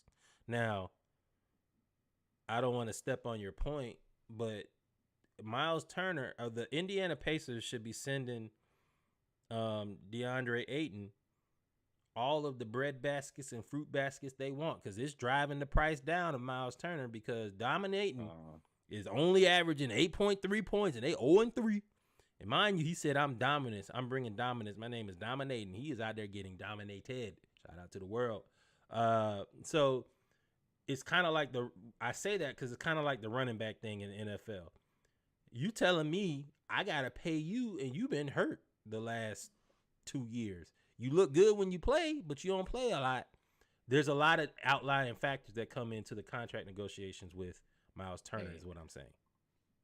I feel you, but you also can't risk, because my answer be you can get Clint and Okongwu. Just send me Miles Turner. Fine. I'll take that all day because he fixes both problems. He can space the floor, and he plays good defense, and he can shoot free throws, and he's tall enough. I like Okongwu, but Okongwu is undersized. We see that regularly. I like Clint, but Clint don't have the touch around the rim, and he can't shoot. If you want both of them, you can have them both. Just send me Miles Turner. I'm cool with that. Yeah, it may work. But Halliburton is a beast. I told y'all that we talked about what you feel about Ayton. I mean, we kind of knew this was gonna happen. I don't really got much to say, but I think that Ayton honestly is in a bad situation. I think the Hawks. I'll call a foul on that. Hey, we almost done. The Hawks. I had. Whew, they had 2 chances at it. He ain't gonna take He taking that long. Bad. I think the Hawks would have been a better situation for Ayton, but the Hawks didn't want to pay that salary. And he's going to need a point guard, and they're kind of like in the Utah Jazz situation where you got a good solid front court, but you got to help those guys get easy shots. And at this point, I don't think that Scoot, that's not really his game. Sharp, that's not his game. The best person to really help him out is a guy who you probably trying to move away from. That's Malcolm Brogdon. He's your more old school facilitator, defensive pick and roll type of guy. I don't feel like these young guys are ready to do that yet for him. And I think that's what he's going to need. Now, you're right. He's averaging 8 points, but he also averaging like 12 rebounds a game. So there is some good in there, but he's gonna have to be better on offense. They ain't trade all that stuff for him and pay him all that money to average 8 points. Hey, you can get 12 rebounds all you want to. Clint Capella. That's what you pay Clint for. You don't pay Ayton all that money to get 8 points. So, but that offense has got to normalize. But I like their guards, but I don't know if I like their guards with him. I think he needs a more traditional point guard. And those both of them look combo guards. Let me tell you something. Look at this is dominating. This is dominating right here. Jalen Duren was the youngest player in the league last year. He was like 18. He had just turned 18. Started school early, left school, started school, he's young early. Then when he gets older, he went to prep school. He didn't go to college. Or he went to the G League. I can't remember which one. But now he's in his second year. He's had 46 rebounds in the first 3 games. 23 and 15, 14 and 17, 17 and 14 to go along with 8 blocks total. Not a jump shot in sight, but he's basically Drummond with like more consistency. He is a problem. And so I see now why they basically was like, James Wiseman, your bags are packed, you will be out by 5. I can see why they did that, because this dude must have been doing this all through training camp. So this is a little tricky. I like him, but the first 3 games you played against the Heat got 1 big and he's small. That's Bam. So you flourish. You got your 14 rebounds. Then you played against the Hornets, another team that doesn't really have a legitimate big that's ready to play. We just talked about them last. They said Mike Williams playing Mark like Williams. Mark Williams. He's good, but he's not ready. Like he's still not to that point yet. And then after that, they played the Bulls with old ass Vooch.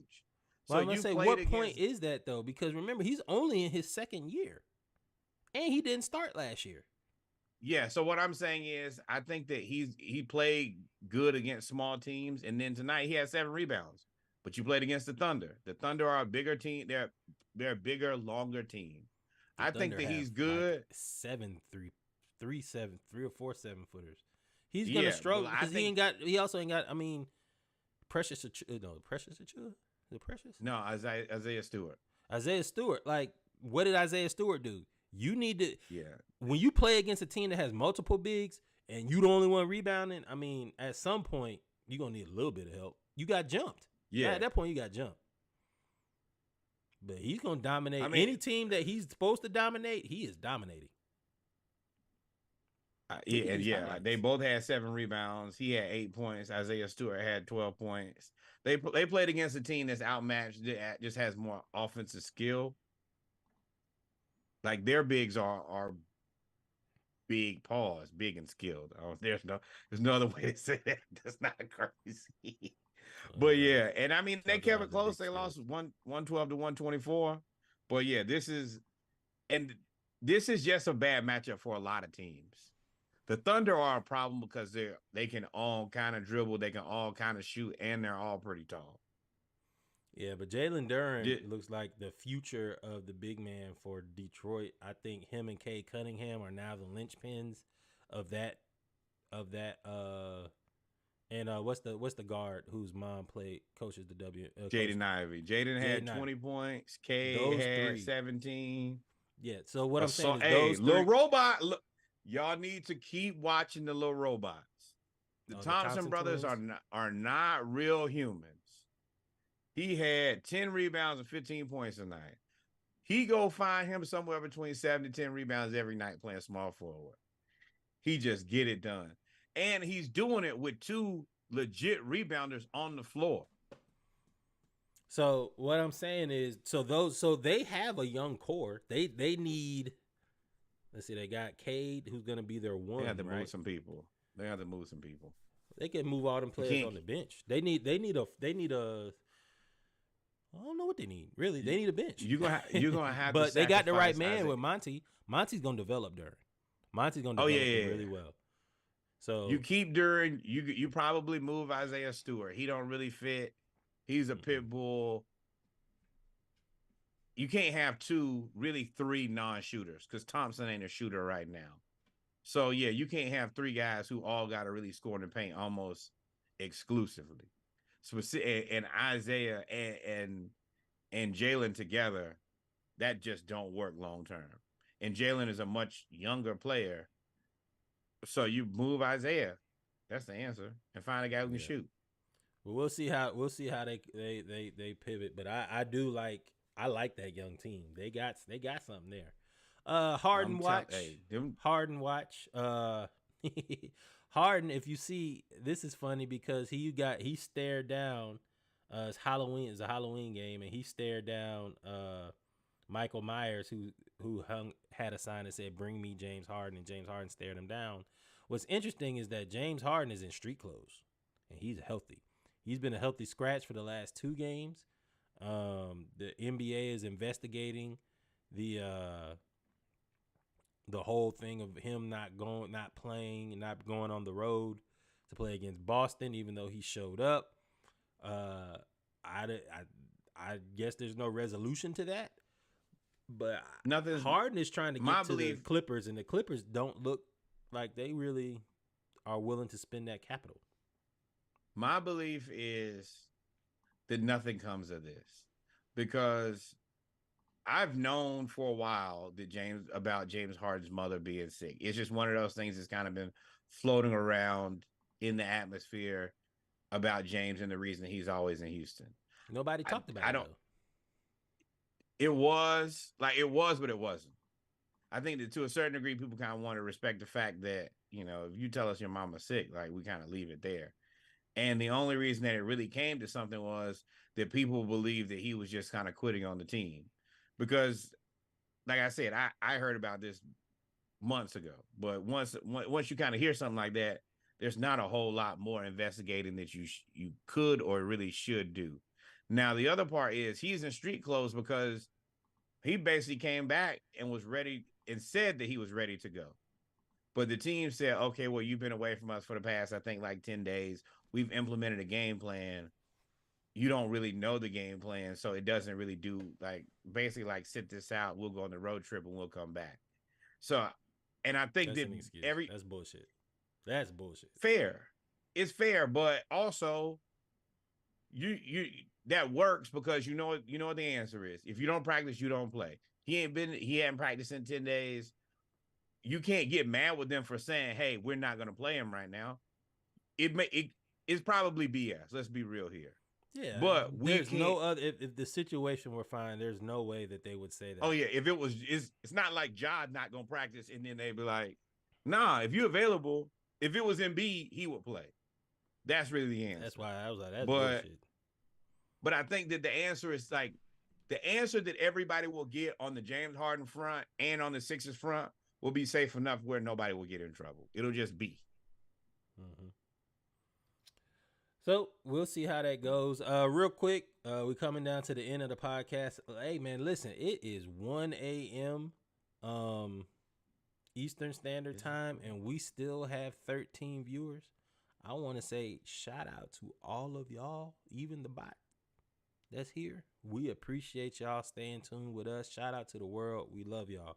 Real quick, didn't see this coming. Skims, which is Kim Kardashian's underwear or undergarment apparel line, has partnered with the NBA and WNBA and USA Basketball as the official underwear partner of basically basketball. The NBA Association, National Basketball Association. Fans will see the partnership come to life at future marquee events, and Skims will receive media exposure across the various league platforms. So I have a few different opinions. Steven Jackson did not like this at all. First of all, Nike. This is like when Skype got passed by Zoom. You had this already set up, and you somehow let Skims weasel in and take this. I don't think they had money. I mean, I don't think they had undergarments. This is strictly Nike makes all of that stuff, and I'm already the person who makes your jersey. I'm basically your apparel provider anyway. How you don't get this is beyond me. Also, I can tell you that. A lot of this.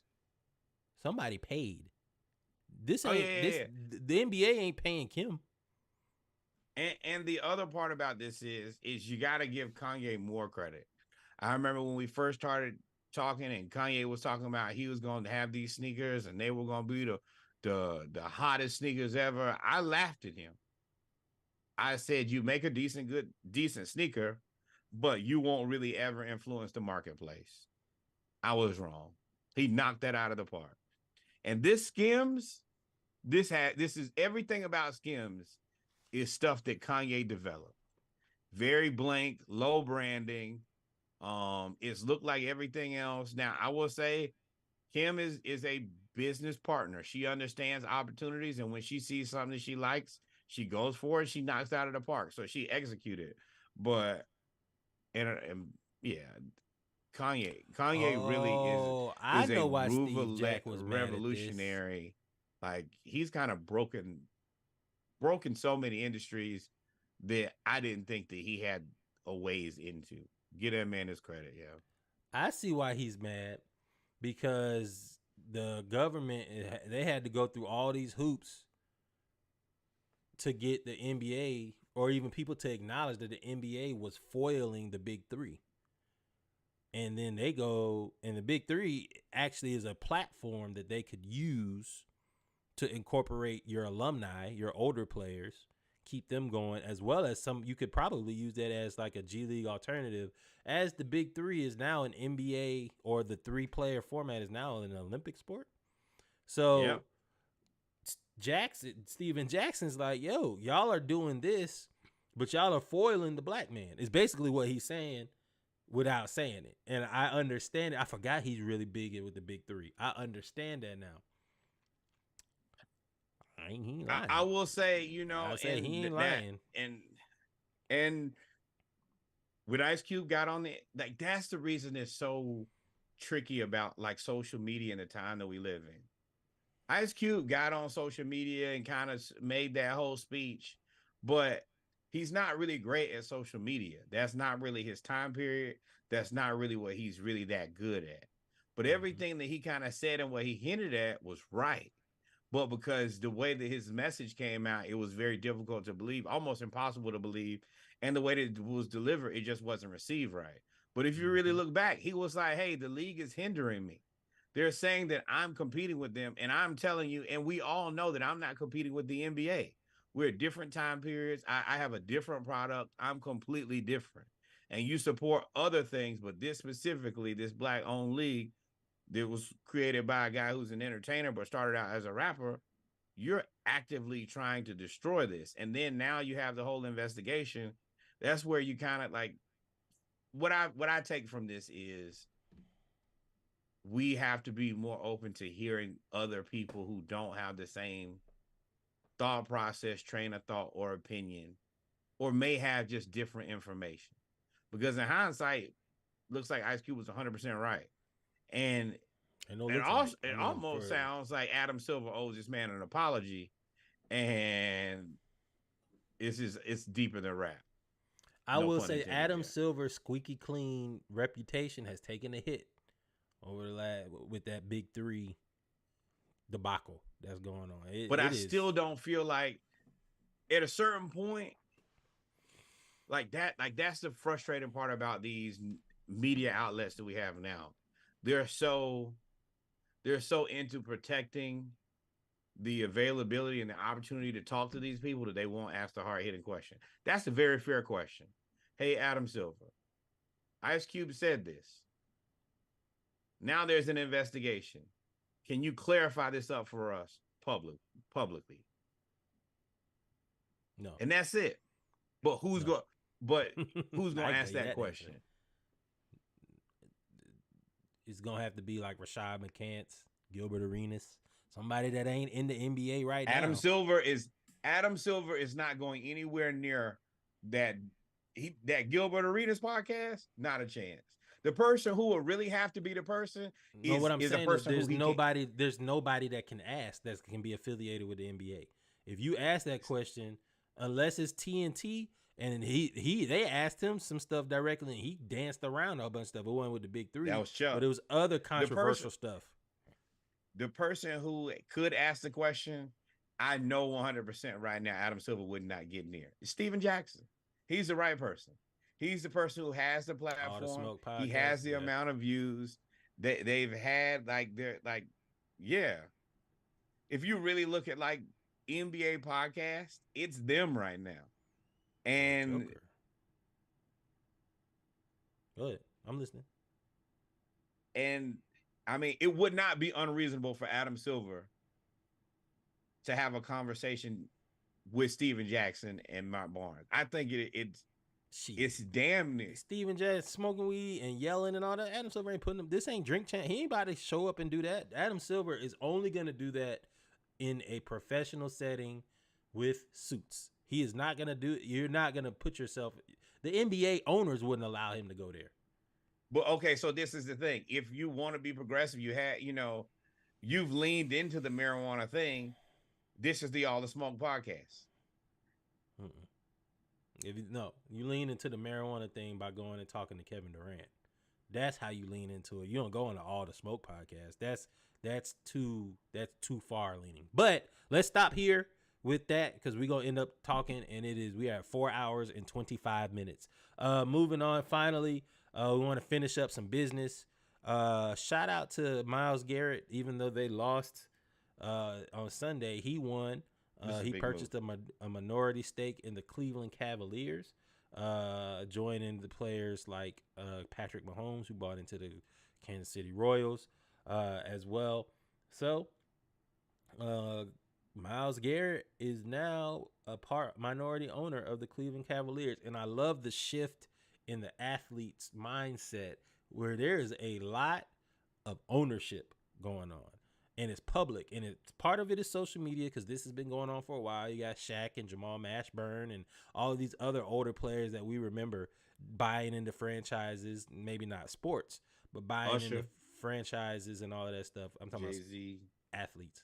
So, but the thing is here is current athletes. All the athletes we talk about that were buying businesses and buying into businesses retired. These dudes, because of the contracts, because of the guaranteed money, because of the exposure, because of social media and the ability to reach a new audience, are leveraging their NIL, name, image, and likeness, into ownership. And that is the next step, and it is happening. Shout out to Myles Garrett, man. This is dope. And he played basketball for real. Dunk on you. So for me, what you gonna do with that? The best What you thing that doing can with happen next is Dan Gilbert say something wildly racist or sexist, and you get the immediate flip. That won't happen. Dan Gilbert, nah, he's That's the best way to see your return on investment immediately is buying to one of these franchises and the owner wild out and have to sell. Your money gonna flip immediately, big dog. The only way that'll happen, he's never gonna wild out. Dan Gilbert, if you remember, when LeBron left, he kind of went crazy, said what he had to say, and then he really backed down. And especially when he came back, and even when we left again. And then, of course, Dan Gilbert has had some personal stuff that has also kind of like tempered his attitude or tempered his temperament when it comes to basketball and outspoken. So I don't think you'll ever get that. Now, he may just leave. He may just sell the team. But I'm gonna tell you the fast way to your money. Get your old Donald Sterling or old boy who was with the Suns. If you want to see your money come back, bounce back, quick flip, get you one of them. Or you can just hire Andre Iguodala. He has just retired, and he will now run a $200 million venture capital fund. He apparently is an all-time legendary athlete investor. He's been an angel investor in businesses for years, and now he is going to be the head of a venture capital fund, following in the footsteps, or in the I wouldn't say footsteps because he's not really following him, but continuing the trend of athletes starting venture firms, more specifically talking about Andrew Luck. So this is one of those things, and hey, man, this is pretty dope, man. Shout out to Iggy. Money gonna make it. It's money out there to be made. Might as well make some more. Yeah, for me, I think that he took the turn of going to the right place at the exact right time. When he got to, which is how you become a venture Golden State, you got there right at the Silicon Valley. You have a direct connection to the Lakers, who are umpteen billionaires, have more money than could ever be printed. That just puts you in a different room to have different conversations, so you can have this type of thing set up. I hope that all players learn that, hey, you're playing two games. You're playing the daily game of basketball, and you're also playing the game of life. And if you invest and you play well and position yourself with the right, like that's the reason, like, save your money. That's really what your organization matters so much, because this is something that I don't think that if you play for the New Orleans Pelicans, you're not getting this type of opportunity. You could be a world beater at basketball, but they're just not going to put you in the right rooms to talk to the right people. It's just not going to happen. I think you're right to a certain extent. I think that it's going to happen more because you have more, this generation of players, our generation of players that are our age and retiring, maybe a little older, maybe a little younger, are all into investing. They're all into buying venture capitalism, or buying into franchises, or buying into teams, or doing something. Everything is about ownership. And LeBron has been at the forefront of it because he's the face of it, because he's the most recognizable basketball player on the planet. But there have been many, many other athletes that have become more business oriented. And this is what you see when we say black folks are just now getting into the race. You know, we always talk about that black people had to start 4 or 5 generations behind our white counterparts. This is what we're talking about. We are just now getting to the point as a people where we can actually buy into a franchise. We can actually buy into and start a franchise. We could buy into a sports team. We can buy into we could start a Starbucks franchise in your neighborhood. We're just now getting to that point. So this is an example. I hope that they end up doing workshops. I would love for Dive Team Media and the Splashcast to put on a sports business workshop with Hampton for homecoming about stuff like this for the athletes, the future athletes. I would love to put this together. I already got the ideas. This is something that's really, really dope, man. So shout out to all of the athletes, including Myles Garrett, Andre Iguodala, and everybody else. We're going to highlight it, and we're going to talk about it. It is what it is. Absolutely. But, ladies and gentlemen, it is 1:24 a.m. We are at 4 minutes and 30 seconds. We have done a pregame. We have fought the Chinese weather balloons. We have talked about sports. We have talked about politics. We have talked about sports politics. We've talked about money. We talked about HBCUs. We talked about basketball. We talked about football. We've sent out T's and P's. There's only one thing left for us to do. I know we ain't even missing nothing, so I ain't even about to ask you because it's 1:30. Nor would take us out. Very quickly here, number one, and we'll start with more Black baseball. Once again, shout out to Dusty Baker. Job well done. Dust. Excellent. Thank you. Number 2, more Black Cowboys and Cowgirls. And number 3, on the heels of a fantastic homecoming. Number 1, we came here last week and, asked for traveling mercies and prayers and safety for everybody who went to Hampton's homecoming. Everything came back. Everybody had a beautiful time. Everybody came and went safely. Thank you so much for that. With that said, the third one being the most important, the Historically Black College University that your cousin went to, you went to, your auntie went to, send some money over there. Historically Black College University in your neighborhood.